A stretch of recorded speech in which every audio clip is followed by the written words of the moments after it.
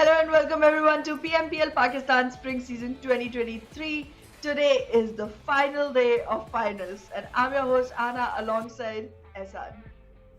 Thank you so much, Ehana. By the way, I would take this opportunity to compliment your attire. It looks very nice. Absolutely, it's really giving the vibe of the finals, and definitely these bright colors will give us a bright start to this day. Definitely, guys, we are moving into the final day of PMPL Pakistan. But before that, we'll have a quick look on the overall schedule of this whole tournament from the starting to the end. And now we are standing on the last day of PMPL.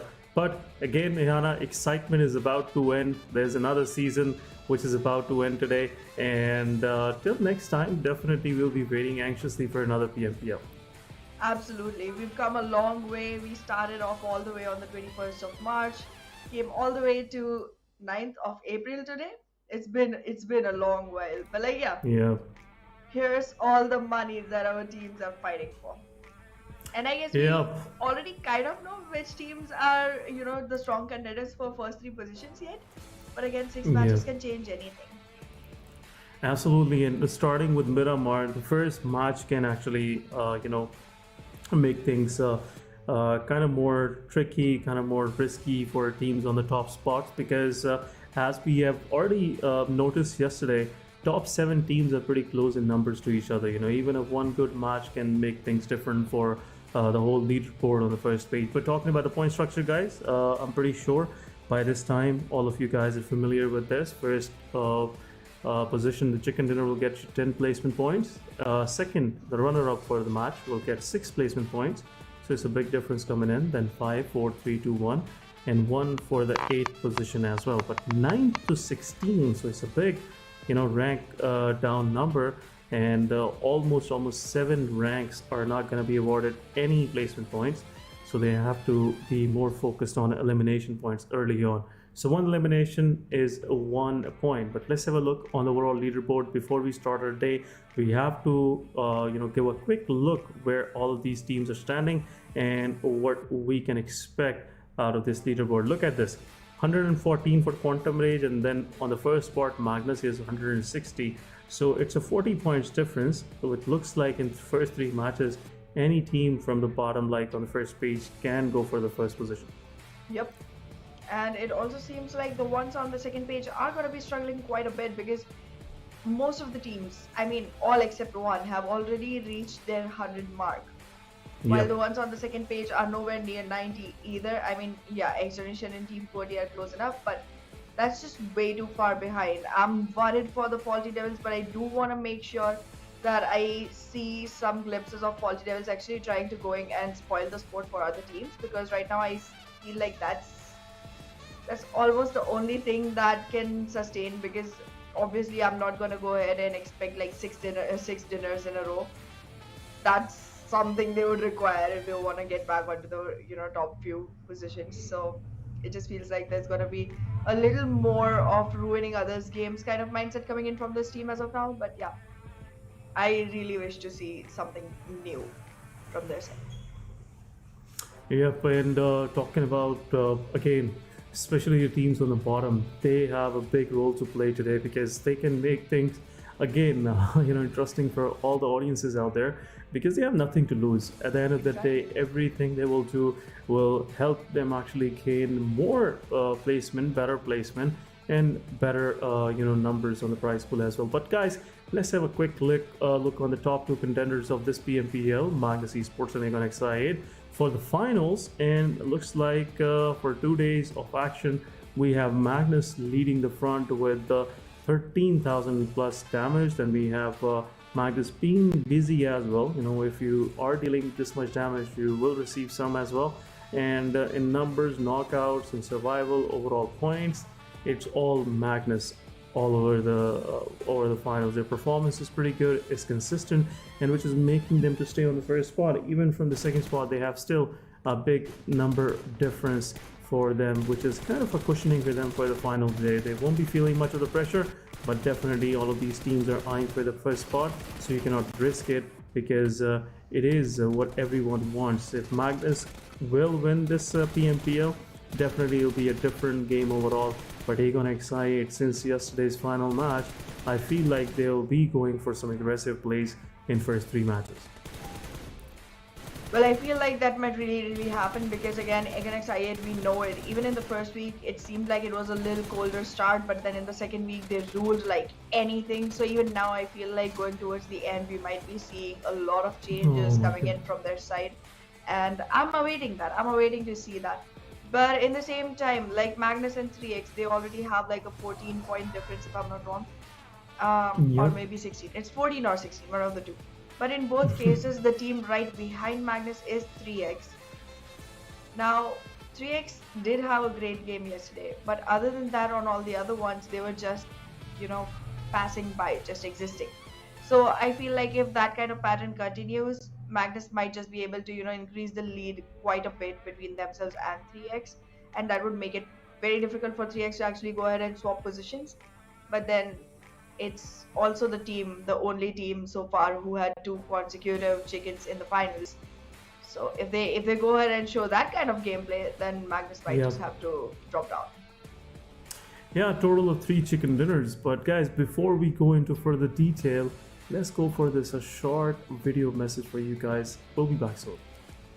नहीं यार, आज game नहीं खेल सकता। अहमद, आ रहा हूँ mummy.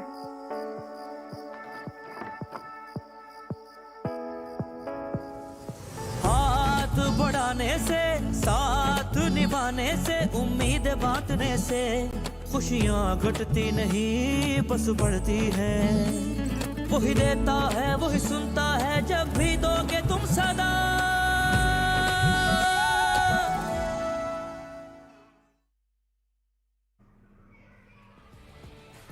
Welcome back, guys, once again, and a quick reminder for all of you guys, as the video message says, make sure to squad up with your friends and play to win hearts this Ramadan. Share everything you have, whatever you can. So definitely it's the time of that year of the year where all of your blessings need to be shared with other who don't have those. But moving forward, again, it's all about the finals. It's PMPL Pakistan final day, and the final 6 chances, final 6 matches. And Yana, as we were continuing the discussion on 3x, definitely 3x is in a good position.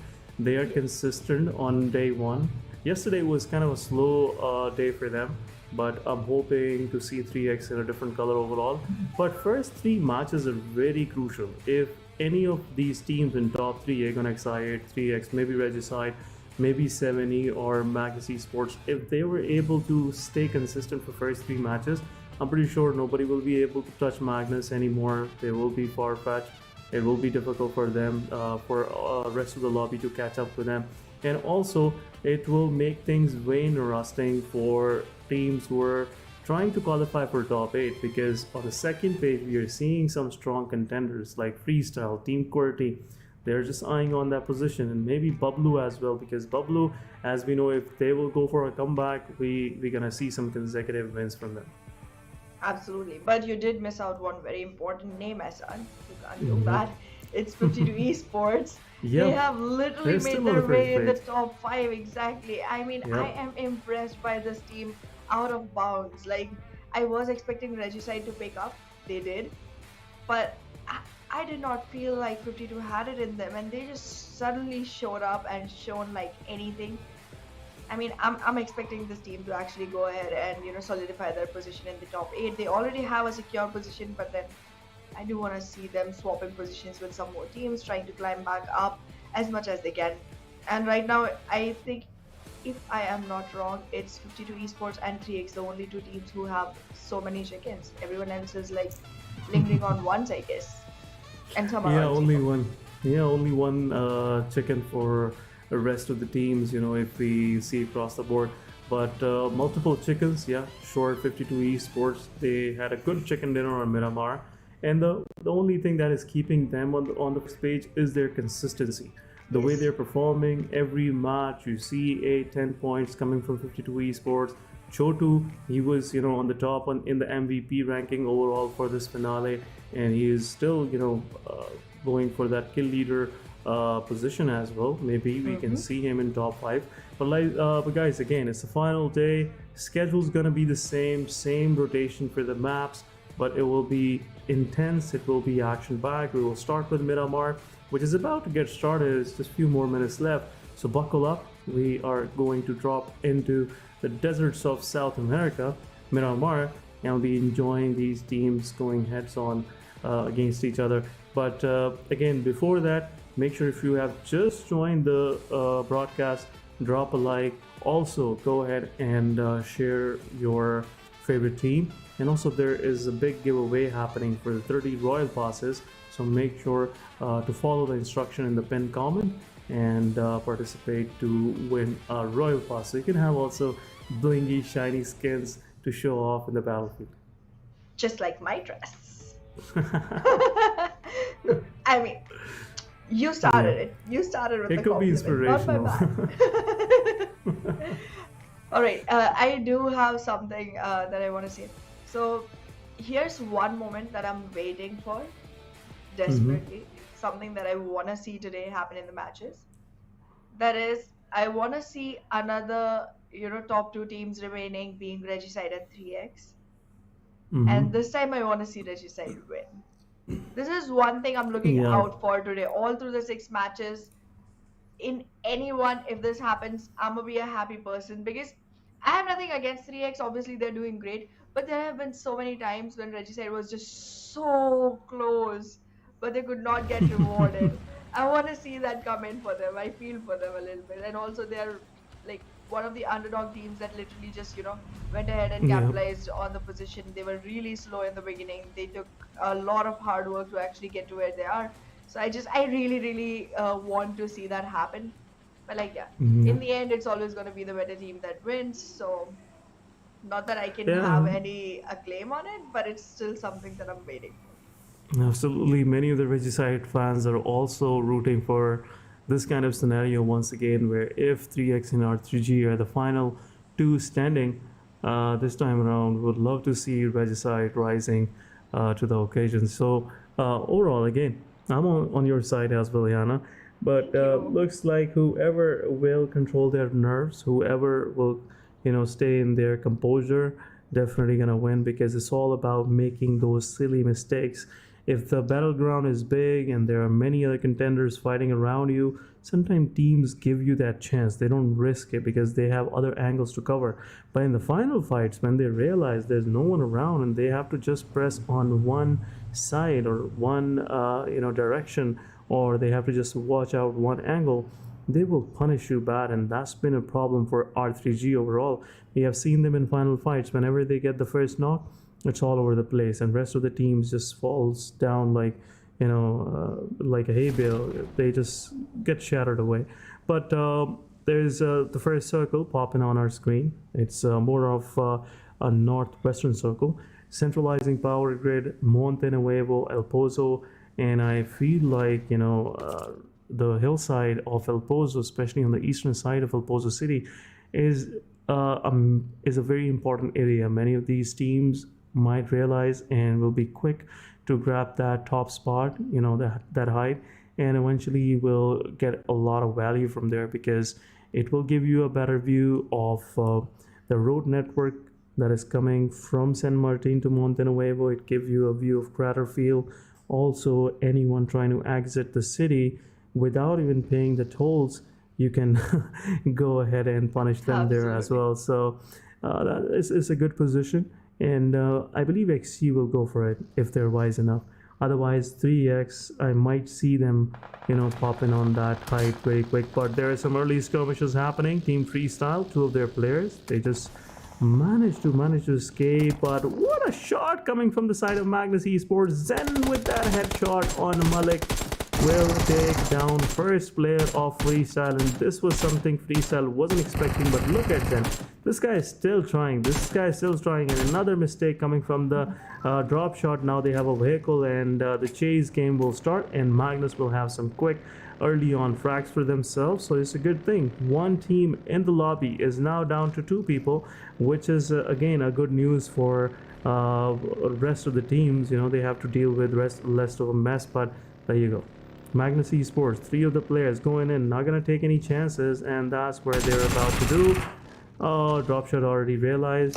It's time, and that's what happens. Freestyle losing two of their players. One buggy quest ended up in losing two players. But what a shot on the rear wheel of this buggy. GG's, man, GG's. It was a long distance shot, and they just managed to puncture that rear wheel, and it ended up in a mess for Freestyle. It sure did. But yeah, in the meanwhile, I am seeing XGeneration being picked off by 7th Element. In the beginning of the circle itself, I was a little worried for them because they were a little scattered. And when you want to face a team like 7th Element, you want to be at your best.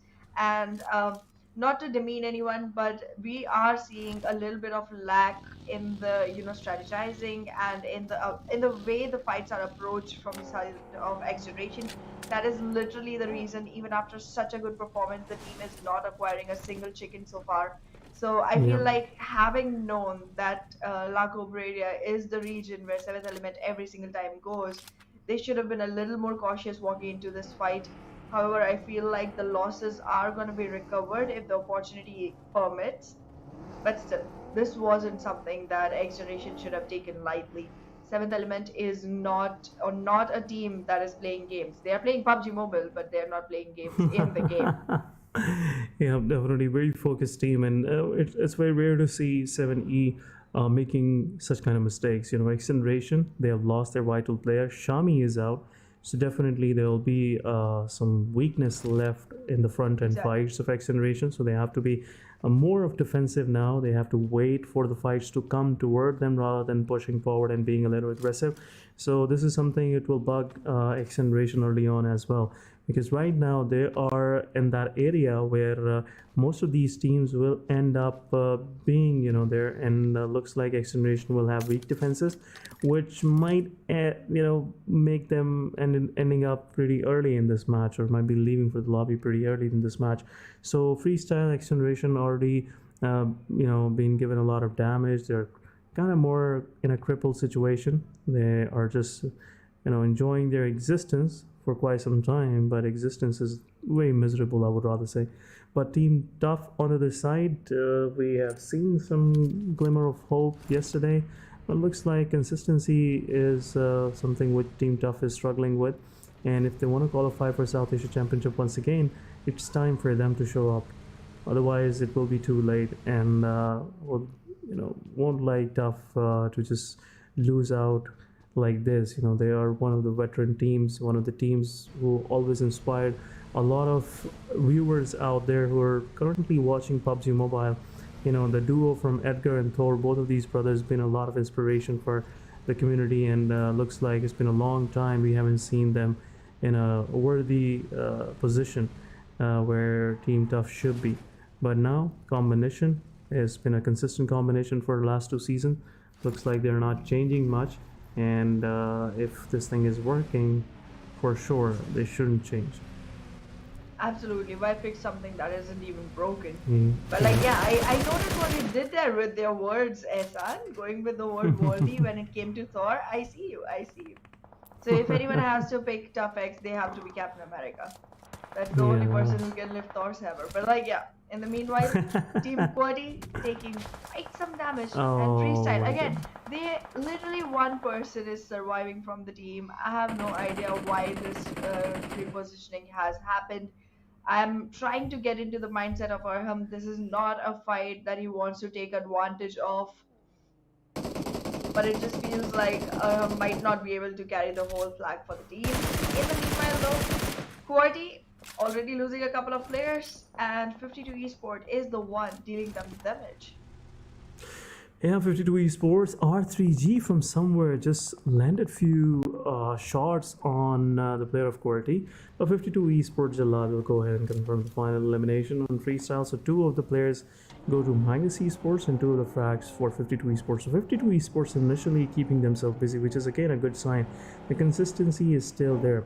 But QWERTY, after getting this kind of damage, should be slightly more careful. They should be, planning some other routes, because they have realized that 52 Esports is nearby. So it's not a good idea to go ahead and, move through the area where you have no idea where players could be. And these vehicles in Sanhok are kind of more of paper vehicles. I wouldn't say they're proper metal vehicles, but PMPL on the side, taking down 52 Esports. Chotu is not someone 52 Esports would love to lose early on. It's not a good, payout for 52 Esports, but unfortunately, the guy was pretty separated from the squad, and that's what happens when you are on your own early on in this map. So 52 Esports losing one of their player. They were pretty good. Were looking pretty good initially, and now they are in the same kind of situation which they a moment ago put freestyle, and now they have just lost one of their players. There you go. Just give out your ghost, brother. Don't make it, too difficult for Team TFD. Awazar will go ahead and will pick up some loot for himself, and it was a well-deserving elimination point, because look at the condition of the vehicle which 52 Esports Chotu was traveling on. Yeah. But I do feel like the Faulty Devils might be off to a good start. This should help boost their confidence a little. Even though it's just one frag point, it's definitely a very essential one, specifically for 52 Esports. They may not be able to continue their momentum in this game, considering they've already lost Choto, who's one of the very important players of the team, and there's only 3 teams who have lost players. So on the whole board, 52 Esports might just have an equal battle with XGeneration, but every other team has a man count advantage over them already. So that's just gonna be a very tricky situation for the team to come out of.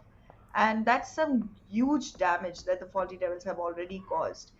if they continue in this pattern, they might just find themselves at a much better position, might just find themselves getting out of, the most bottom point that they have literally kept their thrones on since the beginning.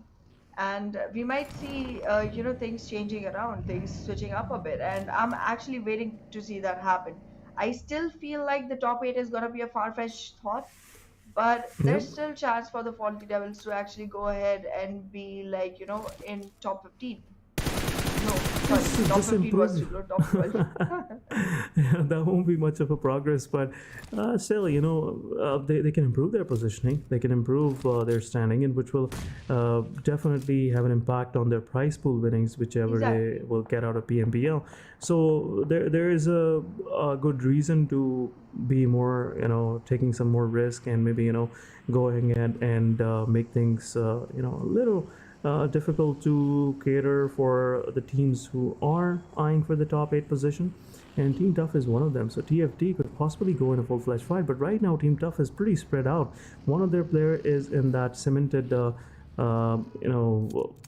cemented house, that area where Joker is holding on to, which is a risky position. TFT cannot fully fledged push in because one guy in the solid cover where he can peek from multiple windows, multiple openings, can make things difficult for the players of TFT. But looking at some more close calls, we are seeing H2E was pretty close to 3x at above. Zerbov just got some more damage there. H2E Tarzan, I guess, was the reason where T3x at above was given some damage to, and Tarzan is already knocked out, and H2E might go ahead and lose that player. But don't go in open. He's still looking for Tarzan. Where is his frag, which he managed to take down for himself? And there you go, 3x with their first success.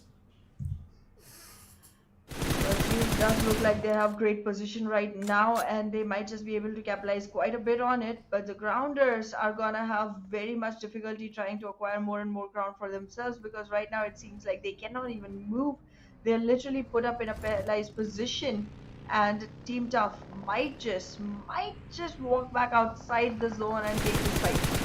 Not gonna be the worst decision. They're close enough. They will be able to rotate back easily. But in the meanwhile, Seventh Element will make sure that XGeneration is punished well-roundedly when it comes to taking a fight head-on with Seventh Element in the beginning of the game itself. And for that, they have fragged out Thug as well. So they have a couple of players alive on the side of XGeneration, but that is all there is. And in the meanwhile, 3x just being 3 times the trouble that any other team would be. Look at this change of angles. Change of angles coming from the side of Miracle will be a tricky thing to just take care of for H2E. H2E have that kind of understanding that 3x can use those height angles, and that's the reason why Asad was already watching for Miracle to pop his head out. But what a shot! What a shot! Alpha Boy with the headshot taking down BABLU fan. BABLU again is it's happening. There are few teams which cannot hold on to a consistent path. Their demise is inevitable, and that's what we are seeing in case of BABLU as well. They aren't able to make anything out of any situation. Looks like they are struggling big time. And we can see the example. Let's see if any of the players from the BABLU will go ahead and revive their player, which is not the case. But Team Tough, Joker being pushed from multiple sides, and this is not a good sight for the players of Team Tough. Where is the rest of the team? This can make things difficult for him. And the guy is capable. He can go ahead and handle some, this kind of situation. But there you go, Utility will go in and possibly take him down, and there you go, Joker is out.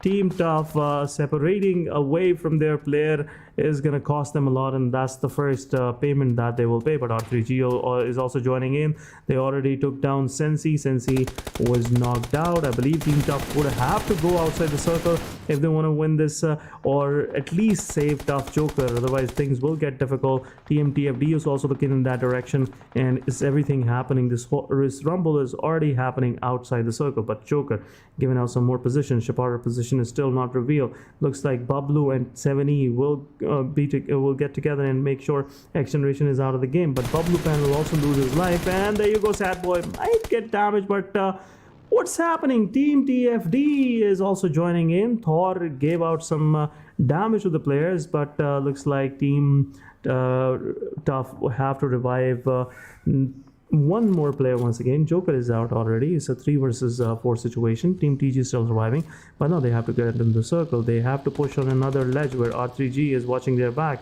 Right now it will be a difficult one. The vehicle is already compromised and looks like Tough Thor will give some hard time to Shaparter. It's a 1v1 going on. Shaparter, we know, the risky guy, he can go ahead and commit himself into the fight, but looks like Team Tough Thor is also already preparing some reception for them. Team TG is close by, utilities being dumped, and Tough is getting ready for this fight, which right now is for sure happening, because there is no other way Team TG have to go. They cannot wrap around this ridge. They cannot go on the right side where TFD is already watching, so they have to go straight, and that's what Team Tough Thor have to right now manage on himself. But where's the rest of the team, which is making difficult things difficult for Tough Thor, and looks like utility is being dumped, but still no results coming in the way of Tough.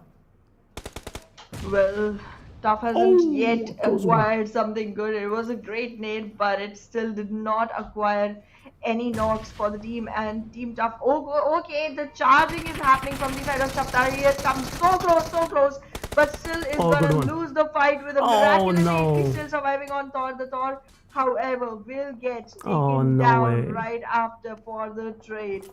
There was no option available. TG just rushed in, charged in the moment they realized that the fight has very few on the opposite side. It's not multiple players that are engaging, and they were able to go ahead and capitalize on the situation. This did not turn out well for the side of Team Tough, and the Grounders actually made the best out of it.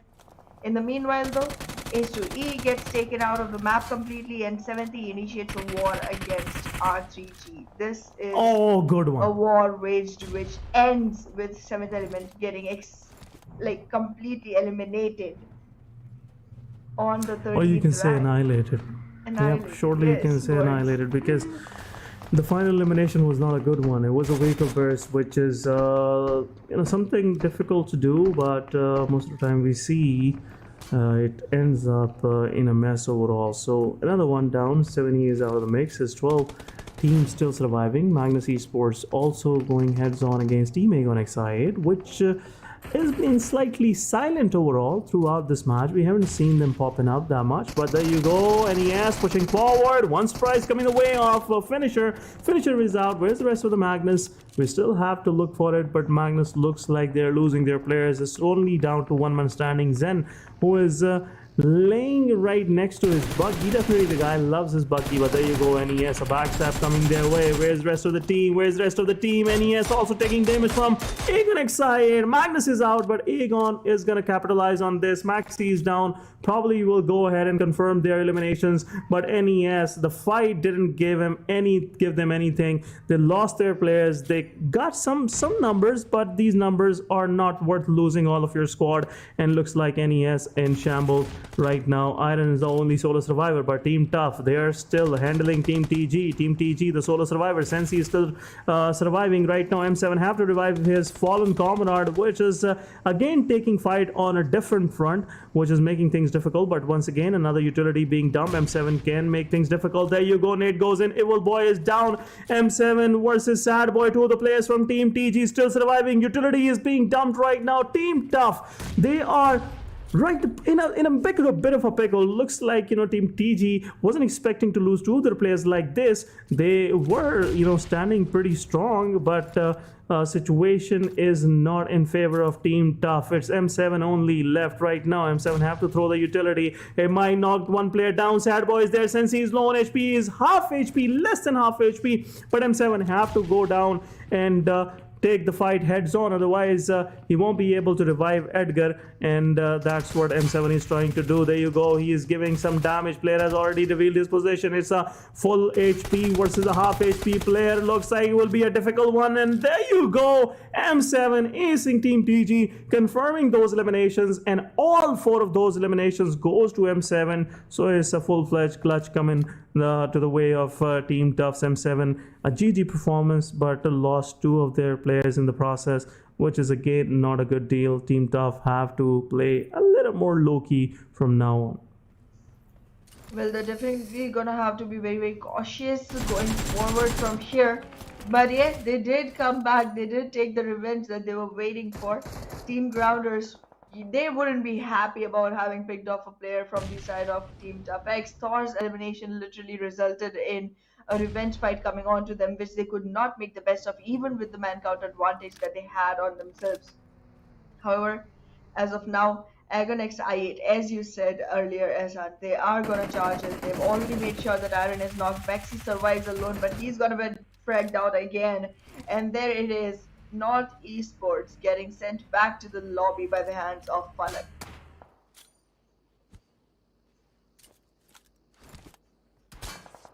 Deep.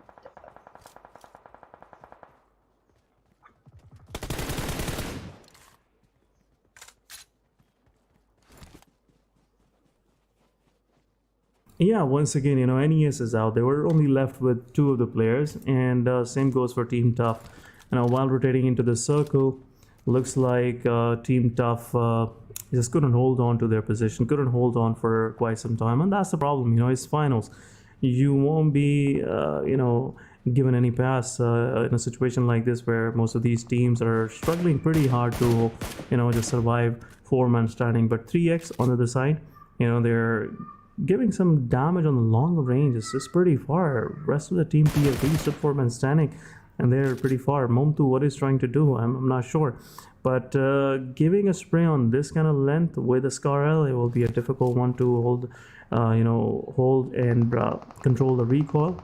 But still, it's 3X. They can do it by Agon X8 versus Team BABLU. Wolf is down as BABLU, I believe, left with only 1 player standing. Yes, only 1 player standing. Wasi is the only one standing right now, but Team QWERTY, they have to pass on as well. QWERTY pushing on QR Senior. Senior, I guess, the solo survivor right now. Pop have to go in with Wolverine, otherwise it will be difficult one for Team QWERTY. Utilities going in, and there you go. Possibly another knock, and Wolverine might get knocked as well. Team QWERTY losing 2 of their players in the process. The rest of the team is also being part of this, and Team QWERTY have to be quick, otherwise it will be a difficult one. Khan is a solo survivor, and there you go, what just happened. Senior taking care of all 3 players from QWERTY. This is not something we mostly see in case of QWERTY pushing on a compound, but it is what it is. Senior still surviving, solo survivor, successfully, holding on to the building and defending his position, which still is to his name. But Team BABLU, Blue Zone, is the worst enemy, and looks like Team BABLU gonna deny their elimination. Well, their Teen Wolf and Wasi both get taken out. Team BABLU is gonna be sent back to the lobby on the 7th ranking. There's still 6 teams remaining though, and hereforth every single team is gonna try and make things more and more difficult for the others. I am seeing quite a few teams that have very little numbers, specifically R3G and QR. Not a good count. They are going to be working very preservedly. They are going to be making sure that they're cautious with their moves, that they're calculative with their strategies, because when you have only 1 or 2 players surviving, you want to make sure you do not take a head-on with any 4-man standing teams, not even a 3-man standing. But yes, 52 Esports right now not looking like they're in the best position, because R3G and QR, again, these are the teams that we've seen really amazing clutches coming in from. So that's still not going to be a fight that they can have the best out of. But when you talk about again XI8, the positioning on this guy, IQ, the position he's holding, he is troublemaker for every single team around. Yeah, surely he is. It looks like the position that he's holding on to, it will give difficult, pass for Team 52 Esports, because 52 Esports have to get into the circle as well. They have a long stretch to cover. Right now, TFT is in the surrounding, R3G, two of their players surviving are also in the surrounding as well. So they have to wisely choose which way they want to go.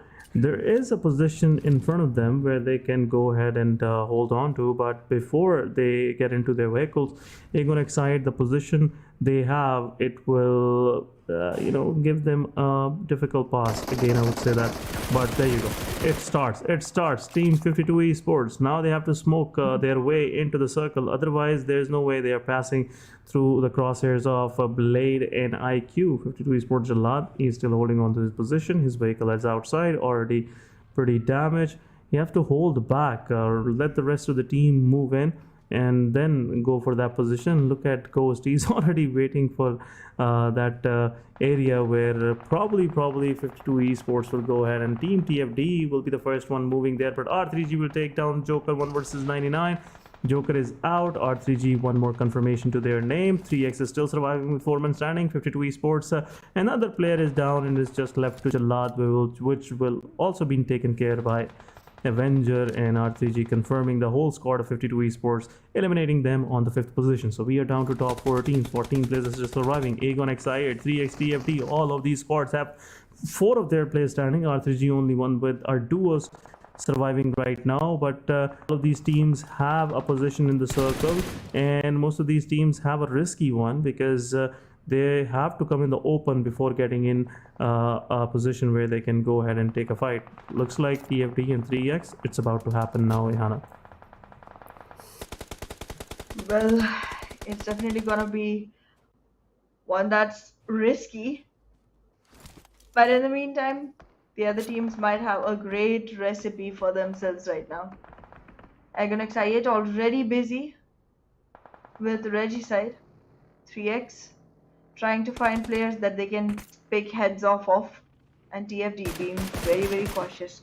Ghost is already being shot at from the side of TFD.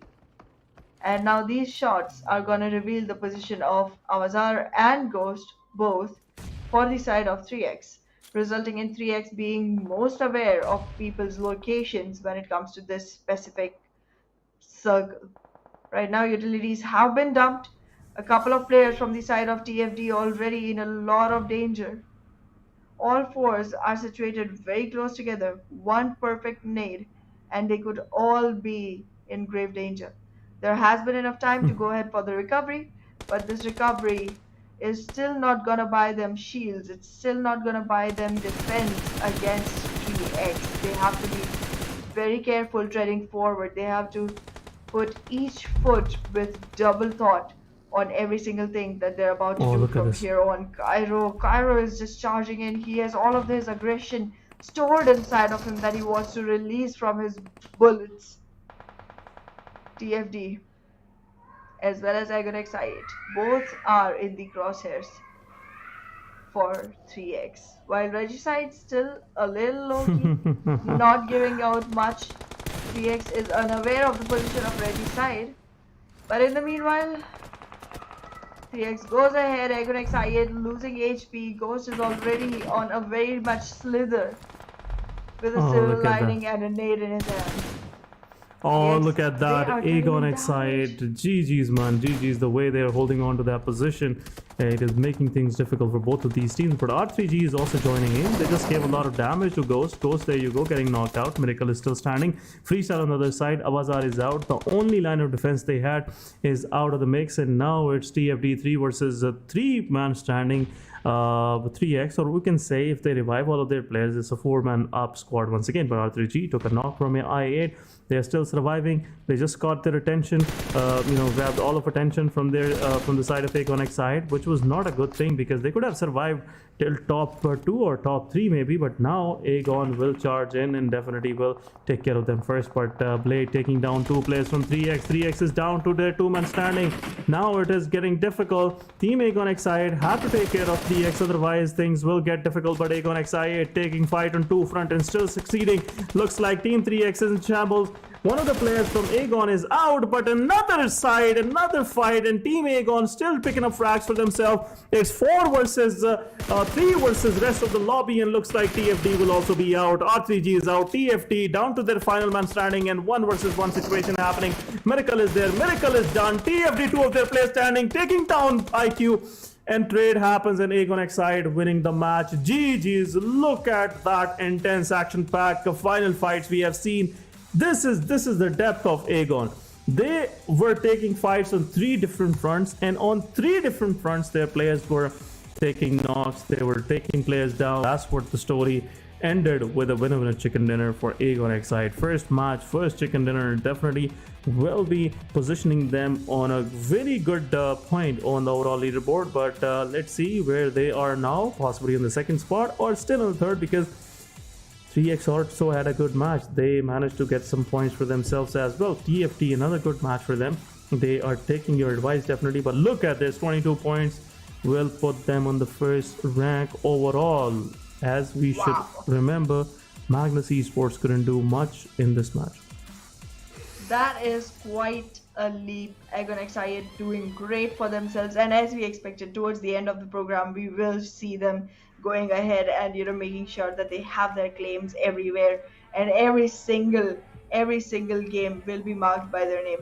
But we'll discuss this in more detail after this short break.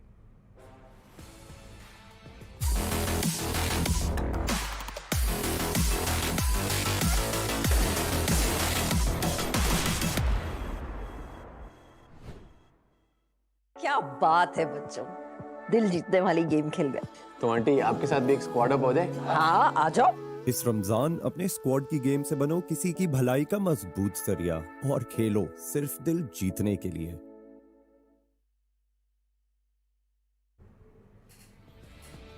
Welcome back everyone to PMPL Pakistan 2023, and well, me and Ehsan, we have just witnessed an amazing game. I mean, now I see the difference between teams that have polished their skills for years and years and grinded the game so far.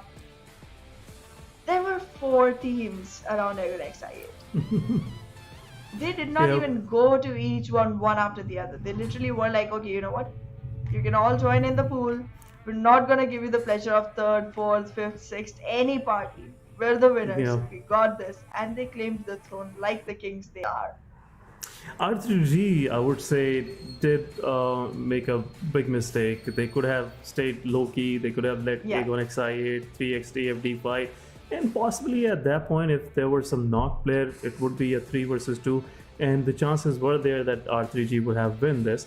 But still, when you attract attention, when you, fire on the team, which is still 4-man standing, definitely requires more of attention for your side, and this is not good for a duo, surviving duo. But talking about the MVP, and Falak is here, most awaited player joining in at the party for Aegon XI 8, where 5 elimination to his name, 956 damage, then 3 knockouts as well, and just 136 healing. He was surviving till the end for the team and managed to confirm the final few frags as well. So IQ and Falak playing together on one front looks like it is something difficult to deal with, and we should always again I would like to point out, Uzum wasn't playing in this match. Even without the IGL, if they can bring this kind of performance, looks like this team has just broken each and every I would say fear idol that they have in front of them, and that's the reason why they're so in pretty much looks like this team is expendable anymore. Most of these teams are struggling against them. But talking about top players, it's Noki once again, 3 eliminations, 900 plus damage. Then Erangel with 5 eliminations, 600 plus damage. Then we have I8 Blade with 3, and Joker with 4 eliminations to his name. So 52 esports. Again, guys, GG's. Not a chicken dinner for them. They were in a risky position, but still surviving this long definitely pays them off, and it will be an improved position for them in overall leaderboard. Absolutely. But yeah, I'm liking the consistency from Regicide and 52 esports both. But this game, you cannot put the focus on anyone else. Agonex just had their name every single place. But look at that, the highest damage, the highest assists, the highest healing, everything was done by one single man, Noki. However, highest eliminations was taken away by Fun. Yep, highest eliminations. Yep, sure. It's been a consistent numbers coming from all three top three teams, and looks like there's not much of a difference. But the only difference maker was the team who could take multiple fights at once, and that was Aegon XI8. And they have shown their class, especially the way they took care of 3x and TFD, because they were two different fronts. If you're giving spray on one player, you're open to 6 more players, and still Aegon XI8 wasn't taking any knocks. They unfortunately lost Ghost, but losing Ghost was not a big payout. The Ghost was putting some effort in. He was going in, charging in, taking some players down from 3x, giving multiple knocks, throwing utility, and if he gets sacrificed in the process, still Aegon XI8 had upper hand on both of these fights, and the reason why they were able to manage and fight on all of these multiple fronts. But looking at the overall ranking, guys, 22 points definitely put Aegon XI8 on the number 1 position. Then Regicide with 13 points for themselves as well. Faulty Devil, a definite much needed improvement coming from their side. And 52 Esports, again another consistent performance. It looks like 52 Esports, Team Regicide, they're eyeing for those top 3 positions, and the possibility is still there that we might see them going for top 3. Absolutely, absolutely. However, even after such a grind, I feel like the Faulty Devils did not really land on the 15th ranking just yet overall, because there was a huge gap between them and the team ahead of them. So I'm not sure, but if they did, then it's kudos. Then we might just see Faulty Devils actually, going on for the climb. But yes, Aegon XI8, undoubtedly an amazing team. This gameplay was Aegon XI8 actually proving to all of their fans, all of their faithfuls that what, you have your belief in the right system. We got this. Look at that. They already have a 3-point lead on Magnus Esports. And going further, I feel like this is just going to keep on increasing. Yep, the lead is increasing, and looks like it was a big jump. It was a big jump from Aegon XI8. Before the day start, we were talking about Magnus with having a comfort zone, but the comfort zone is not there anymore. One match just put Aegon XI8 on the map, and there you go, they're on the first position with 3 lead points. But 3x is not that far behind. Regicide have just made their numbers even with 3x, and the 52 Esports right next to them with 144. But 7th Element, there's a 22 points difference now. It's a different game now for bottom 3 positions for qualifications, 6, 7, 8. There will be some shifting happening. 7E have to wake up. They have to bring in their 7th element. They have to put that nitro in. But looks like rest of the table on the second page is totally separated. It's a different competition going on there as well. I might see some of these teams improving, but looks like it will be a difficult task for them to catch up, because it's already 122 points on the 8th position, which will, seeing the position 30-point difference, it's not looking good. It's not looking good. So second page teams definitely should be playing more for the prize pool rather than going for the top 8 positions. Absolutely, and I feel like they will need a lot of backup, a lot of support from the whole team, a lot of strategies to go ahead with, because again, I just noticed like the TFD has still not made themselves even close to 15th position. They still have an 8-point difference, which is not tiny, specifically considering that you're one of the teams that is having a really long struggling phase going on. It's been since the league phase 1. They have been on the bottoms, and that just somewhere makes it more and more difficult for someone to be hopeful about them going up. But if they do, it's going to be a great thing to notice. Sanhok is coming up, and I mean, the way the start happened, if Aegon XI8 has their mind set to it, this is again going to be their map. I mean, I don't doubt them being able to go ahead and capture all 3, to be very honest, because that's a team. I mean, I've been hearing their praises all along. every single time someone or the other just goes ahead, tells me that, you know what, Agonex I8 is a great team. And I'm like, okay, yeah, I see it in their performance. But today, the way they performed was a completely different ball game. It was out of the league. And I don't think I have yet seen any team who is going to be able to do the same exact thing, dealing with 4 different teams at the same exact time and not even being in a position where you're vulnerable at all for once. It's like every single player in Agonex I8 is equipped to go ahead and take care of one whole squad by themselves. It's like one man army's army. One man's armies.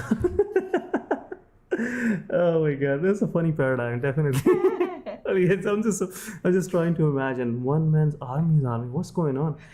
Would that be an army square? Would that be an army infinite? Or what should we call it? Like army, quantum army? What should call it? Because looks like, they're parallels to parallels, and Exactly. it's a sequence going on. But yeah, sure, we'll definitely ask an astrophysicist on that. What's their take on, and maybe we would like to find something about this in the lost books of Einstein, which he, after writing some nonsense, buried under his bed, and still people are finding with some less common sense like me. So so it looks like it's a funny thing to discuss about. But yeah, sure, you pointed out a very good thing, I would say, Anna, that what's that different you're gonna improvise, or you're gonna do in the last 5 matches. You haven't been showing up to the occasion. You haven't been showing up with the best performances throughout the tournament, and now we as a viewer, or the fans out there, if they're still expecting you to blow off, it's a fairy tale. It's Yeah. a finesse, I would say, for all the fans out there from their team. So yeah, what else you have to offer? You already tried many things, but talking about trying out, some of these teams are not done trying against each other like this. It looks like Voltrix with that shot will take down one of the player from TFD, and now Team QWERTY might go ahead and push forward. These shotguns are giving a hard time to the players because now they cannot adjust their aim. Look at Pop.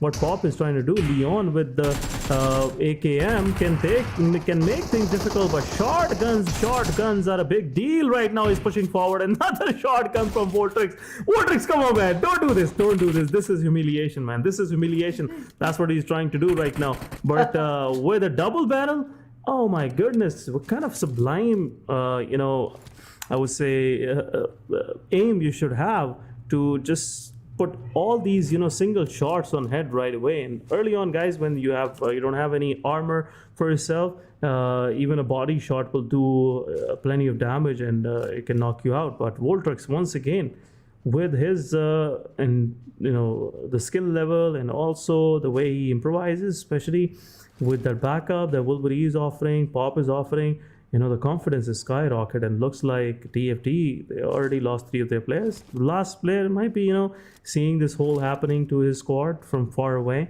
and won't be able to contribute much, but it is what it is. You just have to bite the bullet, nothing else you can do right now. But 3x, they're going against team XGeneration. They had a humiliated loss yesterday. We still witnessed the way they were made to disappear within a second. Definitely XGeneration will go ahead and try to find some revenge, but looks like XG Shami will go ahead and take the first one down. And it's not a aggressive approach coming from XG. It's not an aggressive one, but they are still they managed to take one down, which is good. They have somewhat managed to cripple 3x, and now 3x is just left with 3 of their players. So if we do the math, they might not be 3 times now. They might be 2.8. 2.8x. Might very well yeah. be. Yeah, Yep. but the distance. So here's the thing about scopes. If you take a little bit out of it, it doesn't magnify for you anymore. It's just broken altogether. Yeah, it was broken, So, yes. exactly. So let's see if 3x is still gonna be able to hold together and actually work as a 2.8x at least, or if they're just gonna have to, get eliminated from the lobby pretty quickly. Because even though they are a very strong team with really great caliber to actually go ahead and capitalize on fights, even when they are a man short, we have seen all kinds of performance from 3x, all the way from nurtured, polished, mature performances to, okay, you know what, we are just here to take a sense of how the ground looks, and after the testing we're Yeah. leaving kind of performance, in which they have literally left on the 16th position. So there's a vivid range of probabilities that lies when you talk about 3x. I haven't seen a very consistent performance because of which I could say, Yep. okay, you know what, they are going to show up every single time for something or the other. Like, even until recently, the only placement points they had were from chickens, nothing else. So I feel like it's either going to be, okay, I'm winning the chicken, or okay, I'm leaving the lobby. And that to like in the early 2 minutes itself. So we'll see. But yeah, the circle is gonna be very west, southern, southwestern, southwestern, and we have most of the teams already inside. It's not going to be a long journey for NES or Seventh Element. Neither is it going to be a hindered one. But there is a cow battle that has to come to a result. Avazar soon shall be, spotted and punished, hung to death. But in the meanwhile, the one team that might have the hardest time trying to make their way back into the circle is going to be 52 Esports, because either they have to take a rotation, which is gonna take them for a little bit of a detour. Otherwise, they will be facing Magnus or Tough or Agon X8, one of these three wrathful teams on their way in.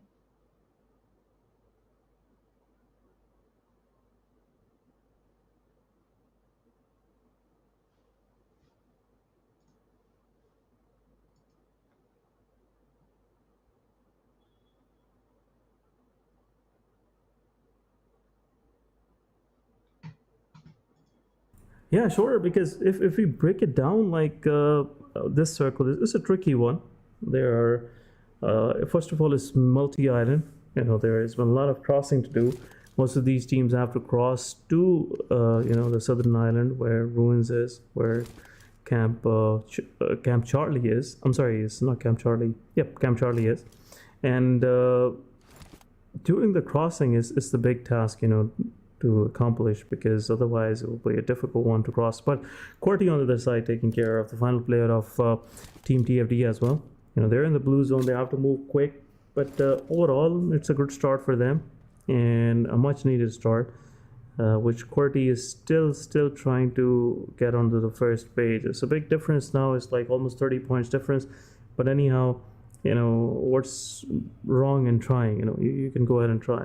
But talking about the circle once again, the area that the circle is on, it's very open. There are only few hard cover available. There are very few compounds available, and most of these teams are already in those areas. They have already managed to just hold on to those cross angles, and anyone showing up late will have a hard time trying to find a cover for themselves. Well, it seems like right now it's gonna be a cold battle in Sanhok. Unusual, to be very honest.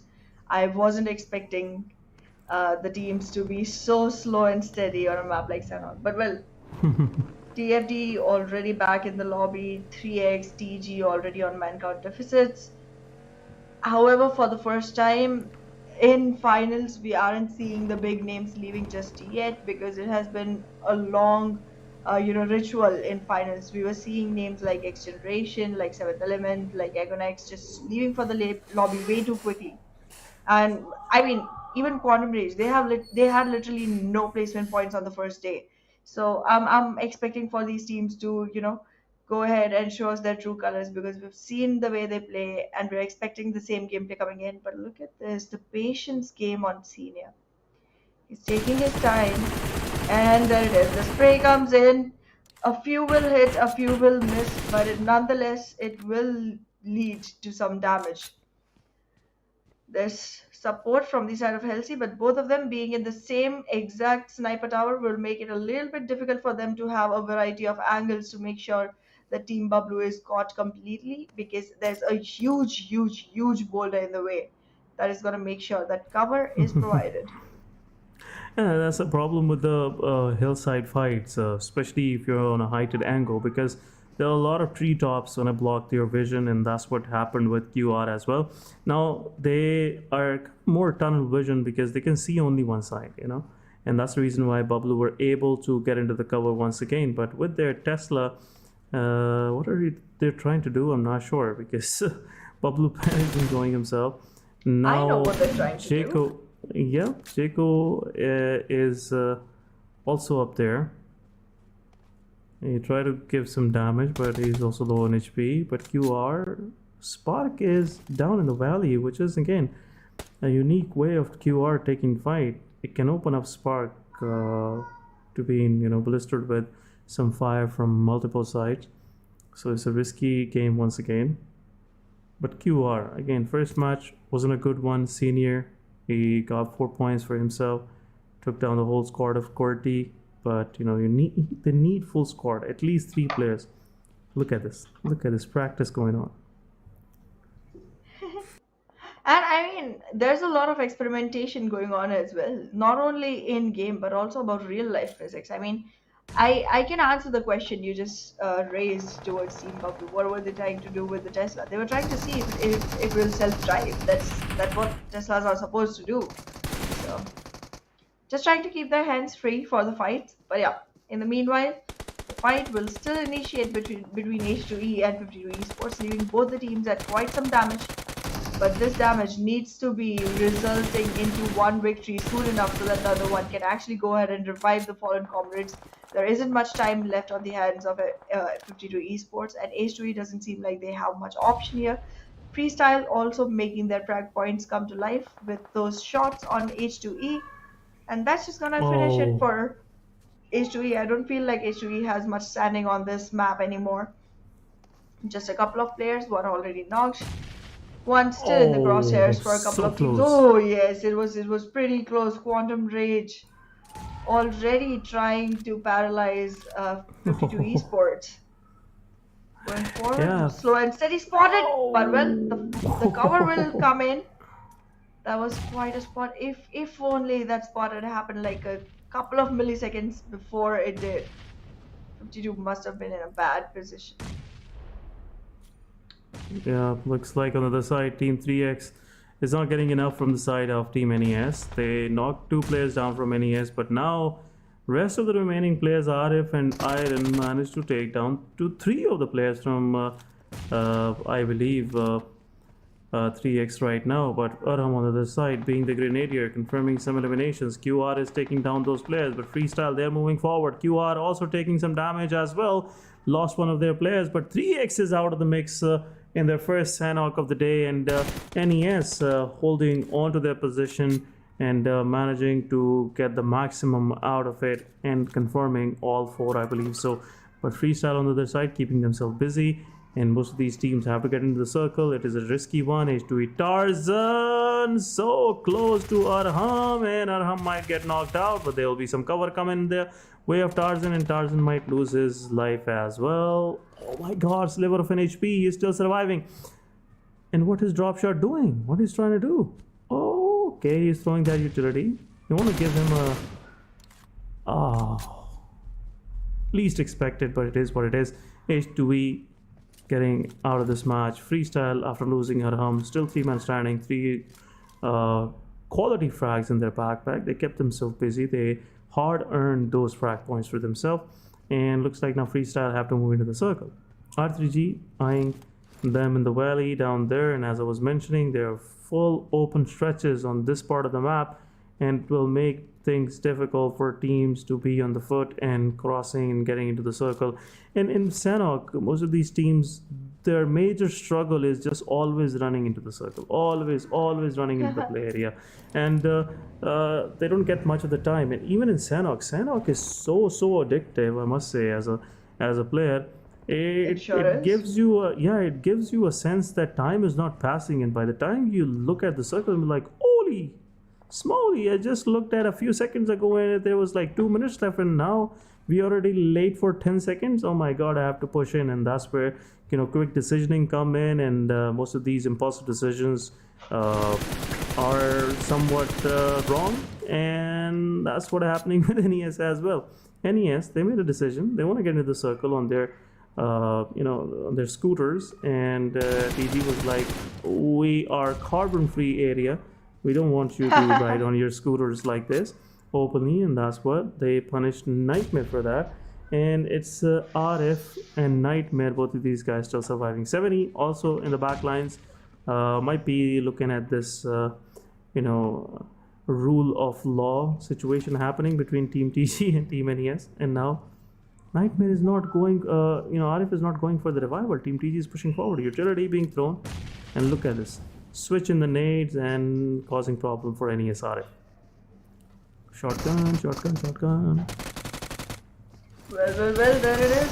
NES Arif already getting shot down instantly. And with that, exactly. Sad boy has a mixed emotion thing. I mean, his name needs to change. It has to be all emotions boy. He's sometimes in such a great position, in such a great form, that the game just flutters by for him. But then sometimes he's just sad. He's just too sad. Yeah, too sad to even fit in the word sad. I mean, the sad word being one with only 3 letters cannot consume all of the sorrow that he's carrying in. Yeah, but in sadness becomes sorrow. That's I was about to say as well. It's pretty brutal. But onto the side, yeah, man. There you go onto the side. Team BABLU versus the Team QR. And what was that jump plan? I want to learn that mechanics where you can jump if someone try to hit you with a vehicle and you don't even fall. But there was a good support coming from the side of the teammates, and that's the reason why the rest of the team is still surviving. It's only one player standing from QR, and I believe that's Senior once again. This guy somewhat manages to survive. Rest of the teams fall apart. But Team BABLU, now they have to push in the circle. They are on the edges with their buggies playing, back and forth. But look at the standoff. 2 big names against each other. Joker throwing in some utility. It looks like Team Aegon also taking care of Senior on a different front. Another utility goes in. No damage whatsoever. And Tough Joker have to change his position.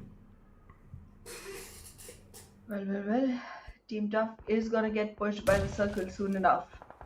Aegon XI8, however, most of the players stay safe. A couple will still have to move in, but they have the compound stretching across, so it's not gonna be as risky.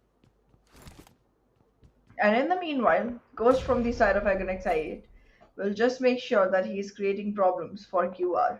Only one man surviving, and well, not surviving anymore. Change that fact. On the 12th rank, Quantum Rage gets eliminated completely. Right between Ruins and Painan, the teams are supposed to rush, but in the meantime, the things are gonna get more and more difficult for Tough and Aegon XI8. One player knocked on both sides and one player dead on the side of Tough. Beautiful team play coming in from the side of Aegon XI8. Falak already trying to dump some utilities, trying to make sure that his position is concealed by picking off all the dropped players of Tough and making sure they are turned into elimination points and nothing more. Support will arrive right on time, and with that comes the elimination of Tough. Oh man. Complete elimination of Team Tough. Difficult situations, difficult times, but again, even with the revival, walking back into the circle is going to be a little bit difficult for the side of Team Aegon XI8. Hoping they make it, but at the same time also trying to see which other teams are holding that caliber to actually make themselves legitimate for this one. Yeah, but right away, Team Aegon XI8 losing their players one by one. Team BABLU is already holding on to that position in front, and now they are somewhere on the edge of the circle. Falak somewhat, he managed to join in, but what a shot! What a shot! Coming from the side of IQ, sliver of an HP surviving, but still he managed to take down Pan. But Team QWERTY versus Team Freestyle, it's a 3 versus 4 situation. One of the players from QWERTY is already down. Going on the right side of the compound, Malik taking down some damage on players of QWERTY. Shotguns joining in. Vortex with that DBS, but drop shot will go in. Throw is also, another shot from his DBS as well, but his Freestyle in control, and Team QWERTY losing their player. 70 on the other side is also joining in, and the only solo survivor from QWERTY is somewhere in the close goes astray now, right now, so trying to survive, and looks like Team Freestyle will eventually find him as well. But look at the situation in the circle. 7E already have the northern side of the circle for themselves. They have the open area where they can witness every motion happening around them, and looks like 7E will be picking some more kills for themselves. And right now situation is kind of tricky for these teams on the eastern edge of the circle, and R3G is gatekeeping Team BABLU as well. But Aegon XIA taking down another one. Second one. Where is Pan? Come on, let's fire an egg in there. And that's what Aegon XIA Falak is going for. Suppressed UMP, you cannot. Wow. P1 taken in front. Shots with Aegon XIA Falak with that suppressed UMP. That was a quick one, and 2 players taking care of the whole squad of Team BABLU. Shouldn't say whole squad, but 3-man standing. Definitely the man advantage was in the favor of BABLU. But how far Aegon is gonna go? Because looks like R3G, they have heard everything. And now they have their eyes all set on the same direction where this fight happened, and that's what's going on. Aegon XIA taking some shots. 7E on the other side, they're keeping their eyes open for the teams, especially Freestyle, Aegon XIA, that are trying to move down into the circle. Well, the gameplay coming in from the side of Aegon XI8 is impressive. Oh, they have It's managed to so get the edge. impressive. Whether you go ahead for the individuals or the whole team, every single time they are making sure that they're ruling the boards like anything. Whether they win the good match or not, they do have great chemistry inside the team, and I'm really enjoying watching that. However, right now Freestyle being a little bit of a difficulty, being someone hard to fight off for the side of Aegon XI8. The circle is already pressuring them in, and I feel like the circle is the only enemy that was able to put Aegon X in a position which was so restrictive that they could not actually go ahead and show their full-fledged performance to us on this map. But yeah, Freestyle still a single man surviving. The Grounders single man surviving. Aegon XI8 single man surviving. But the rest of the team already real good. Big mistake from the side of R3G. This is not something you do when you are full-fledged squad and there you are going all in for one player. Come on, man, don't make these kind of mistakes. But Wolverine on the other side taking down the players 7E and confirming the kill right away. Tokusaurus still knocked. I'm sorry, didn't confirm. Tabby got confirmed with play zone. Tokusaurus is still in there. Freestyle also surviving with one player. R3G 3-man standing. Sad boy might get eliminated right away if his feet start showing. And looks like Roshan, come on guys, this guy is an eagle. Right away. He can spot players right, left, center, and that's what he did right now. But another player from the side of Freestyle is down.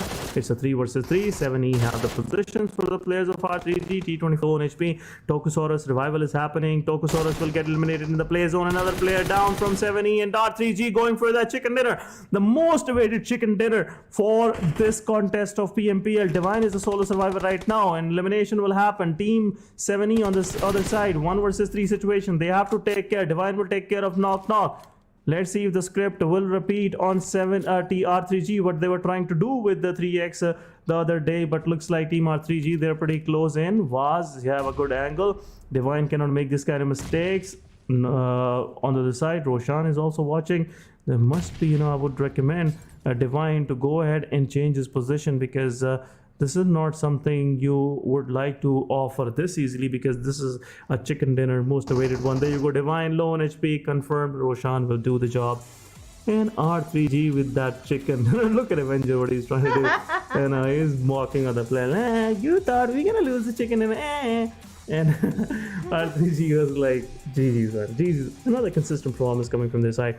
R3G previous match 4th position, this match 1st position, and good number of elimination points for themselves. Looks like I believe they have managed to get into the double digit. In my count they were on 8 or 9 when I saw them last time, and yeah, now they are 9. Yep. And overall rank is 2nd, so it's a big change. Once again, Magnus is also dethroned. So Magnus was on top on the start of the day, and now Magnus is somewhere below. Maybe 3x have improved a little bit.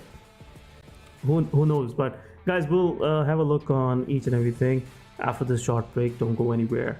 We will be right back.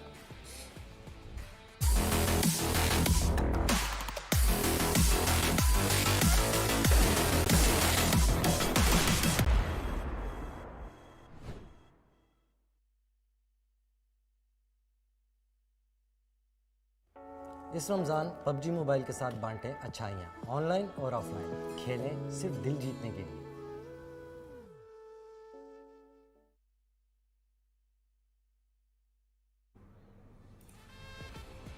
Welcome back, welcome to PMPL post-match 2.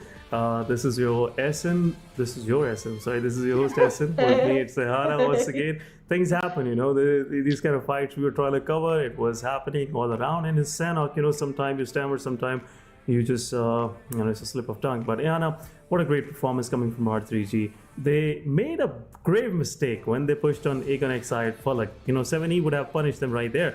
But it was delayed, and that's what 7E, you know, eventually got their demise. But let's have a look at MVP. There it is, Divine. 4 eliminations, 4 knocks, 173 damage, no assists whatsoever. So, okay, I get it. You want to keep it all for yourself. Go for it. 183 heals, and huge survival time. He was the last one to get picked up from the side of 7th element, right? So, makes sense. Yep, another good performance. Whenever this guy is, in the MVP, he has a deserving MVP because look at the damage, knockouts as well. Unfortunately, no assist for him. But overall, if we see this hexagon, looks like 5 of the side of hexagons are covered. You know, the way he performed, survived, gave some damage with eliminations, also big numbers in damage.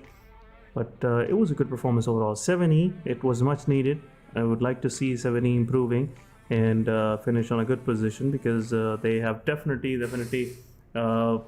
deserve to be. They definitely deserve to be in the top positions the way they perform throughout the league stages. But again, 2 matches are over, guys. I'm really excited to see what's happening on the overall leaderboard. But before we go there, we have to have a look on the top players. We have to give credit to the guys who put their effort, their blood, sweat into this match. And seeing Falak once again, not a surprise for me. 4 eliminations, 734 damage. Then we have Malik, the survivor from freestyle. But look at drop shot. This guy is so clinical, so sublime with the shotgun. The way he delivered those shots looks like their enemy is always tasting lead even 2 days after that. But Regicide on the other side, 4 eliminations. Roshan, bro, you have to work out. The way your brain works, definitely your body should be like that, and it will be a good compliment overall. But this guy is a genius. The way he's playing throughout this PMPL. Absolutely. Highest eliminations going to Roshan and highest damage going to Divine. Falak again with great number of assists for himself. Okay, so he has 4 assists and 4 frag points. Great. And well, highest healing from Joker. So yeah, I mean, overall a great game. Did see great game coming in from the side of R3G. Did see great game coming in from the side of Egonex as well. A little bit more I'm expecting from the side of 7th element. But yeah, these teams, they've been good. They've been so good.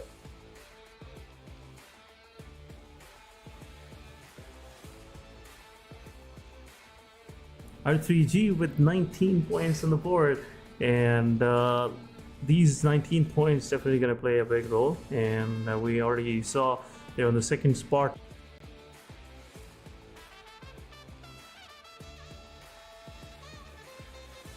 Well, there's definitely some good numbers coming up on our screens today. We are seeing all the way to 6 points going till the 7th ranking, which is good. We haven't been seeing this often. We generally have a couple of teams at the top who are doing really good, and then the rest of them just trailing behind like a tail. But yeah, it seems like these teams have all gathered and again put them back on positions where they can see themselves on the good numbers of the chart. Yeah, but these consistent performances definitely going to put Aegon X8 on a big advantage. Looks like Magnus Esports is nowhere near. They have to come up with some good matches, especially the coming two matches. It's Erangel and then we'll go to Miramar. But Magnus with 1 point, another bad performance from them. We would say bad because it's the last day of the tournament and you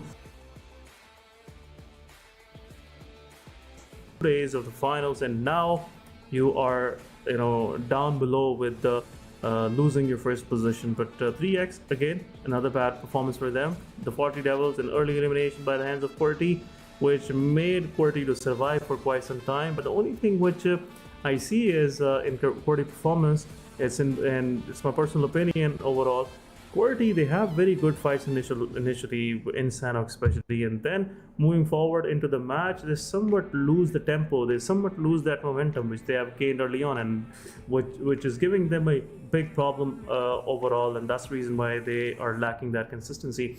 But look at the numbers. R3G giving a hard time to Aegon XI, 875, 177.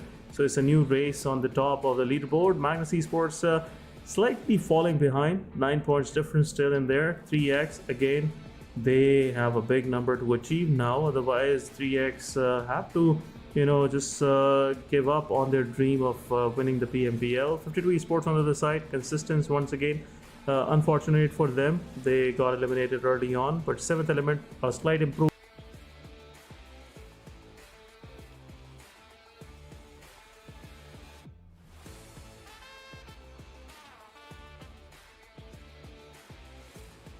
Well, yes, we are seeing great improvements coming in from all of the teams. There's a little 3-digit threshold that is going on the first page. I'm pretty sure that any teams on the second page are not gonna have 3-digit points. So yeah, I mean the total points looking from these teams are definitely gonna be ones that are difficult for them to climb. But yes, Aegon X8, very little difference between them and Regicide. This is what bothers me. Actually, not bothers, worries. This is what worries me. I feel like we might just see a swap coming in soon enough, and if that happens, that's going to be pretty unexpected for most of the people. Team QWERTY finally close enough to actually make their way into the first page, just a 7-point difference, but you cannot call it a 7-point difference only, because in the end, by the time the next match ends, the other teams will also have scored some points, so you got to keep that difference in mind as well. So yeah, it's still going to be a little difficult. The Faulty Devils, however, still on a 12-point disadvantage, and they are still trading all the way on the bottom of the chart. This is something that disappoints me a little bit, because every single team, they are shuffling around. They are giving good games one after the other. They are trying to be more and more consistent, trying to be a trouble for other teams as well. But I'm not seeing any change in the side of the Faulty Devils since the first week.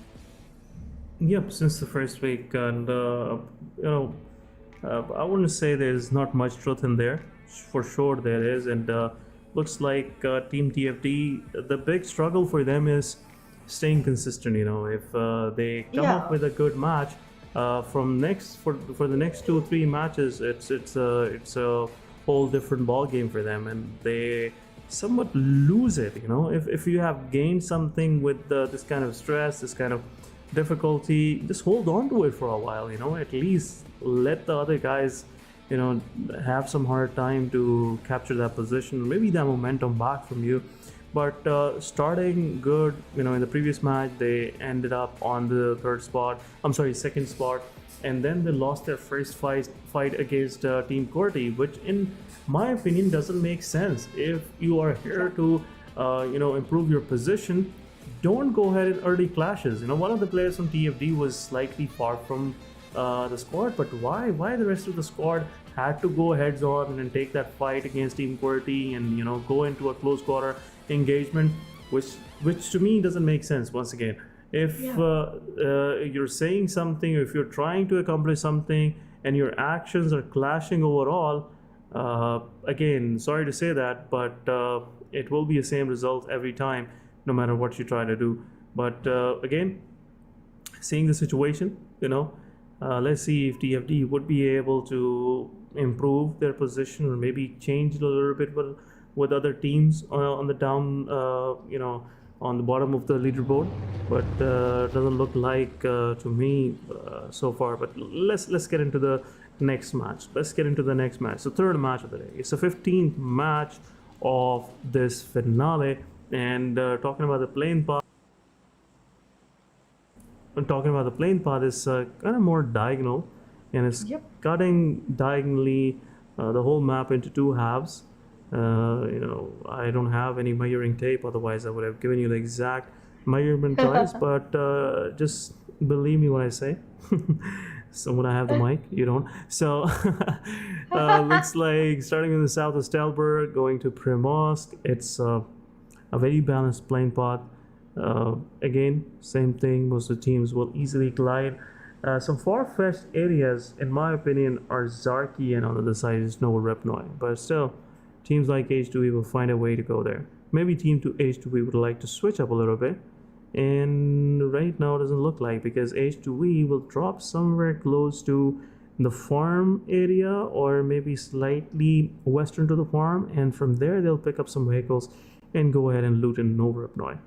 But looks like some of these teams are about to get into a clash. XC and Team TFD, look at them, they're pretty close. Magnus Esports on the other side, they're well settled in Pachinki, nothing to worry about. Team QWERTY is also again in close proximity. I don't know if Team TFD have some beef going on with Team QWERTY. Otherwise, Team TFD, we rarely see them going near shelter, going there. And maybe TFD is thinking that the players of XC are Team QWERTY's players. If they are able, and if they will be able to take one of the players down from the side of XGeneration, they would know. Definitely they are. They weren't expecting XG to be there. They were expecting Team QWERTY. But QWERTY again, they were pretty well settled. One of the players is on the northern side I mentioned. One prison again, same formation. Nothing has changed for them. R3G on the other side, they are this time going for Milta City, which is a strong point for them. 7E again, that same position. So not much of a difference happening. No early clashes. Maybe we see some clashes happening between H2E and Aegon XI just for the vehicles, but overall I'm not seeing anything worse happening for either of these teams. Well, I do see a little bit of difference from the way H2E has dropped. They generally do like to go towards Novo Repnoi on this island, but this time they are trying to be more towards the side of military base, trying to make things more and more difficult for Aegon XI8, but they do need to keep this in mind. That's not how it works. Aegon X is ruler of a military base. You might be able to pick one person off, and that is also a very slim chance, to be very honest. But yeah, vehicles have been acquired. The team might rotate very quickly towards the main island for the side of H2E. But let's see. As of now, it seems like Aegon XI8 is going to take a little more time than usual to go ahead for the loot. And unlike yesterday, they are not holding the bridge already, because, I mean, they are probably unaware that there are going to be teams that are going to want to walk out of the bridge as well. So. Yep. And seeing the situation, I believe there'll be some quick rotations coming from the side of H2E and Aegon XI, because they are the one right now in a difficult situation, on a position on the map where they have to be quick enough. Otherwise, there'll be a bridge camp and it will be difficult to cross on the main island. But 3X, they would be definitely happy, because we rarely see them going near Stalberg, Kamishki, but this time around, when they decided to go there, the first circle somewhat chased them, and that's a good thing for them, because 3X is in a much need of having a good match. They don't want to go for those early runs for the circle where there's a chances of them losing their players. So it's a good thing for them. So while we always say that there is always a blessing in disguise, they were thinking maybe, okay, we don't want to go into an early engagement, let's drop a little far, okay, or maybe let's drop early on the plane path, and then once we'll have a good loot, vehicles, then we'll get into the circle. But this time around, circle had some different plans for them, and I'm pretty sure it is a good thing for them early on. But overall, it's a silent start of the map, guys. Make sure if you have just joined the stream, go ahead and drop a like. Also, share your opinion and be a part of that Royal Pass giveaway that's happening right now. All of the details are pinned in the comment. 30 Royal Passes are there for the giveaway. So there is a fair chance of you to win as well. It was a daily thingy happening throughout the finale 3 of these days, but some of you guys might have missed it, but there's one more chance for you. So go ahead and acquire that chance and get the Royal Pass for you. So you can have a flashy attire just like Irhana is having one right now. Or maybe you might have a colorless life like me. So just make it a little bright. Make it a little bright, go ahead for some shiny clothes or maybe a shiny gun skin, which will give you a bragging right in the lobby there. Okay, what about you? I watched PMPL and I won this Royal Pass for free. You might call your life colorless, but it's definitely tasteful though. I'm pretty sure there's like some amazing cuisines that are made in Pakistan which we don't even get a hand on. I mean, there was this one time, I remember, there was this one meme that was floating around Pakistan a lot, which made its way to India as well. Something about an anda burger. Yes, Shami burger. Yeah, and I was so confused. I thought that's the funny part. But then later someone told me, no, that's not the funny part. It's an actual dish. And I was like, wait a second, that happens? I did not even know anda burgers exist. So I'm pretty sure you have a very tasteful life nonetheless. Mine is just colors. I wish I could eat colors though. There's a lot of colors. Yep, definitely. It's one of the staples, I would say, in some part of the country, because people who like to go for the fast food, if they want to keep it, like little more desi, give it a desi touch, they'll go for that Shami burger. We call it anda burger as well, just for our convenience, but it's a Shami burger. The patty in there is grounded pulses with some chicken in there, might be in some cases, but most of the time it's pulses. Mostly in case it's grounded grams, and then we have chicken in there, some spices, and we make it into a patty. Looks like a patty, and once it's cooked, we fry it with some egg as well. So once it's cooked, we just put it on a long burger, and there you have it. We put an egg there, some salad, some ketchup, some chili sauce if you want, and some mayonnaise. So it makes a very good, tasty, quick, hands-on meal for you. You can grab it and eat it on the go. So even during the Ramadan, just make me start thinking about a Shami burger right now. But yeah, we do it after iftari. Even if you don't want to go ahead for a full meal at home, you just try to find a reason to go out, and there you go on a rampage, I would say. Go ahead and take 2-3 of those and stuff your mouth with it. So it's a good feeling overall, but it's not good to eat it every now and then. There's a lot of carbohydrates in there. There's a lot of ketchup in there, like not a good thing to eat, but it's a tasty one. And I see. Some part of the Karachi, they have this called bun kebab. It's a round bun. It's a round burger, which they use, but as the recipe is in itself, it's kind of same. So, but yeah, you're making me want to come to visit soon enough, so I can get my hands on all these yummy delicacies that the country has to offer. We do have sister brother recipes here as well, but I just feel like there's more variety of spices that comes in when you have food coming in from your from your country. The only difference I see in Indian food and Pakistani food is, first of all, there's been a lot of meat lovers in Pakistan. So most of these foods have, even our national dish nihari is a meat dish. So it's beef nihari, and most of them people like to have the beef nihari. So it's meat lovers' paradise. Secondly, the only thing I see in Indian food is use of variety of spices. In Pakistan, the variety is not there. It's not many of the spices being in a single dish, which makes it easy to even replicate it, even if you don't have much on you in terms of spices. But Indian food is more of complex and way more tastier, in my opinion. It gives you a different blend. It's more aromatic. It's more tasty. But overall, it's all about what's your preference. I wouldn't know how amazing the food is here because my mom just keeps me on a diet of boiled veggies because I'm floating like a balloon. And she wants to keep me from Good for you. being. Yeah, I mean, as long as it's about the body, yes. When it comes to the tongue, no. But yeah, Yeah. it's okay. It's okay. Boiled veggies are good for the body. I'ma eat them, and I don't want to be, Ungrateful found child. being exactly, and I don't want to be found being beat up by my mom the way XGeneration and Yeah. QWERTY are beating Oh each my other goodness. up. It's a nade grenade, like it's a barrage of nades going in, one after the other. Oh, and look at bullets this. are in the mix as well. Look at this. Look at this Alpha Boy going in, and this was that delay which was least expected. I would say Pop shouldn't have delayed any further.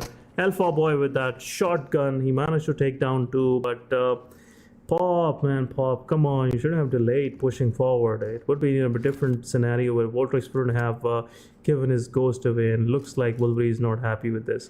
They had to deal with a 2 versus 4, but still somewhat delay in the push. Made them lose one of their vital players. Again, whenever I say Voltrix is the vital player, definitely you can see from the performance, and it's same like losing Wolverine. Wolverine is that support which is much needed every time when the shit hits the fan. It's Wolverine come to the who show up to the party and clean up the mess for rest of the squad. So yeah, sure, you shouldn't be losing those players like this. But Pop, definitely there's a delay. There's been delay in communication, I believe. So he wasn't feeling confident enough to push in. But it is what it is. XGeneration is out of the match, and looks like XGeneration is not gonna find themselves qualifying for PMPL South Asia Championship. Or maybe this was something we were somewhat expecting, because the way they were gassing themselves out during the week plays, looks like we won't be getting much from XGeneration. But TFD on the other side, they picked one on XG. Now they are gatekeeping H2E pretty close by, and looks like Tarzan was like, come on man, show some respect. Tarzan versus Leon is happening. Tarzan taking down Leon. TFD, what's going on? Come on bro, this is not how you give out your players. And Tarzan taking down two within a matter of seconds, and there you go. Team TFD losing two of their players. Tarzan will definitely move forward and will reposition themselves, but H2E, GG's man, what a performance. But 70 on the other side losing two of their players as well. MGS keeping themselves busy in the kill feed, and looks like MGS have realized that they are losing out. They are down.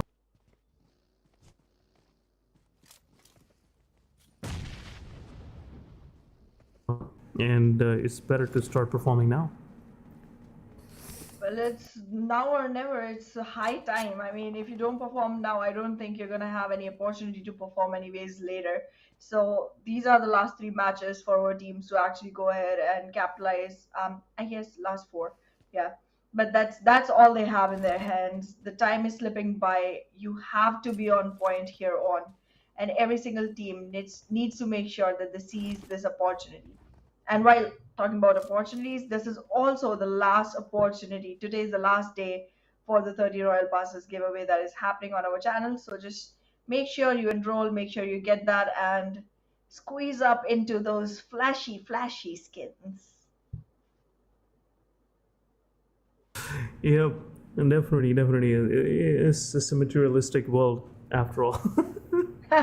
I'm not gonna take this conversation towards some moral policing or something like that. But yeah, sure, it's a materialistic world, and I'm a part of it.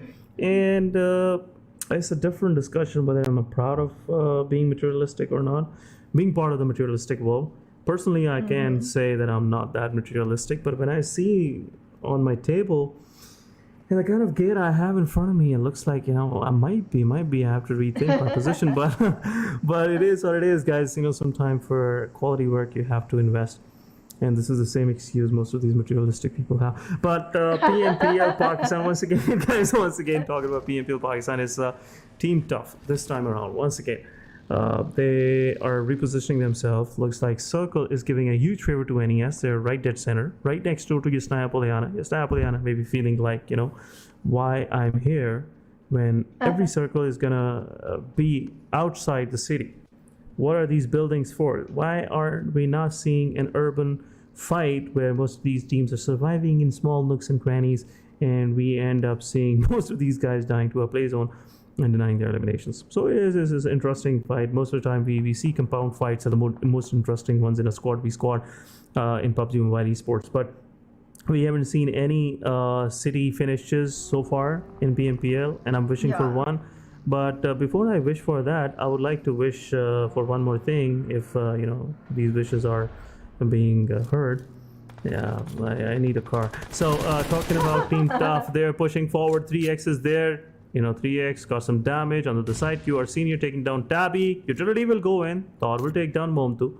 It's the first breach in the defenses of Team 3x. Team Tough will go ahead and confirm the elimination. Where's the rest of the 3x? 3x already lost one of their players, and I believe they have lost another one, and it's a series which is happening, and I believe Team Tough will have to pay for this, because looks like 3x have a good position in the circle, and now Tough is trying to acquire one for themselves. Tough seems like 4 of their players are still standing. They're trying to find a way in the circle, and Zarbab gave his position and got some damage as well. But 3x, they have to not lose, they have to leave their position from the city and have to come into the open, being into a heads-on fight.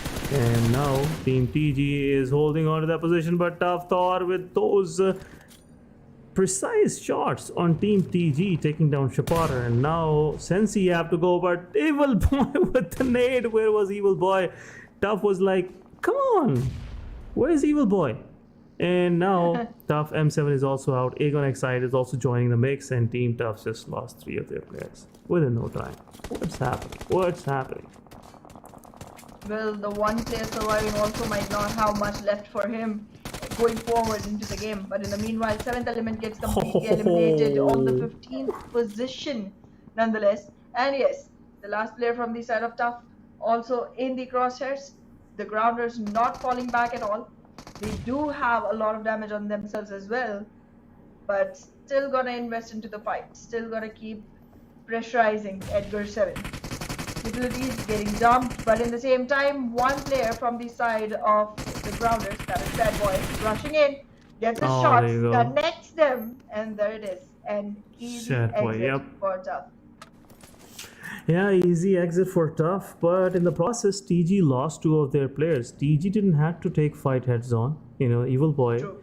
he already did the job. 2 of the players were down, but still losing the players like this, it's again, a big loophole in the performance of Team TG, which is a factor again of Team TG, descending down on the overall leaderboard. But on the other side, kill feed, we are seeing some explosions happening. 52 Esports taking down players from freestyle. And now another mistake. Aegon Excite will punish that mistake. It's not Team Tough, it's Aegon Excite. TG have to keep in their mind. And now another task for Sensei. I'm sorry, Evil Boy, to go ahead and revive his player and get him into the circle. So not looking nice for him. And Evil Boy still deciding what to do. It's his solo survival. There you go. Game over. I can clearly see that. It's happening. Team TG will lose their players here, and Aegon Excite will have another player in their another frag point in their backpack. Well, Aegon Excite definitely gonna make sure that TG does not get a shot at coming back into the fight, but saving themselves from the sharp eagle eyes of Aegon Excite players. TG actually managed to survive. Completely unexpected. But happened. Only one player. Only one player, yes. Yeah, and there you go. Game over. Oh, there it is. Oh, game over. Yep, absolutely. Yeah. This was delayed. Yeah. Yeah, this was delayed, but it was inevitable. Team TG already knew they have no play tip man advantage, and they're losing out.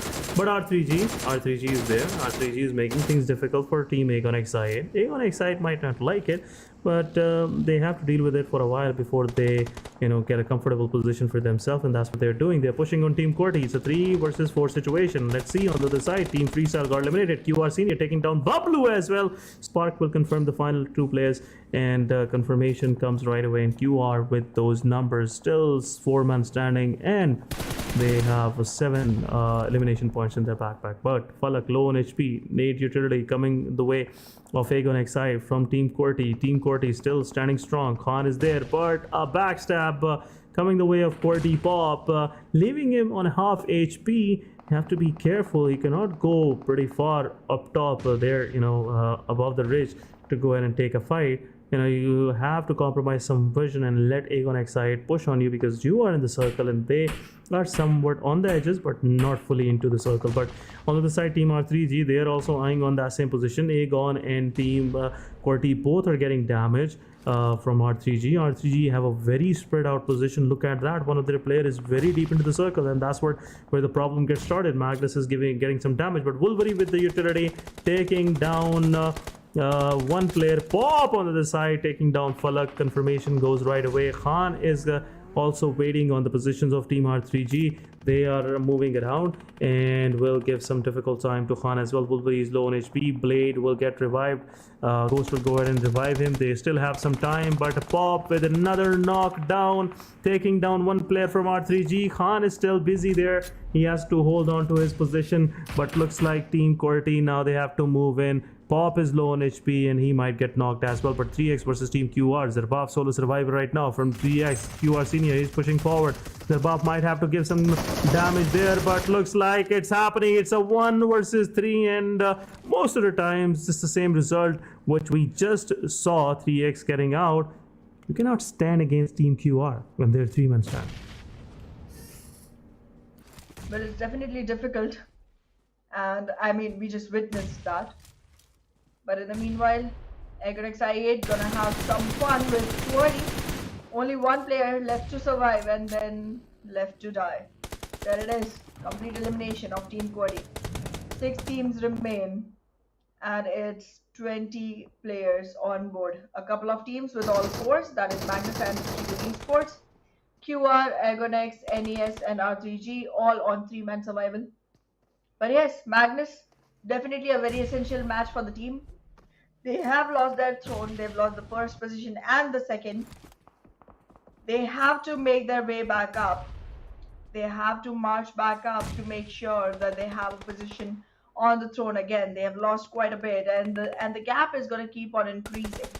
That's a huge prize pool that they're fighting for. So this one is going to be one of the crucial matches for the team. They're not going to be willing to lose any man at all, because right now they are the team with the most man count advantage on the board. So QWERTY Esports recovering one of their players goes back onto the same level as Magnus, but it's still 6 teams surviving. Highest frag points to QR, only 1 man lost, so not going to be as difficult, but it's still going to be a deficit that they're working with. A disadvantage nonetheless. Oh, good one. Aegon XI8 taking off R3G, making sure that the numbers fall in their favor by cutting off legs from most of the players of the other teams. If Aegon XI survives here, I can surely tell you no one can stop Aegon from getting that chicken dinner. This will be another win, and there you go. Oh my goodness, Ghost, what are you doing, man? This is not fair. This is absolutely not fair. I'm pretty sure you should give out the first position to the players of Aegon and let the rest lobby fight for the second position. But looks like Aegon again, very on point with the utility, taking down the 3 players of R3G. It was a quick finish for R3G. They weren't expecting to die like this, but it is something they were asking for. They've been busy from that shack for quite some time, and it acquired a lot of tension from the surrounding, and that's what Team R3G had to deal with. But Aegon XI still surviving with 3 of their players. Spark low on HP, need to be revived. Senior is going for those smoke rival, but it's a fake cover. He has to get into a solid cover to get revived. But overall, Magnus still 4-man standing. It's the only squad out there with 4-man. But the problem is they are on the southern side of the circle, which is making things difficult for them to even get further close, because it's just a moment of some more seconds, and then there'll be another circle shift and problem will get worsened for them. Well, it seems like Aegon is gonna have to be very, very sure of what they do next, because it's not the same exact picture. The teams this time are very clerical. We have Magnus, we have QR, both of these teams are actually good enough to actually go ahead and make sure that they have a great capitalization. But yeah, 52, they are being a little sneaky. They are going to make sure that they do not give up any sound cues, because the last time it did not serve well for them. Magnus still a little bit on the outer edge of the circle alongside the players of QR. Both teams still struggling to find their positioning inside, while the circle still keeps being capitalized by North Esports right towards the center of the circle, with more time to wiggle around in here. North Esports might just have the best of this advantage. Look at this. Oh, QR Yep, are Magnus gonna be in the Esports. crosshair. Yep, they were trying to get into the circle, and that's where the problem starts. And there you go. 52 Esports will get the most out of the equation, and they will knock out most of the players from Magnus Esports. Finisher is on his knees as well. North Esports. They have to be careful because Aegon Excite might be eyeing for their compound, and they will, won't delay it like other teams, and they will push straight away, and it will be a difficult thing to take care of by team. But my god, NES. But as we were talking about NES, team 52 Esport Joker joined in, and it's just Sibian left. Another utility will do the job, and looks like Joker has already deployed that utility. NES Arif is also looking into that direction. 52 Esports also need that position for themselves, but Zipian with his utility might knock. There you go, he will shortly knock. And Joker, 52 Esports have to go ahead, be quick, otherwise Team Magnus Zibian will give some more damage. But before more damage is being dealt, Joker will survive, and 52 Esports will be again 4-man standing. It's Chotu and Joker, both of these guys right now doing the major part of the act, and that's why 52 Esports is still 4-man standing. It's 5 elimination to their name, but staying in top 4, it's again a consistent performance coming from their way. Well. It seems like right now it's in the favor of North Esports mostly. But I am not going to count Egorex I8 out just yet, because they might just move in at the right time. And it's literally looking like a piece of cake for them to go ahead and actually eliminate one single team that is having a compound to themselves, because they have done this. They have done this before, and they've done this very cleanly. It's like you cut a person up and leave no stains behind. That's a little dark, but that's how clean this work is. Oh, I can say it in a lighter manner. Yeah, it's a surgeon's work. It's clean. Yeah. Yep.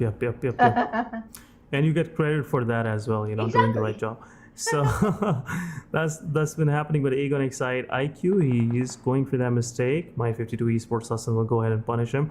But NES, still their focus is more toward Quantum Rage rather than Team Aegon. But Nightmare was watching that angle, told you. And Aegon Excite IQ got punished right away. But Hassan, he could also be in the crosshairs. And NES might go ahead and confirm that one as well. But NES with the 6 eliminations to their name. Arif is the only one with 5. What is the rest of the team doing? Iron, come on, man. Showcase something. Show us some metal, Show us you got that. But being in the dead center is a lot of pressure, They're being chased from 3 different sides. 52 Esports might close a little further, but the problem in the mix is QR. QR is doing those smokes, they're covering those angles, not giving some vision to the players of 52 Esports so they can move forward. But look at 52 Esports, their focus is more toward the houses, their focus is more toward that compound which NE has been holding on for forever, I would say. QR now have a compound for themselves, but what else? Let's see. QR have to offer Spark low on HP. There you go. Chotu will confirm that elimination point, and QR lost another player of themselves and another utility going in. What a timely change of position from 52 Esports Chotu, but he was low on HP. Halsey will take him down, and 52 Esports right now are 3 versus 2 situation against QR. Pushing forward. QR, now they're pushing toward that position where NES is holding on to. Hassan will go ahead and confirm Ghost is Blade, solo survivor right now. Arif will confirm that elimination point. Blade is right in dead center, and I believe there is some possibility of Aegon XI Blade surviving for longer than any of these teams in the outskirts. You are healthy, low on HP. Jalad will also get knocked out. NES is picking those elimination points right, left, center, and Aegon XI Blade is right under the nose of Team NES right now, but things are getting heated up, and there you go, confirmation coming from the side of Team 52 Esports. Final surviving player, Hassan, there you go, got confirmed. Halsey will confirm him, and Halsey also get confirmed right away. 9 elimination points total for NES, but NES has to find the player. Where is that guy? There you go, his position is revealed.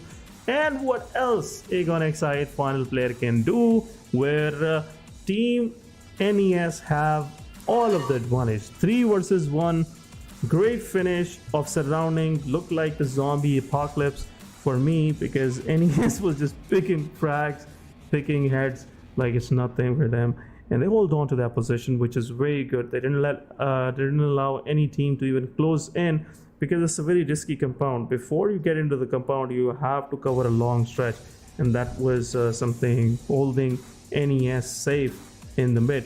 But now they're on the 10th position. It's a big improvement, but there's still a long way to go.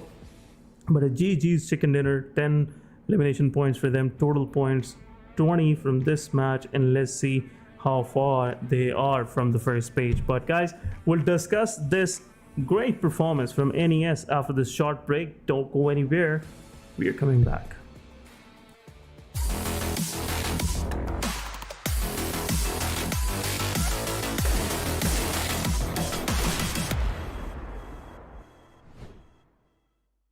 नहीं यार, आज game नहीं खेल सकता। अहमद, आ रहा हूँ mummy.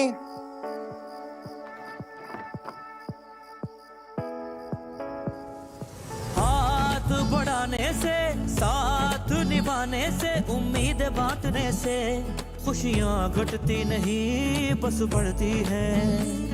वही देता है वही सुनता है, जब भी दोगे तुम सदा।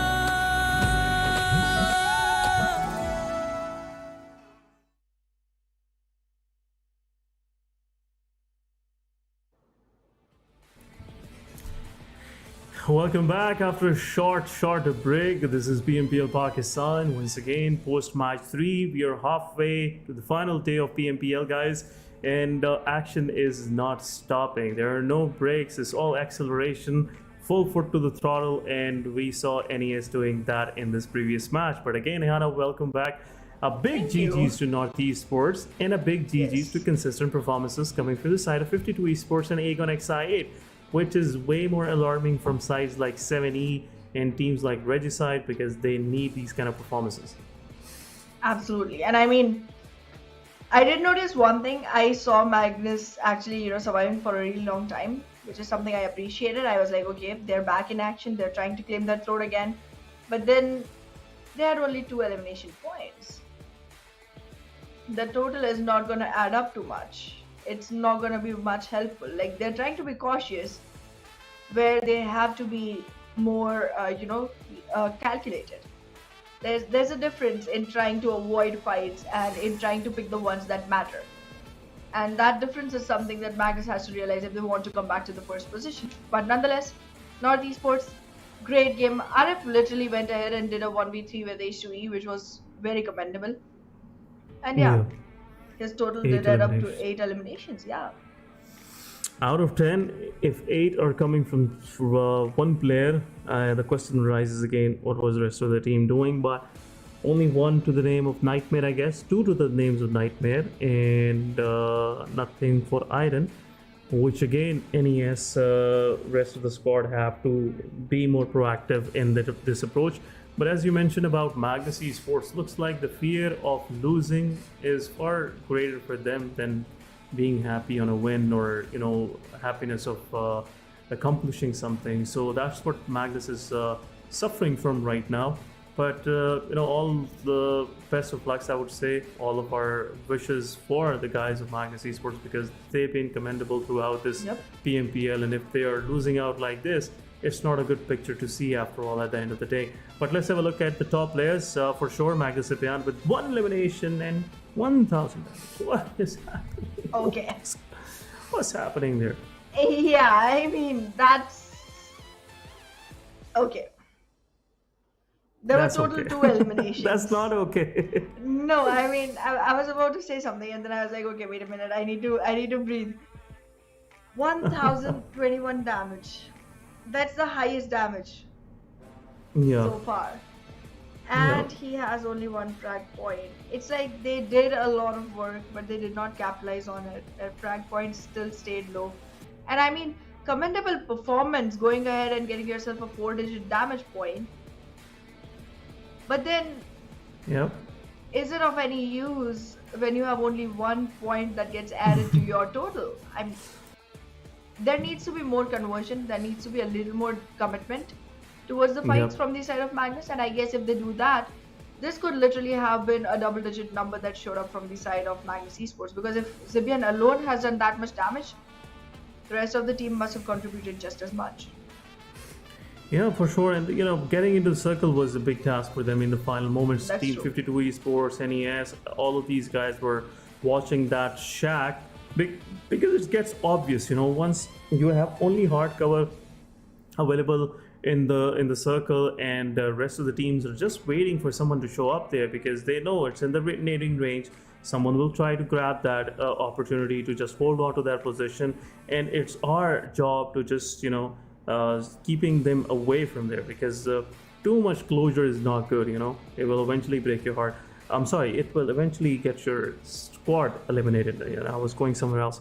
But match summary with Northeast Sports Arif with highest eliminations, Blade with 4, Ghost with 3, Halsey with 3. We shouldn't forget the performance coming from the side of QR. Again, a consistent one.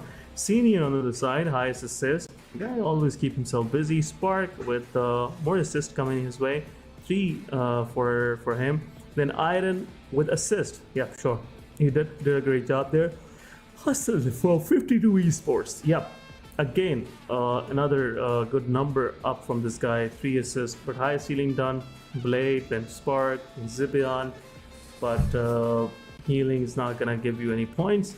But looking at a match ranking for this third one, Northeast Sports, a very calculated, balanced performance. 10 in elimination, 10 in placement, 20 points in total. Quantum Rage with 15 points, so another consistent performance coming from their side. Aegon with 14, 52 Esports, another good one. 7 eliminations to their name, 11 points once again. Team QWERTY, they are creeping up slow and steady, 6 points for them.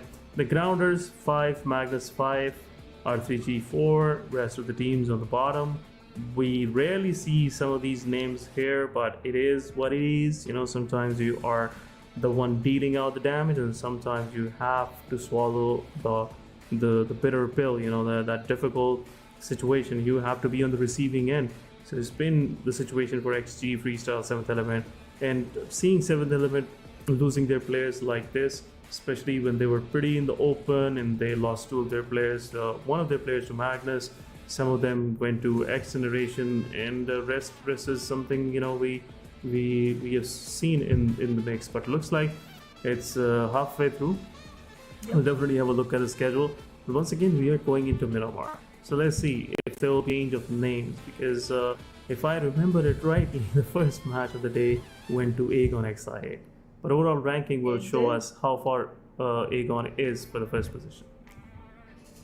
I feel like they're still ruling it, because there was only Regicide and Magnus that were even close enough to actually try and get that position. And both of the teams haven't given the best performance just yet. So I still feel like Aegon XIA is still going to be on the first position, but let's see. We'll find out. In the meanwhile, taking a look at the last 3 maps of the day. Match 16 of the finals is going to be on Miramar, and we are going to see all 3 of these maps one last time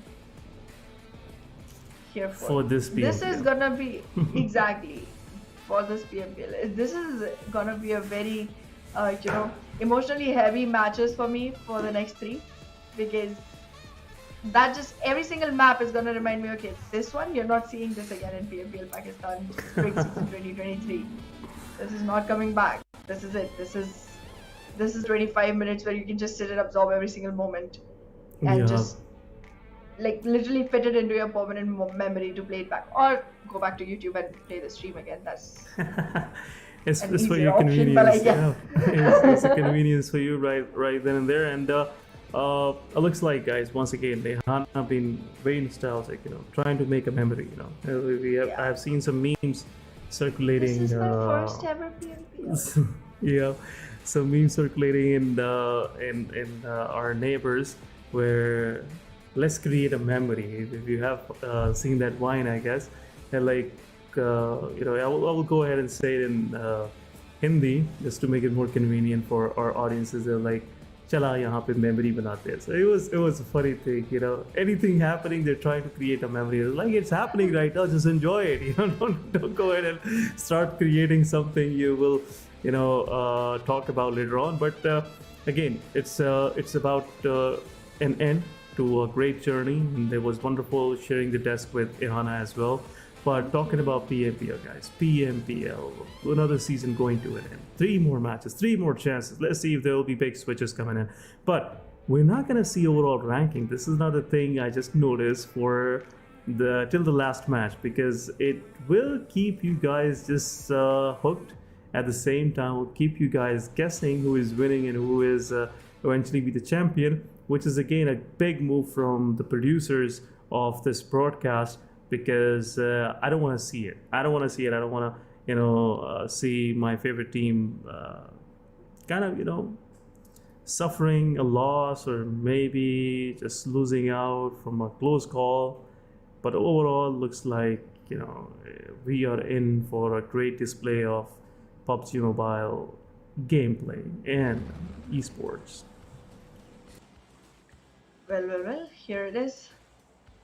One last Miramar before PMPL Pakistan spring season 2023 ends. One last. The last Let's one. create a memory. Let's create a memory. Yeah. I mean, So- looking at Miramar just throws me back every single time since yesterday to that one fight between Roshan and 3x. Yes. I want Roshan, to if see you're a hearing this repeat of one. that. Roshan, if you're hearing this, man, it was a treat to our eyes, and definitely it was a fan moment for both of us, because the way you perform, it's very rare to see these kind of reflexes, these quick peaks, and it's this improvisation, big brain plays, all in one. It's very rare to see. So GG's. Exactly. And afterwards, knowing from the interview that he actually rebelled against his IG, I was like, you made the right call, buddy. You made the right call. Yeah, his team was not sure, Yeah, they wanted him to nade it's- himself. Yeah, they were like, deny your elimination, Don't go ahead and have a humiliated finish for yourself. But it was like, okay, I'm not sure. But anyhow, he went in for the fight and gave us that memory, which was like kind of, we can say, much needed one.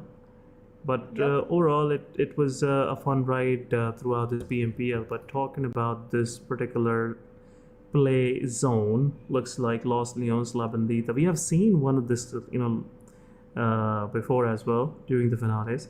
So it could possibly be somewhere around La Bandita or on the south side of Picado. But overall, it's a very well balanced, especially southeastern circle. It will include major cities.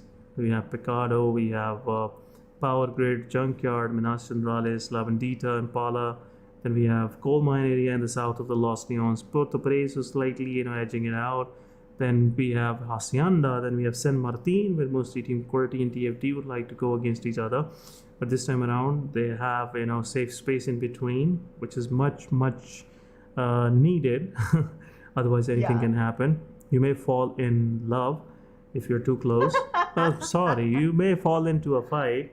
I'm sorry, I'm going somewhere else, but you have to keep space. You have to be safe, 6 feet apart. But this time around, seeing Team QWERTY, it would be not a good sight to see, but I'm seeing Team QWERTY not qualifying for the next stage, for South Asia Championship, which is a much awaited stage for most of the esports fan in Pakistan, because they want to see where we're standing as a region against rest of the regions in South Asia. Okay, so it's always a treat for every esports fan to watch these games where teams like T2K, team like DRS, team like STE, they're performing, godlike style, what I would rather say, their new sponsor. So seeing Aegon XI8 and most of these teams playing against them would be one heck of a ride for all of us, one heck of a sight for all of us. So I don't want to miss it out. But I'm not seeing Team QWERTY going that far this time around. We might see 52 Esports, Regicide, Team QR going there. It's been long awaiting. We wanted to see QR perform there. Then Magnus, in most cases, Magnus will definitely qualify. Then Aegon, obviously they will go there. Obviously, Then they will see a new R3G, which is way deadlier than the previous one, and it will be interesting to see R3G going against some of these big names out there. Yep. But I'm pretty sure 3X will make their way back. Yes, to absolutely, that as yes. well, Yeah, sure. I wasn't counting out 3X. Sorry for 3X not to mentioning you guys, but you've been wonderful. This new combination is lethal. The way you guys take fights, it's slightly missing since yesterday, but overall, I'm hoping for a big comeback from your side. Make things more interesting for last two matches. But overall, Yep. Go ahead, please. The one team that I am waiting for a comeback from is 7th Element. I mean, they had a really, really outstanding start to themselves, and then towards the second week, they took a little bit of leeway, did not hinder their performance. However, even getting like 6 or 7 points a match was doing good for them. They had that much room for themselves. But then into the finals, I am yet to see them claiming something for themselves. Haven't yet witnessed that kind of game again from the side of 7th Element, and this is about time. Their first ever victory in PMPL Pakistan Spring 23 was on Miramar, and we're on the last Miramar right now. If they take this one, it's gonna be a full circle from their side. They also established themselves as Erangel Kings by winning 2 consecutive Erangels in a row. So that's going to be another opportunity for them once we go to the last map. But I really am awaiting from that team. And then another one that I've been waiting for since the first day to get at least one chicken right there, right on our streets. XGeneration. They're definitely gonna get some prize pool for themselves, but not a chicken dinner. But anything can happen. The guys are in the same place. They're playing from the same room. Looks like from the camera view, and I'm pretty sure XGeneration have some plans for the day. But so far, nothing is working out. Most of these teams are on the rise, and the teams that are performing well, especially Aegon XI8 and Team Magnus Esports, QR. They're not letting anyone, take it away from them. That's the reason why most of these teams are struggling, because XGeneration, they like to punish those teams who play sloppy in the initials of the game, and that's what Team XGeneration tries to do with every other team. Most of the time, they end up against a team which is definitely, struggling. They're sloppy, and they have some success with that. They get some 4 or 5 elimination points for themselves, but once things start getting more tricky, more of hardcore, that's where XGeneration melts under the pressure. And I believe XGeneration as a whole is a very balanced squad, but the only thing which I feel like they have to improve is their consistency with fights. If they have a very good fight initially, they are 4-man standing, confirms the whole squad, but what happens later on? They are more focused toward getting into the circle rather than just finishing off the opposition in front of them and try to get in like kings, just arrive the occasion like kings. And XGeneration, if you're listening, guys, definitely you have to work on that, and would love to see you guys performing like this, even the coming PMPL. You definitely have got your slot, got your position for PMPL. You're in finals, top 16 from the 16 qualified finalists will get invite for the group stages once again in the coming PMPL. But next time around, would love to see XGeneration way more lethal than this, way more organized, way more focused on them finishing the matches rather than just starting with a bang and then just gassing out, which is not a good sight once again. That's true. Very true. Aurelia, in the meanwhile, the junkyard team from the side of Magnus is going to rotate all the way towards North Esports. Pretty sure they're not aware of the positioning, but there's a fight about to happen right there. At the same time, San Martin is going to be a hotspot for XGeneration and 7th Element. They did clash earlier today together, and 7th Element literally annihilated XGeneration.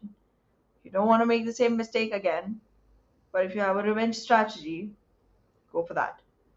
QR on the edge of the circle in a very safe positioning. A little northern circle shift coming in. Teams from the south are going to have to move back in quickly so that they are able to capitalize on space for themselves, because look at this, stage 2 already and not a single blood drawn.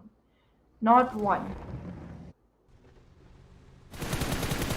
Yep, this is what happens when the pressure is enormous and teams have to perform. And looks like Team QWERTY's BABLU wasn't expecting someone to push in like this, but Spark got taken out. Pop is also literally on fire, and Team QWERTY now they have to handle Team QR's aggression, which is Halsey already trying to push in forward. But Spark, I'm pretty sure QR have realized they have one of their players already lost, and QR is not gonna go in a full-fledged fight losing another player, because looks like Team QWERTY have a strong hold on the position. There you go, we will confirm the elimination point. First one to their name. First elimination goes to Pop. Don't say anything again, Ehana. Every time if you will ask for something, it will be delivered right away. And this is, the way PMPL Pakistan works. So Yeah. even if you say someone is not performing, they'll definitely not perform. And, it is what it is. But looks like Team QWERTY, they have learned that someone could be nearby. That's why they asked Voltrix to come in, join the party, and make it difficult for QR to just hold on to a position. That's why, QWERTY Voltrix was going in that kind of aggressive position. But you have to be careful from high rises where Team QR, rest of the team is holding on to, and things might get tricky for Team QWERTY. They won't be able to revive their player. So looks like if they have a good start, don't just throw it away right now. But Freestyle on the other side, very, very close to QR. Circle is kind of more centralizing toward the same area where me and Ehana pointed out, guys, as well. TFD is holding on to the center. Team 3X is also on the southern side of that. But Team TG now going heads on. It's time to start fighting. It's time to start finishing the business, unfinished one. And looks like Team Tough is joining in the fray. Team TG and 2 of the players are there. Rest of the squad is pretty far away, so it's not a good way of doing things right now. And if you lose any of your players, it will be a big advantage given to the players of Team Tough, and they won't let it go, and it'll be another sorrowful, sad finish for Team TG. Well. It's definitely looking like a sad situation for TG.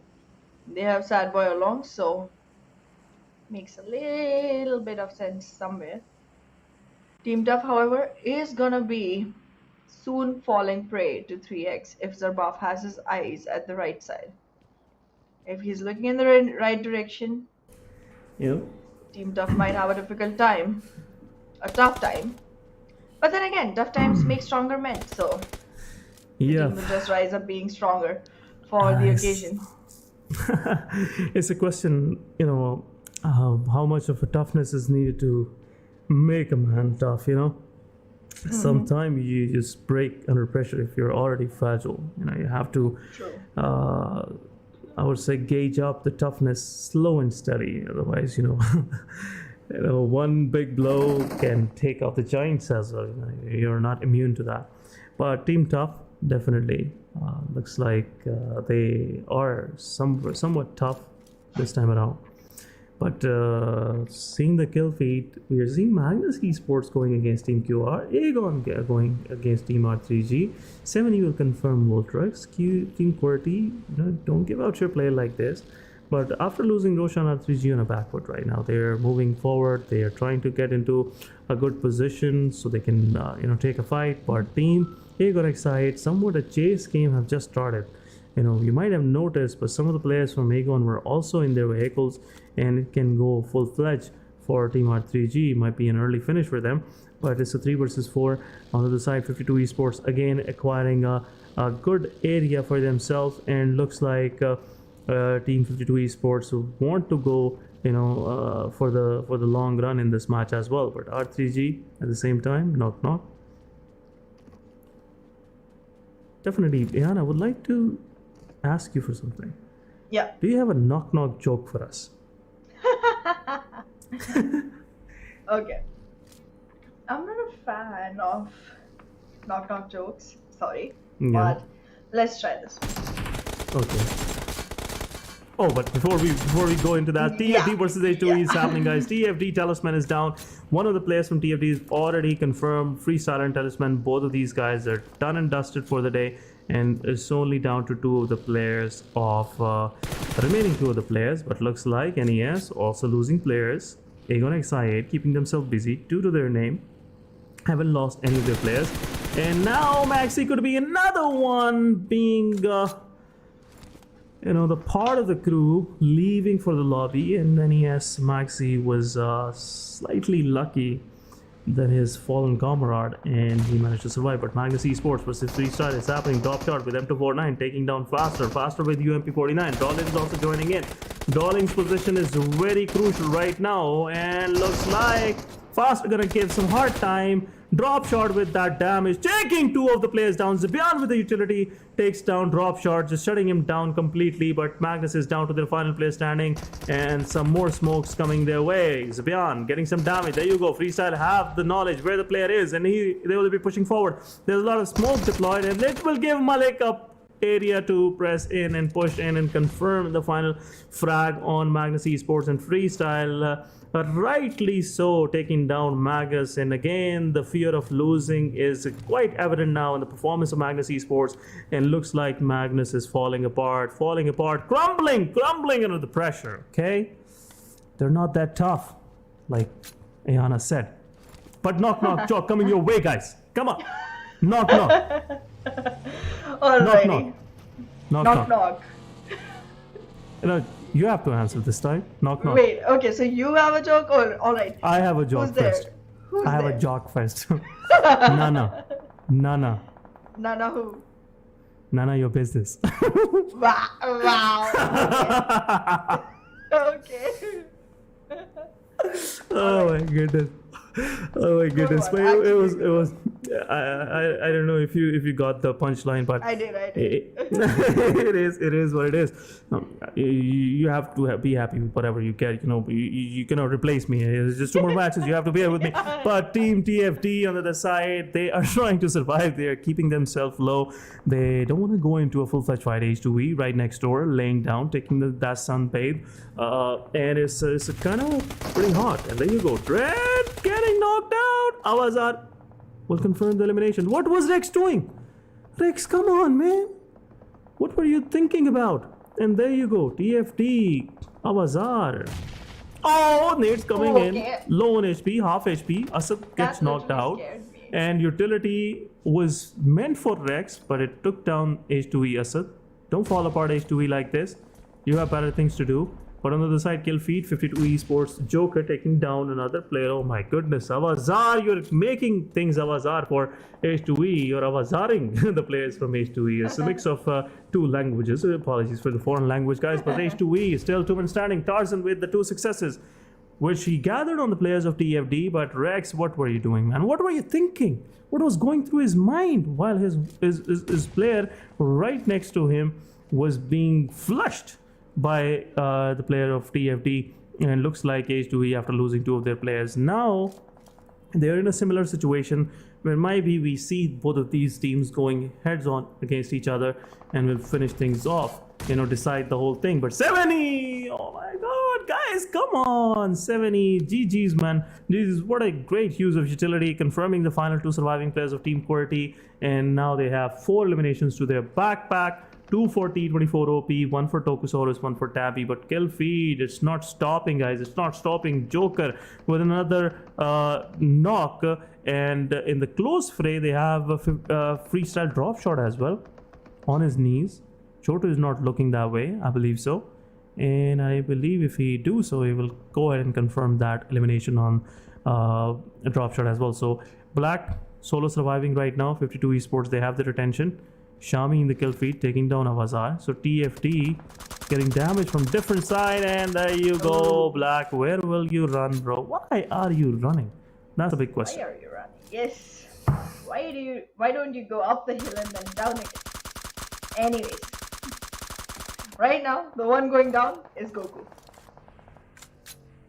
Completely knocked. Gonna be eliminated soon enough because the rest of the team is just a little bit far away. Oh wow. Won't have the opportunity to go back. Linear gets shut down. Wow. Healthy being the only one surviving just yet. And now Healthy's position is not revealed to Choto. But Choto, the way this guy's spray works. Whew, he did not miss a single shot.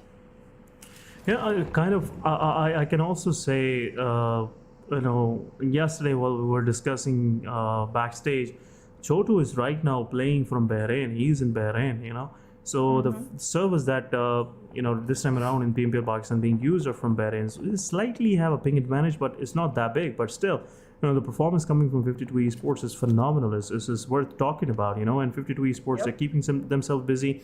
And the way they're performing looks like 52 Esports is eyeing for that top position. But H2E, they had enough of TFT now. They're pushing forward, and there's more Molotovs coming their way, and more utility being dumped. And TFT Avazar, he was knocked out a moment ago, and now Team H2E is pushing forward. A nade, a good utility can do the job. Izzy Boy is down. Avazar is the final one, and there you go. Confirmation will come. What just happened?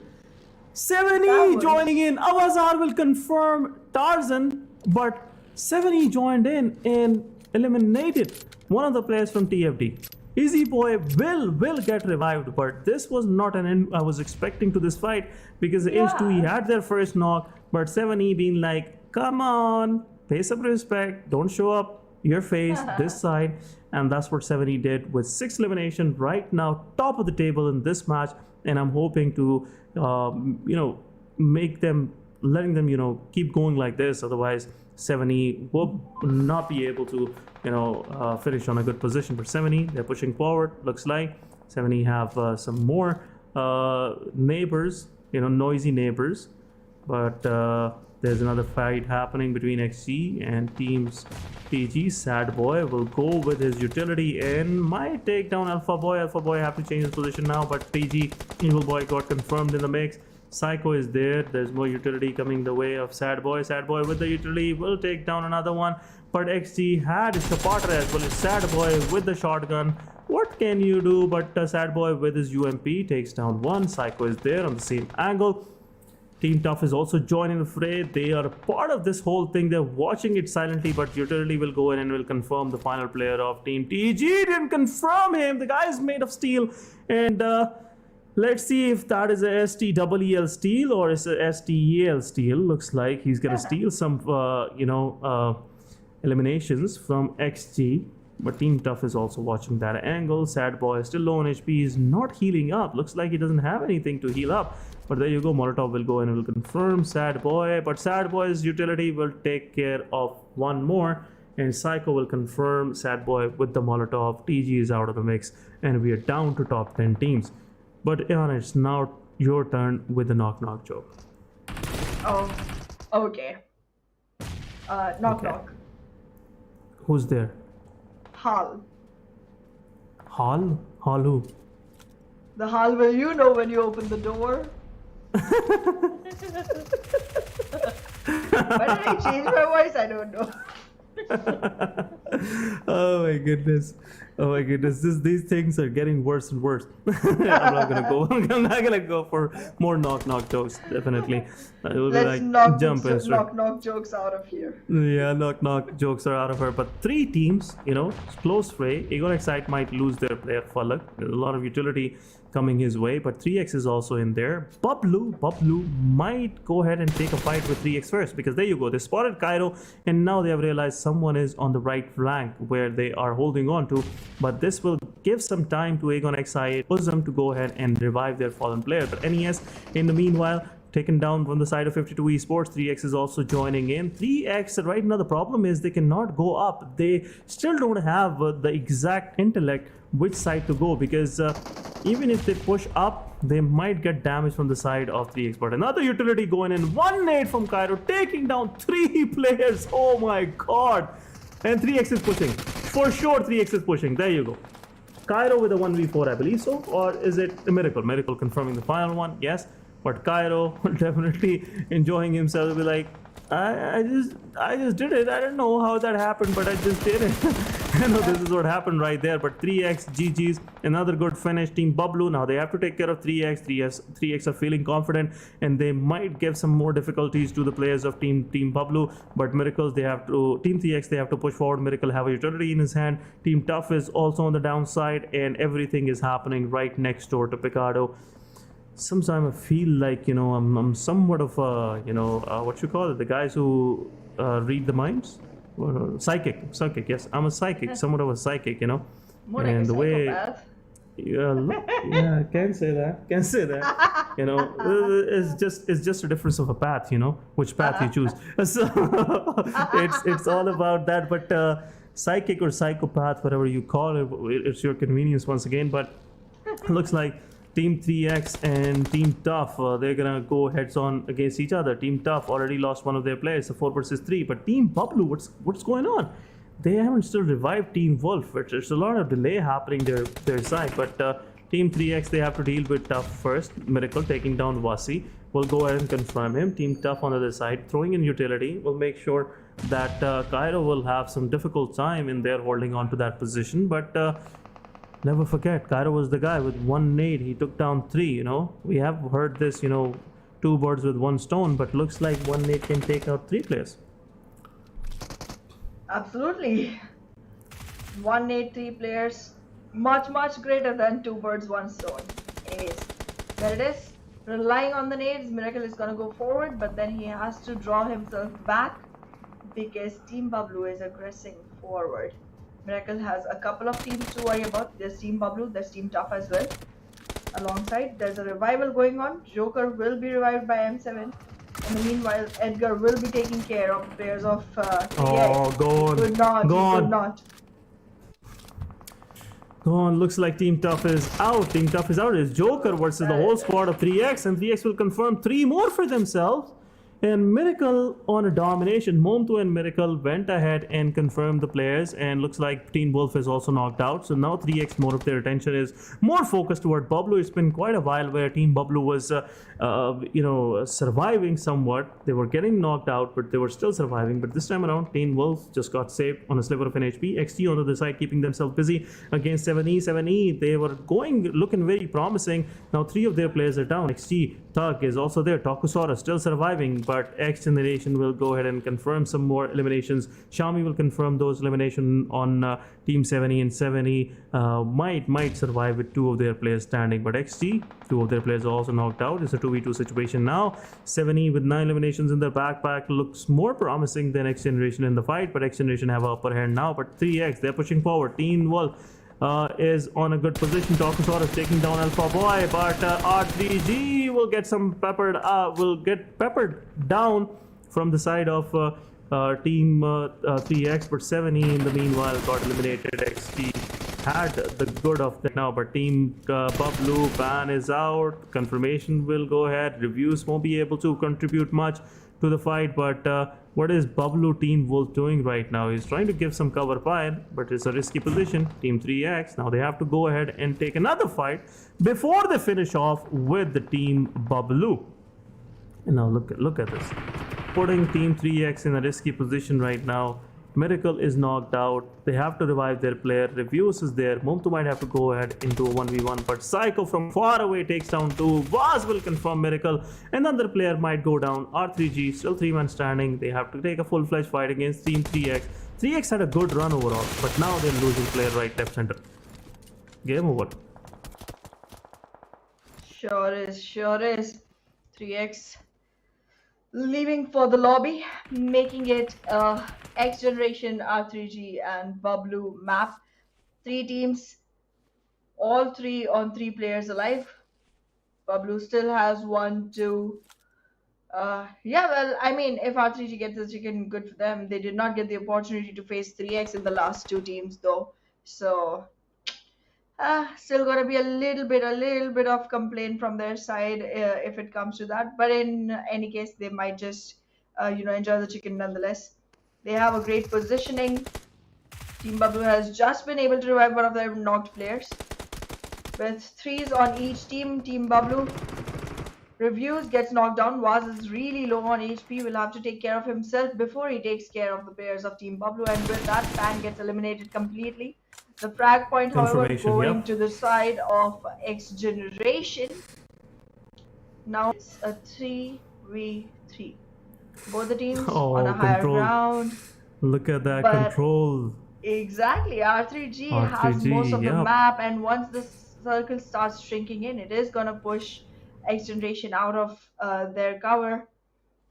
Their position is gonna get more and more compromised once the circle starts shrinking in, and there it is. Psycho gets taken down. Big mistake. Did not have to peek just yet. Exactly. Did not have to get peek just yet. Blue and zone. that peek resulted in his own pick. Yeah, Shami, unfortunately, the guy couldn't hold on to his position, and there you go, XC. I believe they're going to deny the elimination points. They will definitely deny the elimination points, and they are not going to help Team R3G to push further on the leaderboard with more points to their name. But looks like another chicken dinner coming the way of R3G. Crucial 10 placement points and good number of eliminations as well. And looks like R3G is pretty set on the first spot. They might dethrone, and for sure dethrone will dethrone Team Aegon Xide. Will have a lead as well in front of them. But what a fight by 3x. What a fight, man. What a fight. What a run for them. They managed to take down 2 squads in just like 2-3 minutes. But R3G with 9 eliminations to their name, 19 total points. Now they are somewhere on the overall rank. Not gonna show it, guys. You know, this anticipation is killing me. It's anticipation. Yeah, sure. You know, there should be some element of surprise in there. But PMPL, it's all about surprises, and we have seen these surprises coming our way. R3G, they had the second map for themselves, and now they have another chicken dinner for them. So it's a second chicken for them throughout this the series of today. But guys, we'll discuss this after a short break. Don't go anywhere. We will be right back.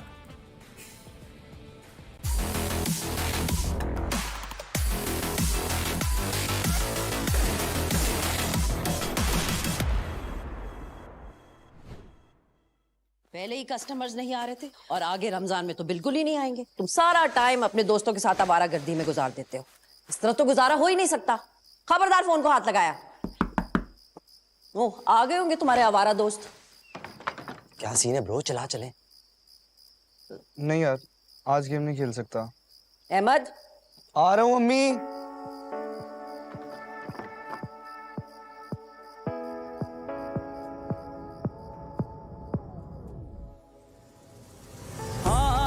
बढ़ाने से, साथ निभाने से, उम्मीद बांटने से खुशियाँ घटती नहीं बस बढ़ती है। वही देता है वही सुनता है जब भी दोगे तुम सदा।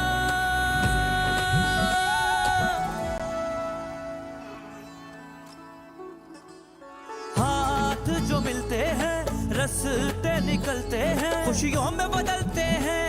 रौनक हर चेहरे पे खुद ही आ जाती है। वही देता है वही सुनता है जब भी दोगे तुम सदा।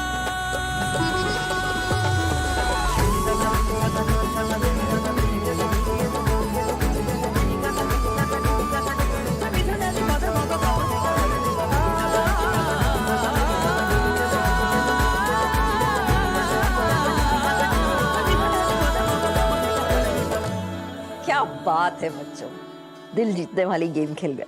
तो आंटी आपके साथ भी एक स्क्वाड अप हो जाए। हाँ आ जाओ। इस रमजान अपने स्क्वाड की गेम से बनो किसी की भलाई का मजबूत जरिया और खेलो सिर्फ दिल जीतने के लिए।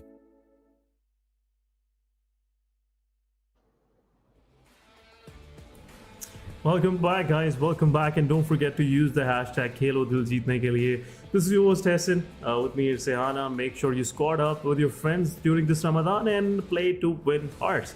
Again, Ehana, someone is playing so hardcore to win our hearts, and definitely that was 3x Team R3G. Both of these teams are raising to the occasion, and then the way they're performing, it's giving me chills. What's your thought on that? I am rooting for R3G right now. Not even gonna kid. I mean, I know Erangel I8 is one of the most, qualified teams to actually make their spot as the winner overall, because the way they handled 3 to 4 teams at once, that was next level, and I'm never gonna forget that. But the way R3G is rising slowly and steadily, and alongside them, even 52 Esports, R3G Yep. has my heart. R3G definitely has my heart. Absolutely, and for right reasons, I must say. Team R3G, they jumped into the fight at the right time. They didn't do the hard work, which 3x was doing throughout.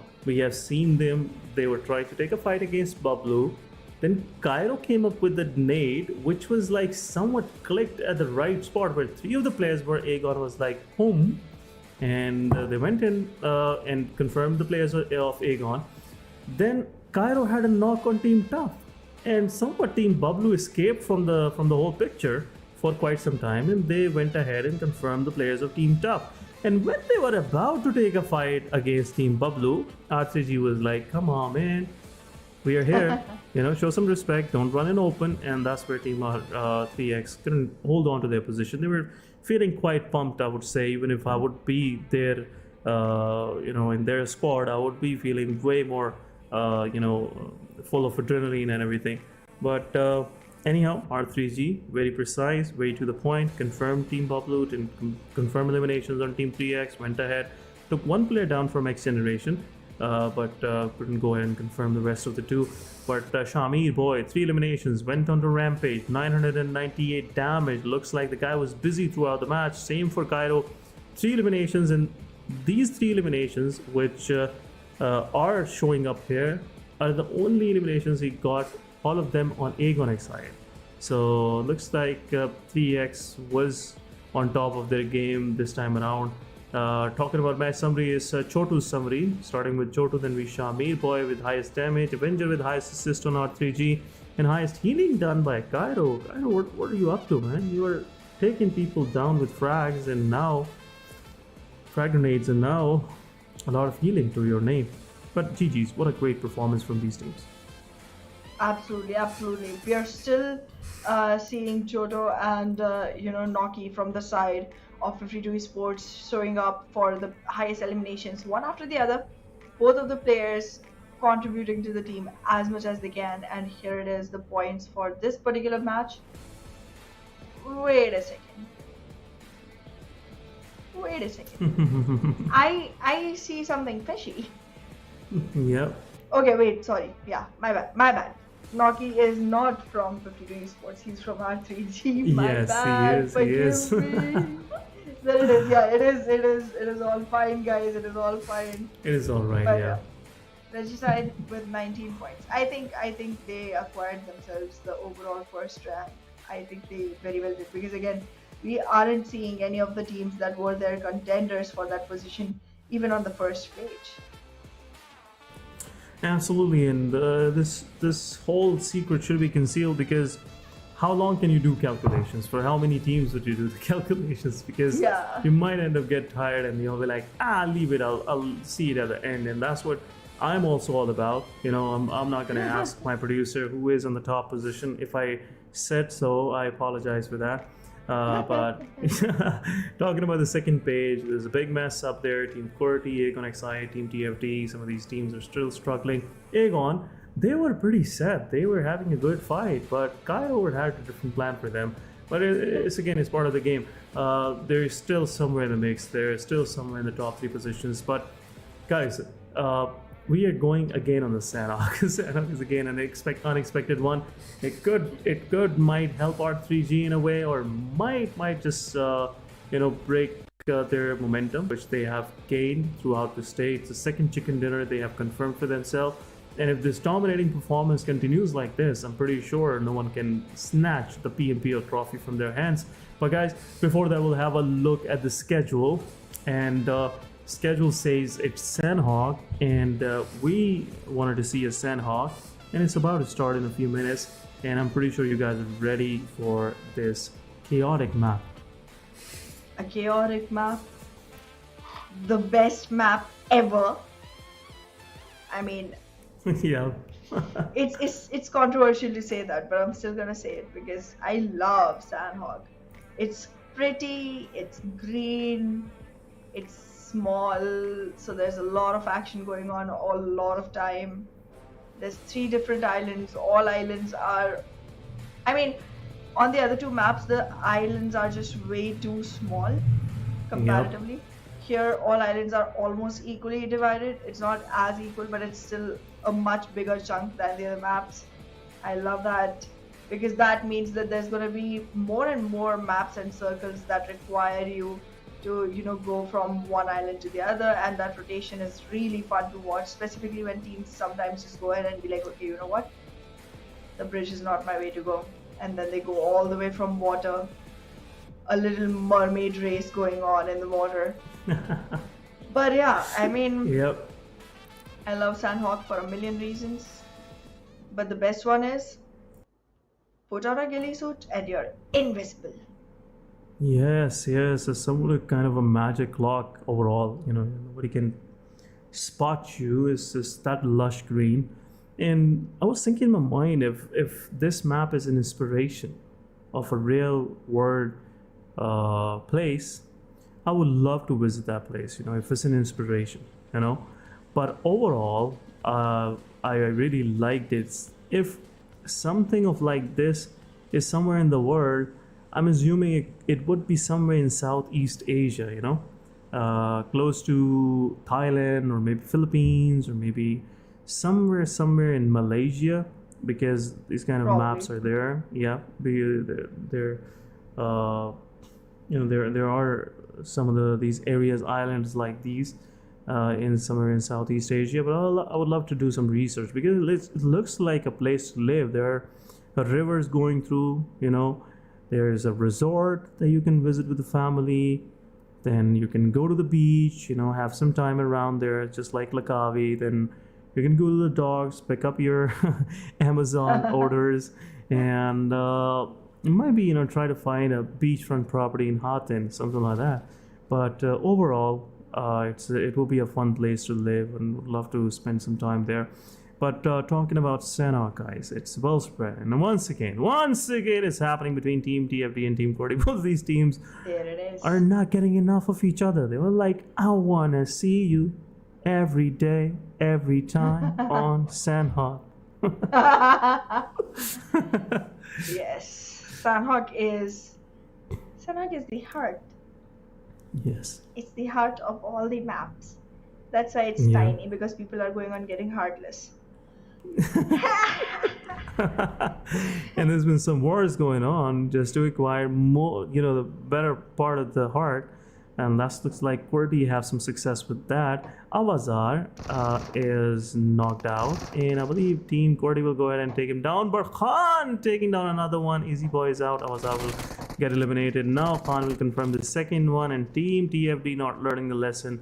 They're getting thrashed. It's second time around, even in a single day. And it's only a miracle, not the miracle from 3x, but a literal miracle can save these guys right now. They have another opening for them. Team QWERTY, Khan opening up the doors for his team. 52 Esports is in close proximity. Looks like they would like to join in, might like to join the party. Is happening. I might hear this out. but two of the players from Team TFD and both of the young lads are there. So there is a big possibility anything can happen. These TFD players can go ahead and can give a difficult time to the players of Team QWERTY, but Team QWERTY is being conscious. They're trying to be more of on a carry side. They want to miss it like this, but Voltrux might get punished right here. He might get punished the moment he will try to jump over this window, jump in. It will be a fun ride for him overall, and it could be some shotgun to his head. But looks like he's giving a good look to the whole scenario, trying to find out where the player is. Still haven't figured it out. But Freestyler might get knocked out. Freestyler with the shotgun, SLK, some damage given. But there you go, Voltrux is out. Rest of the team is joining in. Oh my god, shotgun to the face. Khan will confirm Talisman, and the final one is also down. And looks like 52 Esports is right next door. And Jalad is the first one getting knocked out. This is happening for Team QWERTY. Team QWERTY right now, they're feeling themselves, and looks like Team QWERTY will have some more success. But Zibian joining in. What's happening? Where's Magnus coming into this mix? And looks like Team QWERTY, some damage being dealt. Chotu giving some damage to the players of Team QWERTY, but looks like Team 52 Esports, they're still, holding on to their position. Hassan have a good angle for himself, and he's trying to join in, trying to close in, and looks like we have another situational battle happening between Team QWERTY versus 52 Esports. But Chotu with that spray, looks like he's giving some difficult time to the players of Team QWERTY. QWERTY already lost. Oh, they didn't lost anyone. Pop is low on HP. Chotu will take down Khan, and Wolverine is also trying to join in. Chotu will try to go inside, and looks like now QWERTY have the position. Chotu will take down Wolverine, low on HP, and he didn't know that Pop was low on HP. Vortex is already eliminated. We have seen him getting eliminated in the kill feed. But Chotu, would that be a clutch? Would that be a clutch, man? Come on, give us something to cheer about. 52 Esports might go ahead and confirm the remaining player. Jalad is up once again. It's a 1 versus 1 situation with 52 Esports. Chotu versus the whole squad of Team QWERTY. Looks like Pop is going for that revival, but still have to deal with the players of 52 Esports. It's a 1 versus 3 battle now. 52 Esports player, he's open. Magnus Esports joining in, and there you go. Chotu with the clutch will confirm the whole squad of Team QWERTY. QWERTY. 3 of their players go to Chotu, and I believe 1 goes to Magnus Esports. But let's see if Magnus is kind of a daredevil we expect them to be, or whether they join the party. But looks like Magnus is just holding on to themselves. Well, it just seems like Magnus is not going to be able to hold on to themselves for long enough, because NES already showering all of their bullets right onto Magnus's foreheads, and there it is, Zibian and Zen both being taken out. It's a 2-man squad left for the side of Magnus Esports now on board, and the other 2 are going to be just spectating from the lobby as of now. North Esports still completely intact, all 4 alive, just creating problems for other teams, just creating ruckus, just creating a lot of damage onto Magnus Esports. Running long and strong. Yep, Magnus Esports, they picked one for themselves, and they were like, oh, okay, we're good enough with that. We're not going to go into a fight, which is not their fight. And it's a wise decision. Once again, Magnus have a lot to lose, because right now they were on the first spot at the start of the day, and now they're down below somewhere. We're not going to say where, because we have no idea. But for sure, Magnus lost 2 of their players. What just happened to Magnus? Well, we were discussing about Team QWERTY, and they didn't even pick the kill. What just happened? Who picked the player from Team QWERTY? No idea what just happened, But I still, think TFD got one. TFD got the elimination. Yes, they have one in their name. So looks like QWERTY early elimination, TFD early elimination, and Team Magnus got eliminated by NES. 2 of their players got eliminated by NES. So Magnus Esports now, they're again in a kind of a passive mode. They're not going to go for more of the fights, because NES were like going for the witch hunt. We are going to take these Magnus guys down and give them a run for their money. But Magnus being more of kind of focused right now, they're focused on their position. Is the second last chance for them to have to win, I would say, the PMPL, which is looking like a difficult task now. but anything is possible. Even a good match can turn things around. But Quantum Rage on the side, giving some damage to Freestyle Freestyle Black. Sorry, Rum is close by. Where's the rest of the Freestyle? Yeah, they're somewhere down there. But Team QR, realizing they're in an open area, it's not good for them. They would like to go somewhere safe where they can feel safe, they can feel safe. Yeah. But it's just all about, the whole world is a chaotic place. And Sanhok in itself, the chaos is 2x, or maybe you can say 5x or 10 times. What's bad about saying it 10 times? Because Sanhok sometimes it's all about, it's rumble everywhere. It's all rumble. Back in the days when I was a kid, we used to watch WWE, the original wrestling, and there used to be an annual Royal Rumble whenever everyone was like with their chairs and tables, they're coming in, banging each other. Oh yeah, I like remember. it's not their heads, it's like some it's some robot they're putting their tables and chairs onto. So something like that. So it was a fun thing to see. If someone just drop out of the ring, they're eliminated. And we're like, they had some huge dramatic effects, like, oh my god, I got eliminated. This was something we were least expecting.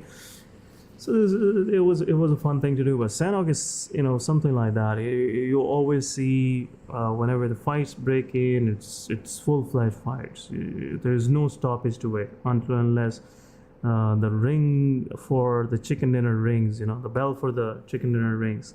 By that time, there's nothing that can stop these fights happening. But it looks like Circle is more toward QWERTY, more toward Painan. BABLU will have a good advantage for themselves, but looks like if they will be able to capitalize their advantage. It's been a rough PMPL for Team BABLU. There's been changes in their combination, which somewhat didn't work out that well as they were expecting. But it is what it is, it's part of the game. But XGeneration on the other side taking down Black. Black is confirmed. Psycho taking player down from BABLU. Again, I was talking about BABLU, and right away BABLU got a knock. Well, XGeneration is not in the clear either, even though they're having a great capitalization onto Freestyle. Falak already got knocked by some other team, and that is definitely going to be dangerous for the side of XGeneration. Senior, being himself, goes ahead, picks a frag, and that closes Freestyle completely. Freestyle getting eliminated pretty early in the game, just making their chances slimmer and slimmer. They have literally one game left, just one map after this, and that is not going to be enough for anyone below the position of 12 to make it back into the top 8. Yeah, looks like this is a big difference, and it shows that some of these teams had had given us not any of the good matches, where we can discuss, okay, this was a good one, where we saw some intent of fight, where we saw they were striving hard to get the chicken dinner. It was a close call. It was a 1v1 which finished off and decided the match. But that's the reason why there's a lot of disparity in the whole leaderboard. Otherwise, we would have seen some close calls, I have seen some of the PMCOs, some of the PMPLs where it was so close that even the winner of the tournament got decided on the final match. But right now we are seeing that table is divided into two parts. One is below 8th position, and the other one is above 8th position. And even in top 8, there is a big disparity. We have seen like a difference of 20-25 points, which is huge with this point structure, because in this point structure there's not much of placement points for you. Okay, so there shouldn't be much of the difference, but still, if there's a difference, that means there are a few dominators. That's the reason why they're on the top. And if you're not there, you have done something wrong. You've been not consistent. That's the reason why you're there. But it is what it is. We can't complain about it. We can give an opinion. We can complain about it. We can enjoy, and that's what we're doing right now. But QR senior making things rough for Blade, not letting him even leave that sniping tower.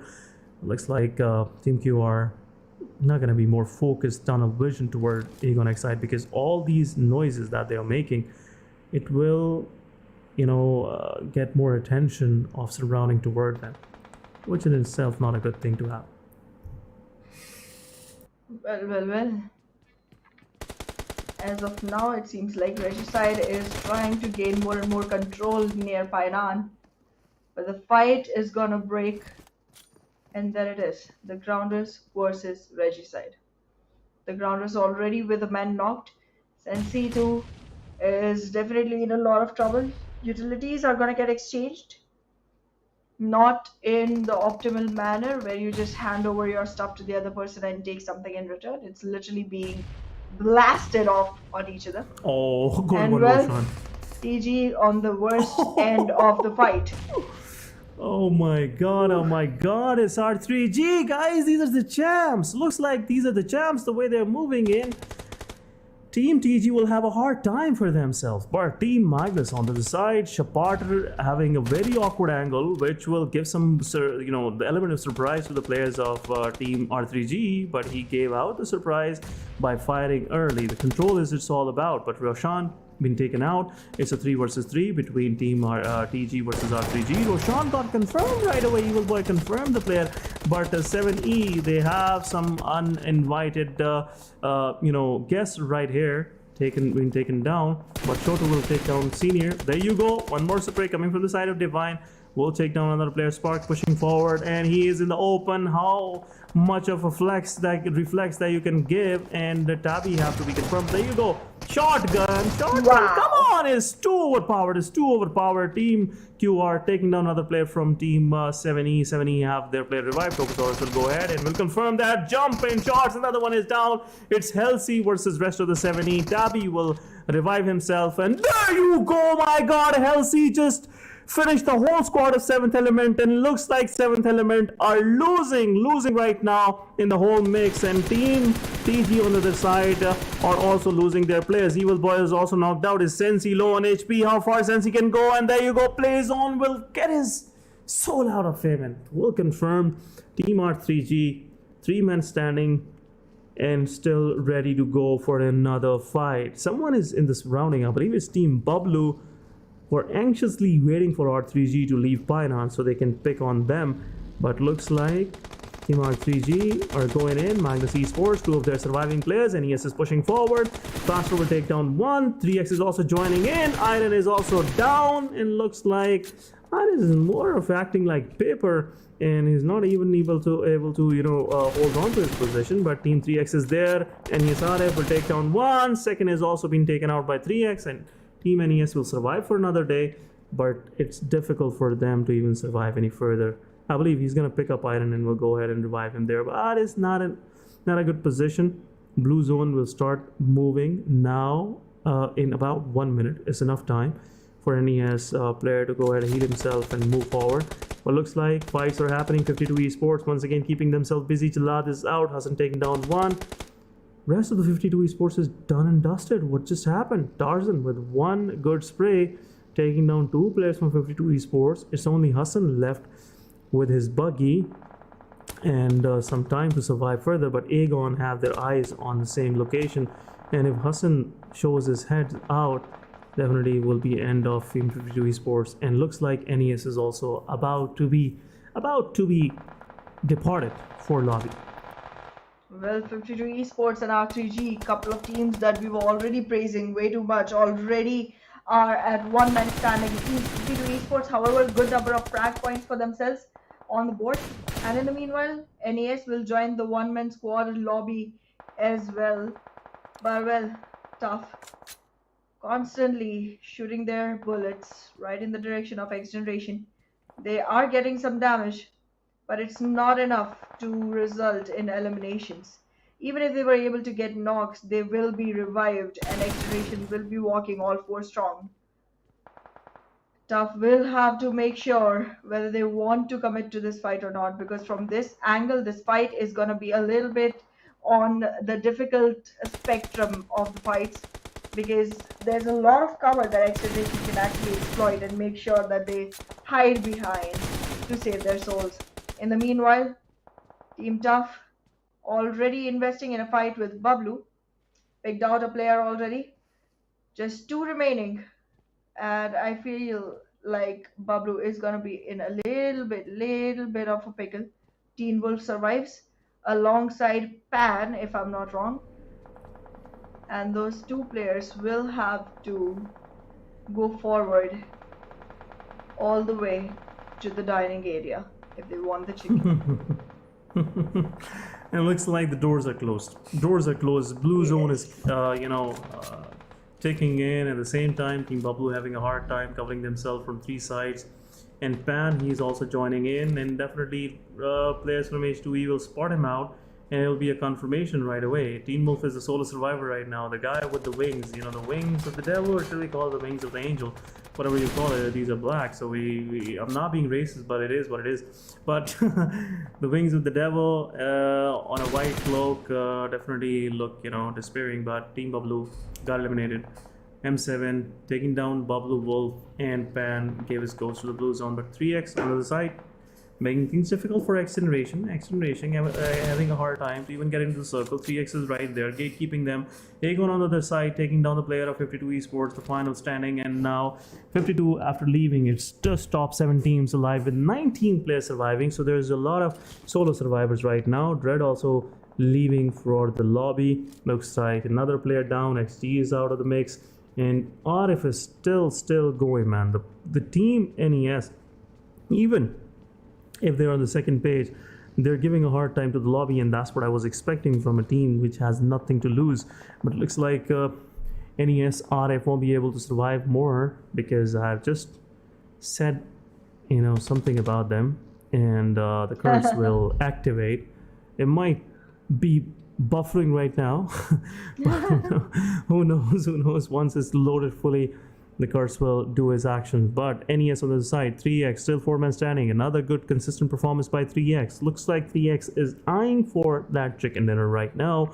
Team Aegon side, they are on the edges. They have to be careful. Asad is lingering somewhere close by, which will make things difficult for them. If they have one of their players knocked out, Asad will go ahead and finish the play right away, and before even the players from Aegon could respond. But H2E still surviving. Top 5 teams. Not if. There you go. Told you, man. Told you. Curse was buffering. Come on. You weren't believing me? There you go. You can see it for yourself. Okay. It's just 5 teams remaining. 3 of them with all force. The other 2 are gonna have to be very careful. Gonna have to stay hidden with no noise whatsoever. It's difficult on a map like Sanhok, but that's exactly what you have to go forward with. Otherwise, you're done for. There's no frag points coming to the way of R3G. They are gonna want to make sure that they have as much as possible in placement points. Oh, there you go. H2E, however, gets eliminated before I could even name them, so that's a bit to your the lobby. loading speed is pretty quick, Anna. Your curse loading speed is pretty quick. I would definitely I know, right? look for a better connection. It looks like H2E is out now. It's top 4, and 3 of these teams are 4-man standing. It's only R3G with solo survivor, but R3G they are striving. They're striving to hold on to that position which they have acquired with their previous performances, and looks like Vaz surviving for his team might get some crucial placement points. If someone survives to the top 3, still it's a good number. R3G have like 4 or 5 frags to their name, and surviving till 3rd spot will give them 5 placement points as well, which will make things even good for R3G to keep on going, keeping themselves up there on the leaderboard. But Aegon, now they're pushing forward. Team Tough, they are the snakes right now. They are prone down. They have the bushes for themselves, so Team Aegon have to be careful. They have to proceed with utility, otherwise it will be a difficult one. And there you go, Aegon XI taking down 3x Cairo. IQ from a far away, taking one down. Team Tough, they have to move forward. They are giving out their position. Thor, stand up, bro. Run for the play zone. It will be difficult for you guys to just make your position in, because 3x is watching those flanking angles. And there you go. They strike. Aegon XI losing one of their players. Team Tough on the other side losing one. R3G was, I believe he is somewhere close by, and he will get eliminated by play zone. Yes. The only place where the player was holding on to Aegon gave him some pressure, so he couldn't even move. But now it's a full-fledged fight between 3x versus Team Tough. Team Tough losing their players, right, left, center. Two of the players are down. Momtu will take down Thor with a Molotov. Falak will confirm another player, and there you go. Confirmation coming the way of Team Tough. Solo Survivor M7, bro, what are you doing? Are you trying to sow some seeds? And that's what 3x asked the final question before eliminating. But nades are coming. 3x is down. Uzum taking down two players with one utility, and it's down to Zarbaf now. It's 1 versus 3. There you go, I believe. So it's 2 versus 3. Momtu's position is also there. You go. Momtu is confirmed. Look at that blade. Come on, man. This is some sublime display of mechanical skills. Zarbaf is out, and Aegon excited with the chicken dinner once again, making things more interesting for us out there. When a chicken dinner goes to Team Aegon XI8, and another advantageous position, which might Aegon XI8 go ahead and acquire for themselves for this PMPL. But still, guys, it's one more match left. If Aegon XI8 stays consistent like this, they might go ahead and win this one. But not gonna give you the overall rank. 1700 damage, 11 elimination, 21 total points is a big number for a Sanhok. 11 eliminations is a big number. Keep that in mind.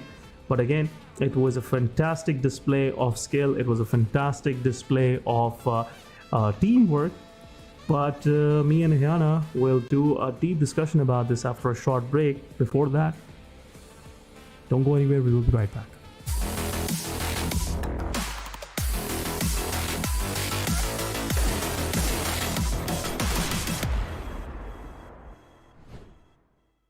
नहीं यार, आज game नहीं खेल सकता। अहमद, आ रहा हूँ mummy.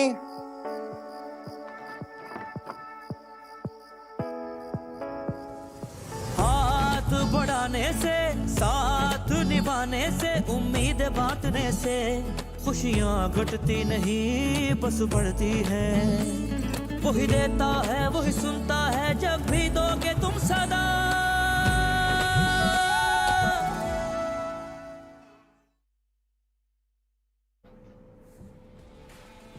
Welcome back, guys. And Aegon XI8 with it's not a buffering, guys. This is straight away live stream.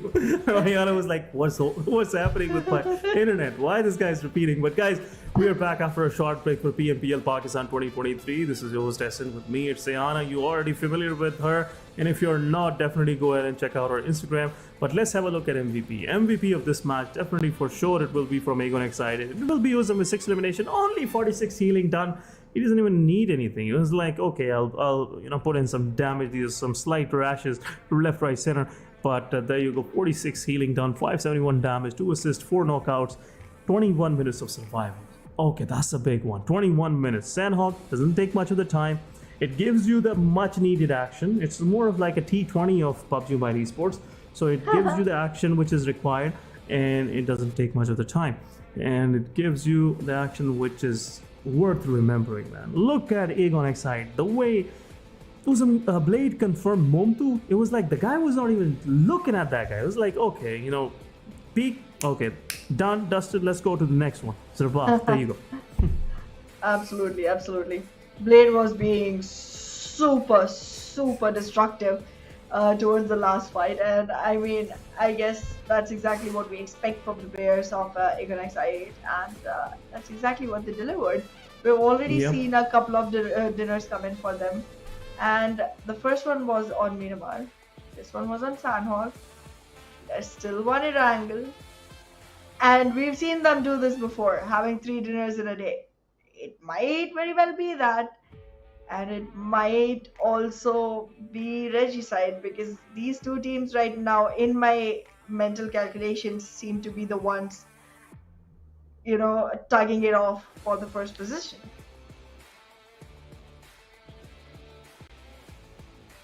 Yeah, because looks like Team RPG, they are consistent. That's one thing. Secondly, they're surviving. Even in this previous match, after losing all of their players, was still try to put his team in top 5, and he rightly did so. And that's where he got 4 more extra points for his team, 3 for elimination points that they acquired on Team TG, and the rest they got from the placement points. and that will keep them in the mix in the running for the first spot. But overall, consistency is not stopping from the side of 52 Esports. Chotu once again 6 eliminations to his name, 547 damage. Arif on the other side, solo, I would say, lone ranger from North Esports, taking down 3 of the opposition players, 500 plus damage. Then the rest of the elimination pretty much distributed among the players of Aegon XI8. Talking about match summary is more about Aegon summary and North Esports healing story. Highest healing done 385 by Arif. Then we have Alean from 7E, Jalad 332, and Divine for 315. But how can we forget that clutch moment being pulled by Team QR's Halsey on 7E? Well, yeah, For that every was right great, reason, yeah. you know. That was great. That was definitely great. It was surprising one. Tabby took his time to go ahead and peek, but even with that, Halsey was like ready with his UMP. His angle, his crosshair was there. The moment Tabby showed his face, he was like, "Oh law, there you go, game over." Sure did. But like, yeah, I mean, there's a lot of memorable moments that are coming out from here, and I'm hoping with my fingers crossed to, you know, see a compilation of all the great moments from the side of PMPL spring season, because not only have I seen them, but we've literally been here and lived them as casters. So I really love to see a mix-up of those coming soon enough, because this was unsurmountably amazing. This was a great journey. We still have a map to go, but I'm already getting you know, in the zone of where I'm like, okay, this is turning into a gloomy day eventually, because it ends, but then it's also a very, very, very interesting day, because I still don't know who's on top. Yeah, it's just the curiosity is building up, you know, and it should be there, because otherwise, guys, how would you keep on going on the stream if it's not there? If you're not curious enough to see who is winning and who will eventually have the crown of PMPL Pakistan 2023 for themselves, it's not worth watching anymore. If you already know who is the winner, you might be like, okay, I'm gonna sleep now. I'll wake up in the morning. We'll try to go back in the broadcast. We'll, you know, see it now. But the curiosity is too much. You want to see it right now. Like, I want it now. You know, the way you do your online shopping, you'll be like asking question, how long it gonna take? For sure about the results, I can say it will be delivered at the end of this broadcast, which is maybe like 45 minutes more. You know, you have to bear with us. But overall, this PMPL again, Anna, it's been a great journey for all of us. Yep. You know, the viewers, for casters, for most of these teams, the teams who already left us during the weekdays. It was not a good one for them, not worth remembering, but overall it was a good one. We have seen some new names popping up on the scene, and looks like they're giving a big, you know, a good run for the money to Aegon XI8. Aegon now have to work for the first spot. They do. I mean, the fact that it's still dicey, the kind of domination Aegon XI8 showed towards the second week, it felt like the finals are going to be a clear-cut victory for them. There's not going to be any competition. But then Regicide showed up, then 52 Esports showed up. Magnus trailed back a little, but then they are trying to, you know, build their way back up. 3X is doing good for themselves. So all of these teams, they're constantly keeping the mix, you know, a little anticipated. There's so much to, you know, think about before you can actually come up with a conclusion of who might take the trophy home. But yeah, still, even though I feel like Aegon XI8 getting one more chicken will make the day really amazing, I am waiting for 7th Element to take one for themselves. That's been a great team, considering that it's their first ever, you know, PMPL. They did great performance, and I mean, I'm astonished by the kind of performance they delivered. I have not seen Tokusurus, you know, do the thing that he generally does, just taking his vehicle, going around, finding people, and letting the rest of the team go ahead and take care of them. Waiting for that as well. But yeah, really need to see 7th Element win once. There you go. Playing for the one last time, guys. One last time for this PMPL Pakistan 2023. I've been repeating myself quite some time, but Looks like, this plane path is kind of favoring Aegon Excite, Yep. and let's see if the circle will do so as well. It will be an interesting thing if this will be a military circle, man. I can surely tell. I will tell you within like first 3 phases that's who's gonna win the match, because most of the times the teams coming from the main island, they have a hard time trying to find a good place to hold on to and fight from there. And most of these teams, especially there which are already on the military island, have somewhat of an upper edge, and most of the time it's Aegon Excite. But 52 Esports, they've been phenomenal on one of the military finishes which we have seen yesterday, and looks like Aegon will have some more uninvited guests. Yep, Regicide has R3G. decided, exactly. Regicide has decided to stay on the military base. And I think it's a clever decision because we have been seeing way too many southern circles. And if it turns out to be one, walking back into the circle is going to be a difficult pill to swallow. R3G generally goes to the south of farm, but this time they have chosen military base, but the circle has not chosen No them. way, It's a no way. completely northeastern circle with about They have to be quick. 75% land area to them. But like, yeah, they're still going to be able to make their way back in. The Novorapra bridge is going to be a little bit, just a little bit easier than the one on military base towards the western have to be side, quick, because Team BABLU will pick them. Yeah, because Team BABLU, they'll definitely set up. They will definitely set up a bridge camp for Team Aegon XI. It looks like they have realized the circle is far away, and there's for sure Aegon XI will go ahead and use that bridge. But talking about R3G, is kind of feeling sorry for them, because Yeah. it's the first time they improvised. The circle right now is pretty right next door to Milta. If they have went for the Milta, they would have an easy access to the circle. But looks like Yep. TFD and Team QWERTY, they're just the beef Every is happening. single time. It's happening. Yeah. It's happening. I'm sure now. There is something between them. It might be love, which seems like it's love. But if it is something else, for sure, Team TFD this time around had a good run for them. Avazar taking down 2 of the players, and Wolverine survived. Even in that situation, he survived somewhat. He's a survivor for sure. But TFD Avazar, he was a solo one. What's going on? Where is the rest of the QWERTY? TFD boy, he went down, did the damage, and now he's back again with a squad. Yep. Literally single-handedly picked off 2 players and made QWERTY regret even starting a fight against TFD. Even after such great starts, it disheartens me to see them lose, because they are literally, I think, still on the 16th position, and that's just hurtful. However, Cairo, there you go.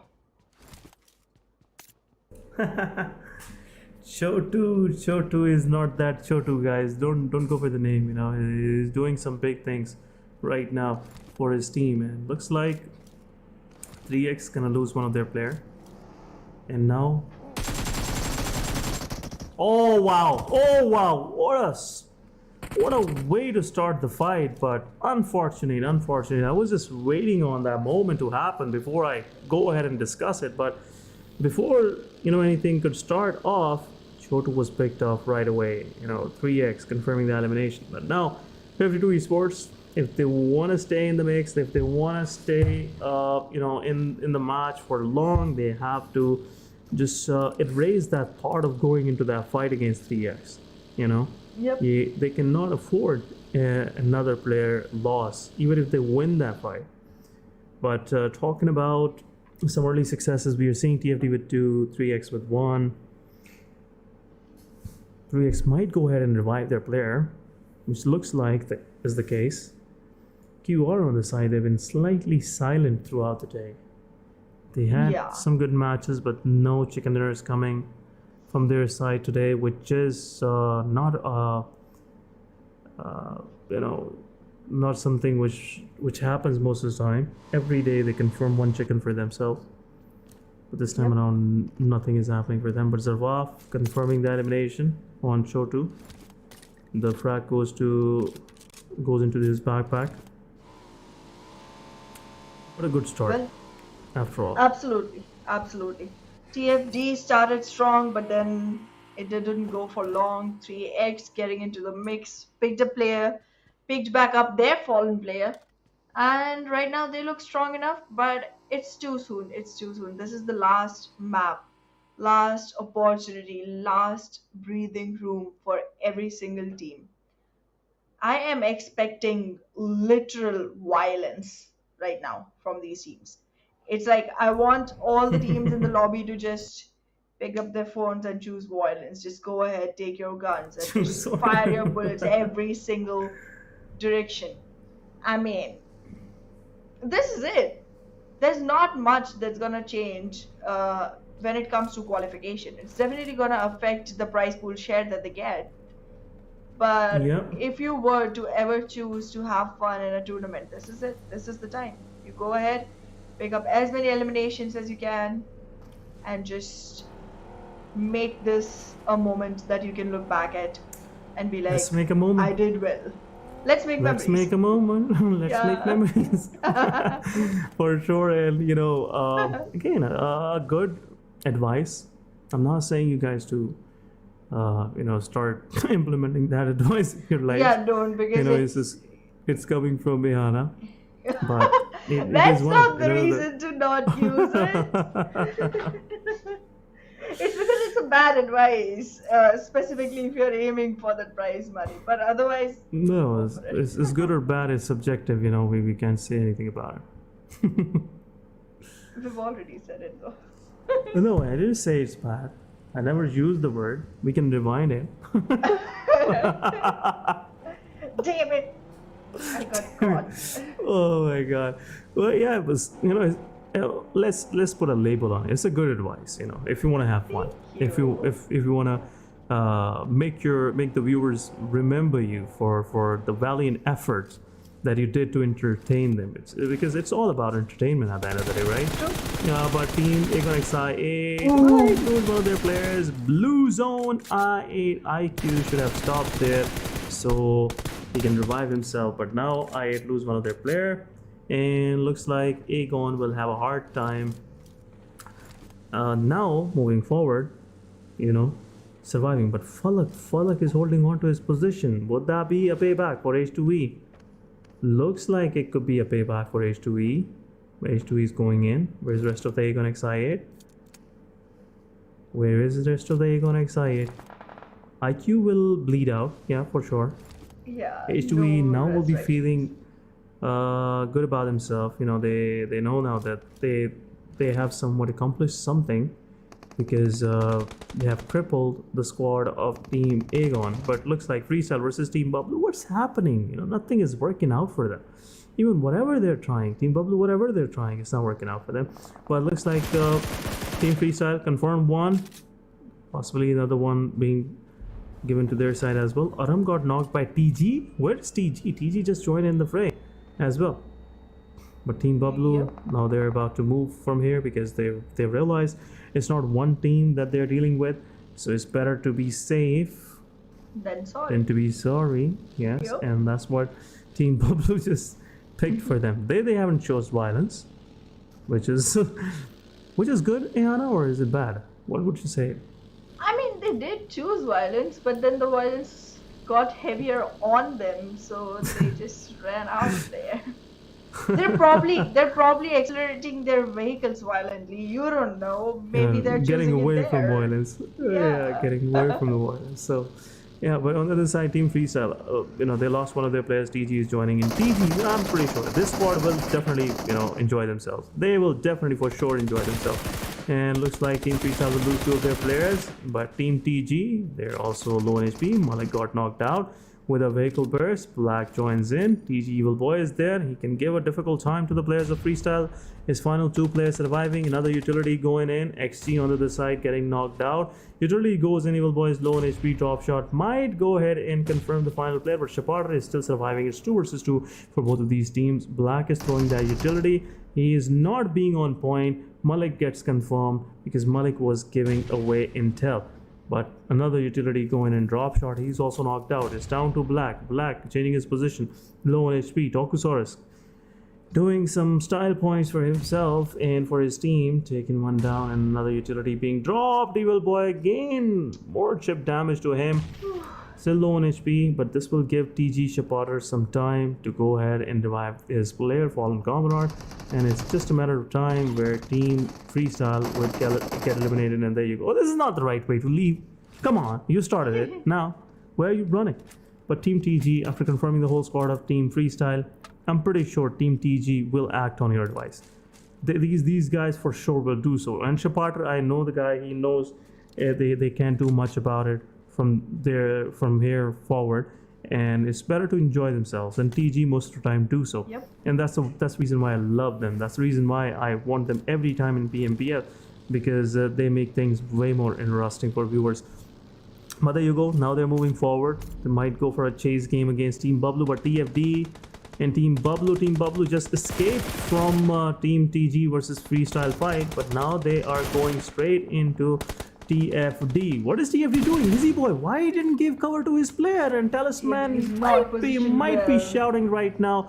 There you go. Was a good pick off Teen Wolf, but why not Easy Boy? Easy Boy had a clear vision, but still he didn't look at the right spot. But Teen Wolf got confirmed. H2B. They have somewhat cleansed their claws on Team BABLU, and Team BABLU losing players. They are just left with 2 of the players. But Blue Zone, it's totally shifted toward the mid, where R3G is sitting right dead center. Again, it could possibly be a good match for R3G. Just they have to hold on to their horses. They don't have to give out their players like this. But TFD might lose one of theirs, and looks like Magnus Esports, they're fighting to their direction.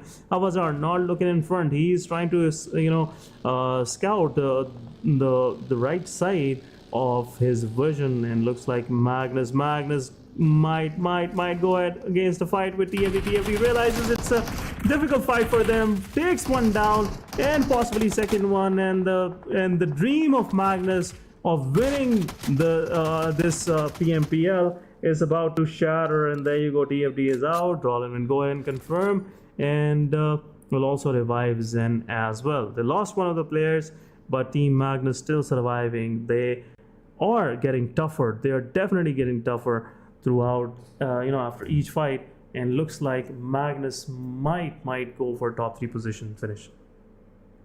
Well, they very well might, but there's still a lot of teams actually trying to aim for that one in this particular map.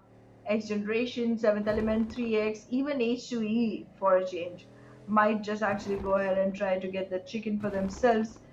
QR desperately needs one to maintain a better position. So again, another team that might show up with flashy colors on this one. But yeah, in the meanwhile, QR will definitely notice 3X going around there.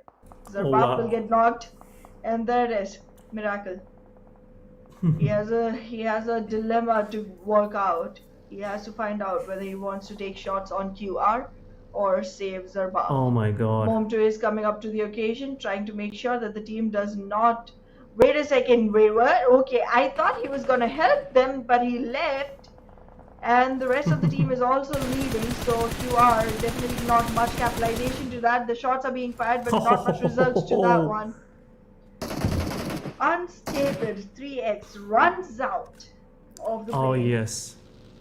Oh yes. Oh yes. Some of these teams having a hard time for sure. Just like 3X, they have to go into a fight against 7E. 3X, 2 of their players are surviving. Tabby got knocked out. Miracle is also there, but looks like 7E will give some tough time to the players of 3X. 3X Miracle, he want to join the party, and one more utility can make things difficult for the players of 3X. If any of these guys get knocked out, I'm pretty sure 7E will go ahead and confirm the whole squad there. There you go, 7E joining the party. Tabby is out. Rest of the 7E joining in. Tokusaurus giving some more intel, giving the exact location to divine that where the players of 3X are residing at the moment. But QR on the other side taking down one player from Aegon XI8. Halsey is making things worse for Magnus as well. Faster is also knocked out. Rollin will take down Spark. And being in the man advantage, looks like Team QR will lose one of their players. But Divine with the utility, come on man, you can do it. You can do it. Divine is a solo survivor right now in the mix, where Team 3X is holding on to the position. 3X have only 2 of these players left. But utility is the whole key, which is holding on, which is helping 3X to hold on to that position. Otherwise, 7E would have pushed straight forward. But 7E cannot, give out their position. More smokes for 7E at Divine, which will help 3X. Which will help the player of 7E to rejoin his team, and looks like he was in a difficult situation, which was made easy for him by his teammates. But right now it seems like 7E does not want to invest in the same fight again. They are, even though at a man count advantage, they are going to be a little bit more cautious of which fights they commit to. So the right and early walk back out of a fight is important for now. Magnus, however, already at a couple of players lost. Drollin with 4 frag points though, making things just a little bit bearable for Magnus Esports. QR walking out of the fight. Oh wow. Halsey is still trying to find a way to actually commit, while the rest of the team has already walked back to the lobby except one. TG, however, getting crushed between the bullets of XGeneration, one after the other. Psycho will get a little bit of damage on him. Shami already knocked down. Another utility coming in from the Psycho side is down. Oh, so close. The grounders. Alpha Boy will trade it off. Sensi to that was perfect. To the face! To the face, exactly. Scared me a second, but great GG's. There it is. XGeneration. GG's. Definitely TG made XGeneration pay for their mistakes, and they lost the fight, but H2E was there to just, clean out the mess. XGeneration couldn't survive even any further, but looks like, what is H2E doing? I believe they're going for that circle, and circle is slightly away from them, and now they have a good compound for themselves, which Team TG and I believe Team XGeneration was fighting for. But H2E still 4 men standing. 4 of their players are surviving. So looks like the big names, some of these big names are already out. Magnus is out. Team TG is out. XGeneration is out. And it's down to Aegon XI8 solo survivor. Aegon XI8 for the first time have a solo survivor. And I'm pretty sure Blade will hold on to his position, because Aegon have everything to lose. That's true. Aegon is definitely in a lot of trouble. Still inside the circle, Blade. Wolverine, however, is close enough. Might just have his eyes land onto Blade once he starts trying to move back into the circle alongside Voltrix. Team QWERTY, 2 players surviving. And look at this, the center of the circle is acquired by H2E, literal center. They're gonna have most flexibility provided to them unless they get picked off. That's gonna be a whole different story. Quite a few teams trying to make their way into the circle. Only edges covered as of now. Nobody is trying to make their way in just yet. 7th Element will have to face North Esports before they can actually walk inside the circle. But to their aid, H2E is already taking shots at North Esports. Things will get a little bit easier. Regicide already picking Divine. And there it is. Tokusaurus uses the nade, but does not get the best out of it. Tokusaurus on a very, very tiny little HP left on him. It's a 3v2 situation. And there comes the shot, knocking Tokusaurus down. Complete elimination with that DP. Regicide makes it a 3v1. 2v1 actually. Wait a second. They lost a player in the mix. Roshan and Waz, only 2 surviving. Not gonna be their chicken at all. But they will make sure that they get the best out of it. 7th Element gets eliminated completely. but a revival still has to happen for the side of Mars. Prashant will have to move in and quickly aid the fallen comrade. Yeah, quick aidance needed, definitely, because R3G shouldn't have lost one of their players, because that's where the problem starts. They were the only team in the top positions which had a clear-cut man advantage, and after losing that main advantage, definitely survival will be difficult. H2E is holding on to the position where they have the height advantage, but NES in the mix, losing their players. One of their players is knocked out, one is already flushed, but looks like H2E, they are enjoying themselves. They have the right position. Wolverine will confirm Iron. Rest of the NES is already out. Dread will confirm Maxi. Wolverine will also confirm Arif as well. Confirmation coming their way. And Team QWERTY, again, some value for Team QWERTY being generated by Wolverine. 2 of the eliminations in their backpack, but QWERTY is in the blue zone. They have to move in. 52 Esports were gatekeeping them right now, but 52 Esports have a bigger troubles to take care of. That is team.The throwing some utility down the hill, and the problem with down the hill nades is you never know where they're gonna hit. So they're the risky ones, they're tricky ones, and for getting nades from uphill, the problem is you never know from which side nades gonna show up. So that's the whole problem. But QWERTY, Voltrix surviving right away on the sliver of an HP. He has just some of the chip of the health remaining, which again, making things difficult for him to survive. But team.The M7 have a lot of utility to his name, and the reason why he is pouring everything down the hill. But Was takes down QWERTY Voltrix. QWERTY is down to their last man standing. That is again Wolverine. But team.The with 3-man standing, they're trying to confirm those eliminations on 52 Esports. They know that someone is down below, which is pretty close, which should be an easy target for them. But there you go. R3G, I believe, will confirm the elimination on QWERTY Wolverine as well. And Asad will confirm Voltrix. What's going on, man? What's going on? But I guess team.The, they have spotted the player from the side of QWERTY, but they're more focused toward 52 Esports. Another Molotov going in, which will make bleeding process of the lot a little more quicker. But there you go, Hassan is holding on to this. TUF cannot lose this. It's a 1 versus 3 situation and a 1 versus 2 at this moment. TUF, Edgar very low on HP. M7 also getting some damage, but Edgar will go ahead and confirm the elimination. And with this, 52 Esports will also leave for the lobby. So as many of these teams are getting eliminated, this is making things easy for R3G and Team Aegon X8 to stay on the top, because Magnus is not in the mix. 3X is still in the mix, but 3X, I believe, have only 2 players surviving. Yep, and 3X is gonna be in trouble once they start picking up fights, because being an aggressive team, they generally do participate in fights that are not just a one team versus another. There's generally more teams coming in to the mix, and that will just become more and more difficult for 3X as they are only 2 players surviving. As of now, even yet, the best compounds in the circle, in the play area, are capitalized by H2E, and H2E has the best man count advantage to them as well. So that's definitely going to be helpful, but soon as I say that, one of their player gets knocked. But right now, the main quest is between Aegon X8 and R3G.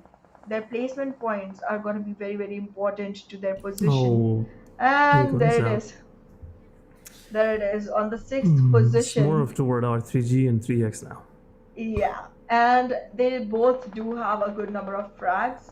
R3G has 4, 3X has 2. Not as much as we expect from them generally, but it's still a number that they can move forward with and capitalize on the placement points going further. But in the meanwhile, team.The and H2E go head on. There was a spotting, but there was no shooting. Yep, and again, this is a tricky compound. team.The can straight away push into the neighboring compounds of this barn house, the one where H2E's most of the players are. And team.The will go downhill, which is in itself interesting. I'm not sure why they did that, but H2E is in the center. Why not go on a compound and have a hard cover for yourself? It will increase the probability of you winning the chicken dinner. But anyhow, it's their decision. M7 with 3 eliminations in the backpack, so right glove for his team, kind of dominating overall. But Joker is still there. Joker is still there. This guy is a backstabber for sure. He'll give some good punishment to the players of H2E if they they start acting loose, you know, they start acting more confident.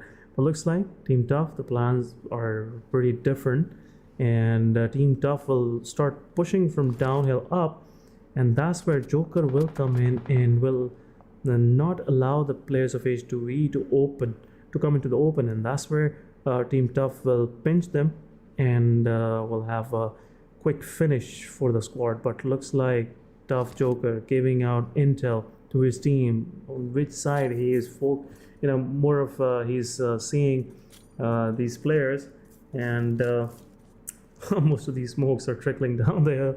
What's going on?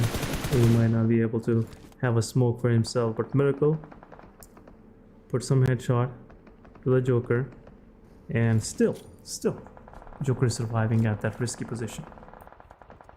Well, Joker sure is, but 3x, they cannot keep calm. They keep on trying to aggress. Right now, it's one of the positions where the lesser you fight, the more longer you'll survive, and each of those points will add up to your total. Roshar already gets picked off. I think it's Vaz remaining alone for the side of Reggie side as the only pioneer. Team Tough is also going to be losing players left and right, and there it is. Reggie side gets eliminated on the 4th position. So does Team Tough. Now it's 3x versus H2E. 2v4. Dominating. This keeps on getting more and more interesting as we move forward. Miracle on a great position, and he has the great skills to go along with it.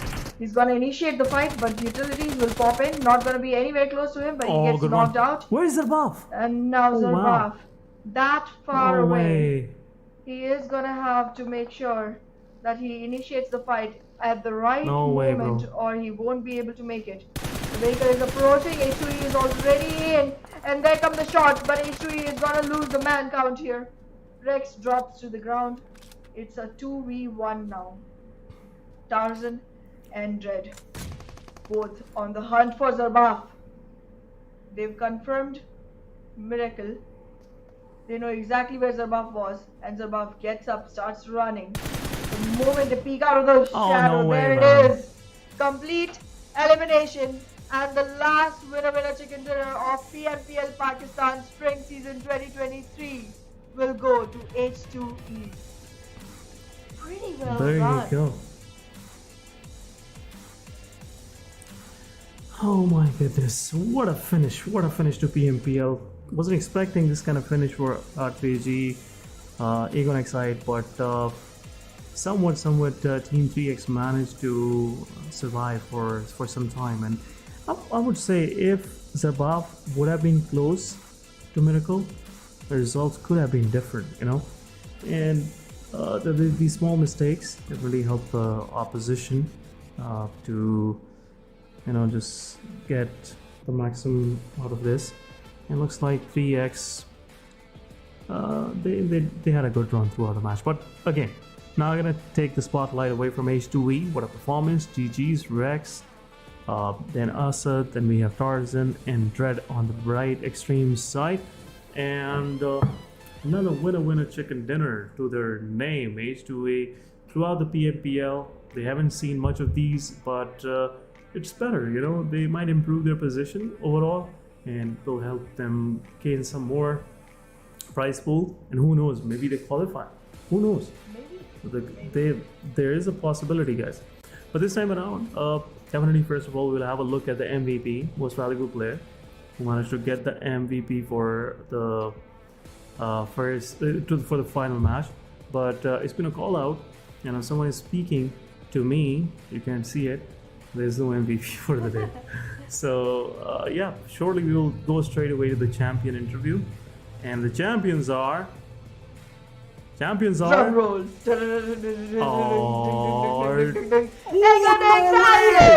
No way! How? GG's. Survival from Blade, I believe, was the key turning point for Aegon to win this. Another win to their name. GG's Aegon XI for winning this PMPL once again. GG's. This is the second time around we have seen them winning this one, and for sure the team from Pakistan that will show up in PUBG Mobile World Invitational will be Aegon Exide. But R3G, what a run, man. What a run. I'm pretty sure R3G are the second one on the table, or maybe third. But GG's, man. What a great performance by these teams. Absolutely, absolutely.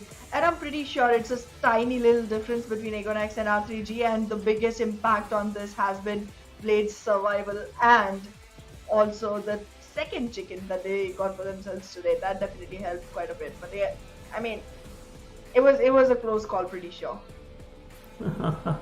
Yeah, for sure. I was thinking maybe R3G it is, because R3G in the previous match just survived more than Aegon XI8. They had some good numbers for themselves. But, we'll definitely have a look on the overall leaderboard. We'll see what's happening there. But a big congratulations to all of those teams who will eventually qualify, which we will see in a moment. But to qualify for the South Asia Championship, another stage they have to ace for Pakistan, for all the esports fans at home, because they're anxiously waiting for their teams to perform there the way they performed in this PMPL. But there's been a big difference. In my opinion, there were good sides to PMPL, and the worst side for me was there was a big disparity in the leaderboard. I wanted to see some close calls, some close competition, because it shows that there is depth in the scene. There are teams who are struggling, who are striving to be the best, to be on the top. But the only thing I'm seeing is it's Aegon XI8 again, once again on top. I wanted someone else to just give them a tough time. R3G did, 3X did, but no one else showed up to the scene. No one else showed up to the occasion, which is something slightly saddening for me. But I'm not gonna put this happiness into despair. Definitely we'll talk about this later on in our private chats. But yeah, sure. Again, a wonderful performance coming from Aegon XI. A consistent one. Absolutely. 2 chicken dinners and another great survival in the final match helped them, cement themselves on the first spot. Very well did, very well did. And yeah, I mean, I think they are also the team with the most number of chickens combined in both the league phases and the finals. So that absolutely stands them out of the whole crowd in some way or the other. But playing against teams like that definitely pushes the whole region to actually go ahead and start polishing their skills, because they want to make sure that they're able to stand against them. And I mean, after the Miramar fight that we saw, it was very clear that Aegon XI8 was the one that very well deserved this position nonetheless. But I'm definitely going to give extra points for efforts to R3G. They had a great run for themselves as well. I'm still not 100% invested in how they would deal if there were like a couple of teams, actually let's say 3 to 4 teams charging in on them at the same time from different angles. That's still a position that I'm not aware of how they would deal. But still, Aegon XI8, great job, and R3G, great effort. People say there is no nice in nice try, but R3G had it. Yes, for sure. Let's have a look, and I'm pretty sure we'll start seeing it from the bottom up. Team Faulty Devils, no changes, freestyle, unfortunate for them. Then we have H2E on the 9th spot, so they're not qualifying, unfortunately. Team QWERTY right next door with 112. So it's a huge difference. We have seen 120 points when we were talking about, I believe it was post match 3. Yep. So they're nowhere near, for sure. So second page looks like this. Team BABLU, 18 matches, 100 points. Not a good run for them. Same for Magnus Esports, XGeneration. They lost their momentum. I was expecting them this time around to qualify for South Asia Championship. But, again, it's the same notion I would like to repeat. They pretty much gassed out themselves. They were too much into the fights. Yeah, go ahead. Exactly. And talking about Magnus Esports, I mean, it's disheartening to see a team with 2 chickens still not make it to the top 8, and that's just...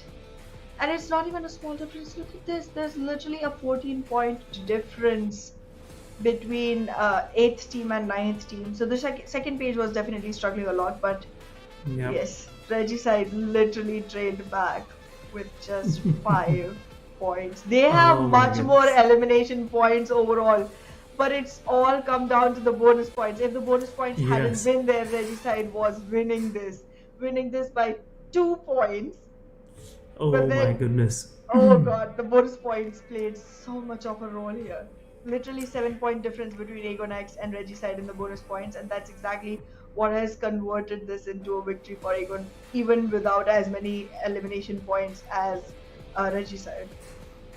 Yeah, for sure, it shows the importance of bonus points and being consistent throughout the week plays, because that's what helped Team Aegon Excite. But overall, if we talk about finales only, R3G was on the best part, and a big GG's for that. And I'm really rooting for R3G in PMPL South Asia Championship, because they showed us the glimpse of that hope which we as a region been asking for quite some time. We've been asking for some other team to step up. Magnus is rightly so there, but we might see them in a different colors this time around in South Asia Championship. Previously was not a good one, but overall R3G with this combination, guys, things are working out for you. Just don't stop, just keep on accelerating the way that you guys are doing it till the race ends. But guys, we have to go for a quick interview, and this time around it won't be a surprise. It will be one of the players from Aegon Excite. But let's go ahead and have this for us. हैं और आपको जितनी दाद दी जाए उतनी कम है। Party proper खुल गए हैं। यस, स्टार प्लेयर हैं ये हमारे। और सबसे पहले तो वेलकम, कैसे हैं आप उज़म, और कितने ज़्यादा एक्साइटेड थे आप आज के दिन को लेके? एक्साइटेड काफ़ी था। हमारा मीटिंग चल रहा था, तो आज मैं शुरू के 3 गेम नहीं खेल पाया ना। हमारा मीटिंग चल रहा था तो अचानक से नेटवर्क इंटरनेट सब चले गए। मैं फुल परेशान, ना मुझसे बोला जा रहा था ना कुछ भी। मैंने कहा बस दुआ ही कर सकता हूँ और कुछ नहीं कर सकता, लेकिन अपने प्लेयर्स पे भरोसा था और मैं क्या ही कह सकता हूँ। ये विन उनके नाम है। हाँ, ज़बरदस्त। उज़म ने बहुत ही अच्छा एक मैसेज दिया है। आपकी टीम ने वाकई आपका साथ बहुत ज़्यादा दिया है। अच्छा, आईजीएलिंग पहले 2 मैचेस के अंदर पहले तो ये बताइए किस प्लेयर ने की, क्योंकि आप मौजूद नहीं थे। ब्लेड ने की। ओके, चैट के अंदर लोग कह रहे थे घोस्ट या आईक्यू कर रहे हैं, सो ब्लेड को भी दाद देनी पड़ती है। हम वही बात कर रहे थे। एक मैच मुझे याद आया ब्लेड के आईजीएलिंग देखकर, जिस मैच के अंदर आपने आईजीएल 1 2 3 4 बड़े तेज़ हो रहे थे आप लोग उस मैच के अंदर। अच्छा, वो क्या कहानी थी, वो भी ज़रा बताइए कि वो नाम क्यों रखे गए थे? बस हमने कहा गेम नहीं हो रही थी, हमने कहा कुछ चेंजिंग करते हैं, क्या पता वो थोड़ा सा मतलब माहौल मूड सही हो जाएगा और गेम भी हो जाएगा। उसके बाद हम खुद कंफ्यूज थे। वो कोई मुझे कॉल देता था तो वो आईक्यू को बोलता था ये करो, कोई आईक्यू का नाम लेता था तो वैसे हम काफ़ी कंफ्यूज हो रहे थे। फिर हमने डिसाइड कर लिया मिस करा, दोबारा से चेंज कर लेते हैं। सही है। आज के दिन के स्टार्ट में हमने देखा था उज़म के ऑन टॉप मैग्नस स्पोर्ट्स थी और आप लोग नीचे थे, काफ़ी लीड उन्होंने ली हुई थी। तो क्या माइंड सेट था कि आज पहले ही मैच में लीड खत्म कर देनी है, या फिर सोचा हुआ था कि आराम आराम से खेलेंगे? और प्रेशर था आपके ऊपर कि यार बाकी टीम्स बड़ा अच्छा खेल रही हैं, 3x स्पोर्ट्स है, मैग्नस है, R3G है, ये सब आ सकते हैं, लीड कवर कर सकते हैं? नहीं, प्रेशर तो नहीं था। हमने कहा मतलब बाकी टीम्स पे प्रेशर होगा तो हम पे भी प्रेशर हुआ तो एक ही हिसाब होगा। बाकी टीम से प्रेशर होने दो और हम लोग अपना मतलब एक्सपीरियंस का फ़ायदा उठा के प्रेशर नहीं लेते और अग्रेसिव खेलते हैं। अच्छा उज़म, मुझे ये बताइए कि पिछले PMPLs के मुकाबले में इस PMPL का कैसा सफ़र रहा आपका, और बाकी टीमों को किस तरह से आप देख रहे हैं, since you have much more experience her he team के कंपैरिजन में। सो अच्छा खासा कंपटीशन, काफ़ी आप लोगों को भी मुश्किलात में फंसाया गया है। सो क्या चेंजेस आपने फेस किए हैं ओवरऑल इस रीजन की जो टीम्स हैं? काफ़ी चेंजेस है, लाइक रोटेशन वाइज कोई मतलब पहले से बहुत ज़्यादा टीम्स अच्छे खेलते हैं। अभी पहले तो कॉम्प्रोमाइज़ खेलते थे, फाइट्स को अवॉइड करते थे, लेकिन अभी पहले से बहुत बेहतर है। लेकिन मैं यही कहूँगा कि हमें और बेहतर करना चाहिए था। अच्छा उज़म, पाकिस्तान के टाइटल्स आपने बड़े जीत लिए हैं। जी पाकिस्तान के टाइटल्स अपने बड़े जीत लिए हैं। साउथ एशिया चैंपियनशिप आ रही है एक बार फिर से, और आप शायद तीसरी चौथी चैंपियनशिप खेल रहे हैं। क्या इस पर फैंस उम्मीद लगाएं कि एगोनिक साइड जीत रही है साउथ एशिया चैंपियनशिप? मतलब हमें बताएं आप। इंशाल्लाह इस बार हम पहले से काफ़ी ज़्यादा मेहनत करेंगे, और ये PMPL तो इस PMPL के रिजल्ट से हम इतने खुश नहीं हैं, तो इसलिए हम डबल ट्रिपल मेहनत करेंगे साउथ एशिया चैंपियनशिप के लिए। ठीक है। अच्छा, एक आखिरी सवाल है मेरा आपसे कि फलक को हम कब इन एक्शन देखेंगे? बिल्कुल, फलक को इन एक्शन देख लोगे। फलक को थोड़ा सा एक्सपीरियंस चाहिए, थोड़ा सा कॉन्फिडेंस चाहिए, क्योंकि कोई प्लेयर बेंच पे होता है तो उसका कॉन्फिडेंस थोड़ा सा लूज होता है उसको, क्योंकि उसको लगता है कि मैं अगर मर गया ये किया तो टीम फिर से मुझे रेस्ट कर देगा। तो उसको थोड़ा सा सेटल होने दो, फिर वो बहुत मारेगा।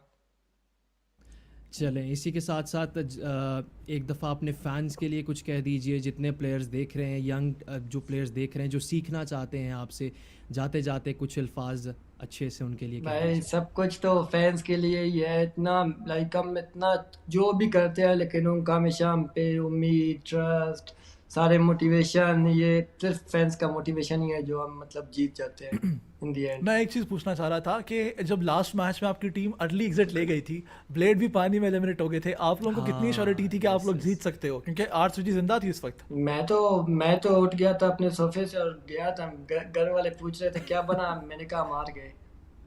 ओह, सब हैरान हो गए। फिर अचानक से डिस्कॉर्ड पे मुझे वो मिला कि तुम्हारा इंटरव्यू है। भाई जो खुशी मुझे हुई है ना जिंदगी में, अच्छा, इतनी खुशी पीएमजीसी के कमबैक से पहले कभी नहीं हुई थी। आपके साथ खुद प्रैंक हुआ, मतलब आपको खुद नहीं पता था आप लोग जीत रहे हो? बिल्कुल नहीं नहीं, मैं तो सबको बता दिया था कि हम हार गए।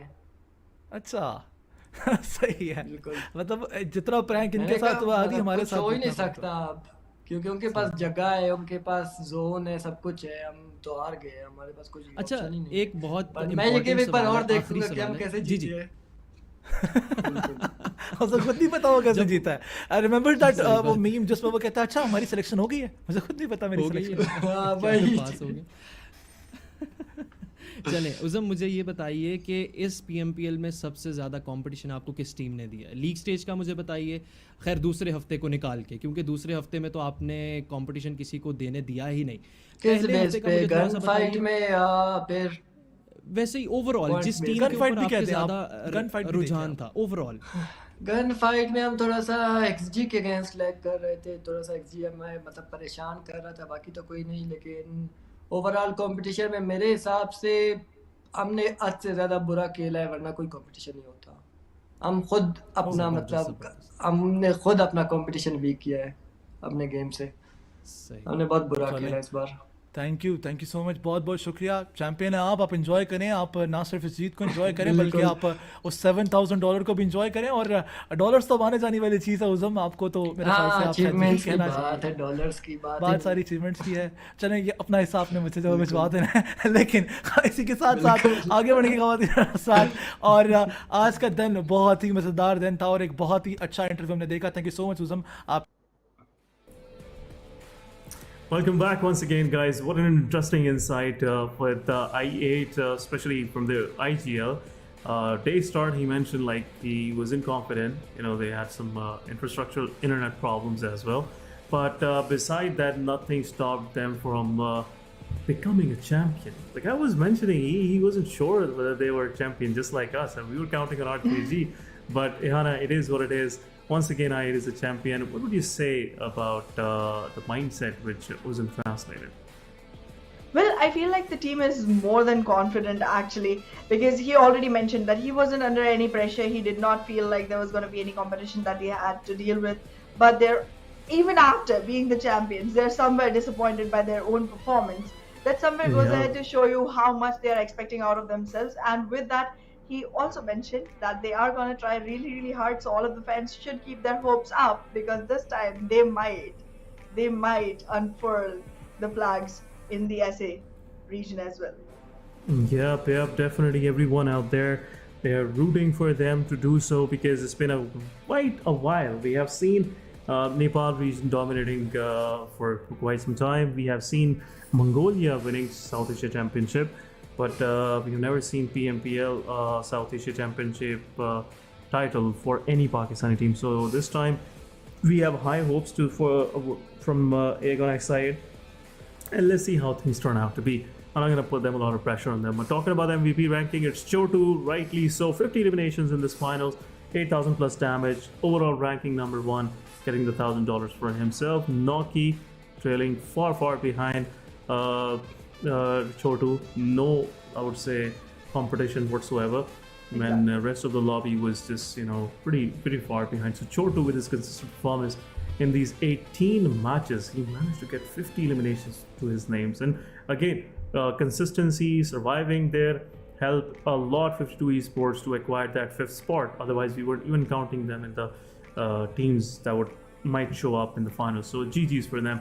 But guys, it's an end to PMPL Pakistan, as Ihana rightly said so at the beginning of the of the day. But if you want to stay updated with each and everything and every development out there for PUBG Mobile Esports, you can follow us on Facebook. You can follow us on or subscribe to our channels on PUBG Mobile Esports Pakistan and also PUBG Mobile Esports for a global insight. But if you have any positive or negative feedback to share, you can follow Ehana on Ehana Aiden. Ehana Aiden, just be sure with the spelling, is AAHNA Aiden. And then you can follow me at I_SM.official. You can also send me a private message and make sure it should be short. I don't mostly read the long messages, but make it short. But Ehana, your closing remarks, that was it from my side. Well, I'm just really honored that I got the chance to actually go ahead and do a PMPL casting. I cannot even explain how happy I am that I got to do this. And on top of that, got to do that alongside you. That's another, cherry on the top. But yeah, hoping to have more occasions like this where we get to share the desk. But more than rooting for R3C and Iconics I8 towards the coming matches that they play. But yeah, I'm just happy I was here. Sure, guys. That was it for PMPL Pakistan. See you guys next time. Take care. Tata, bye bye.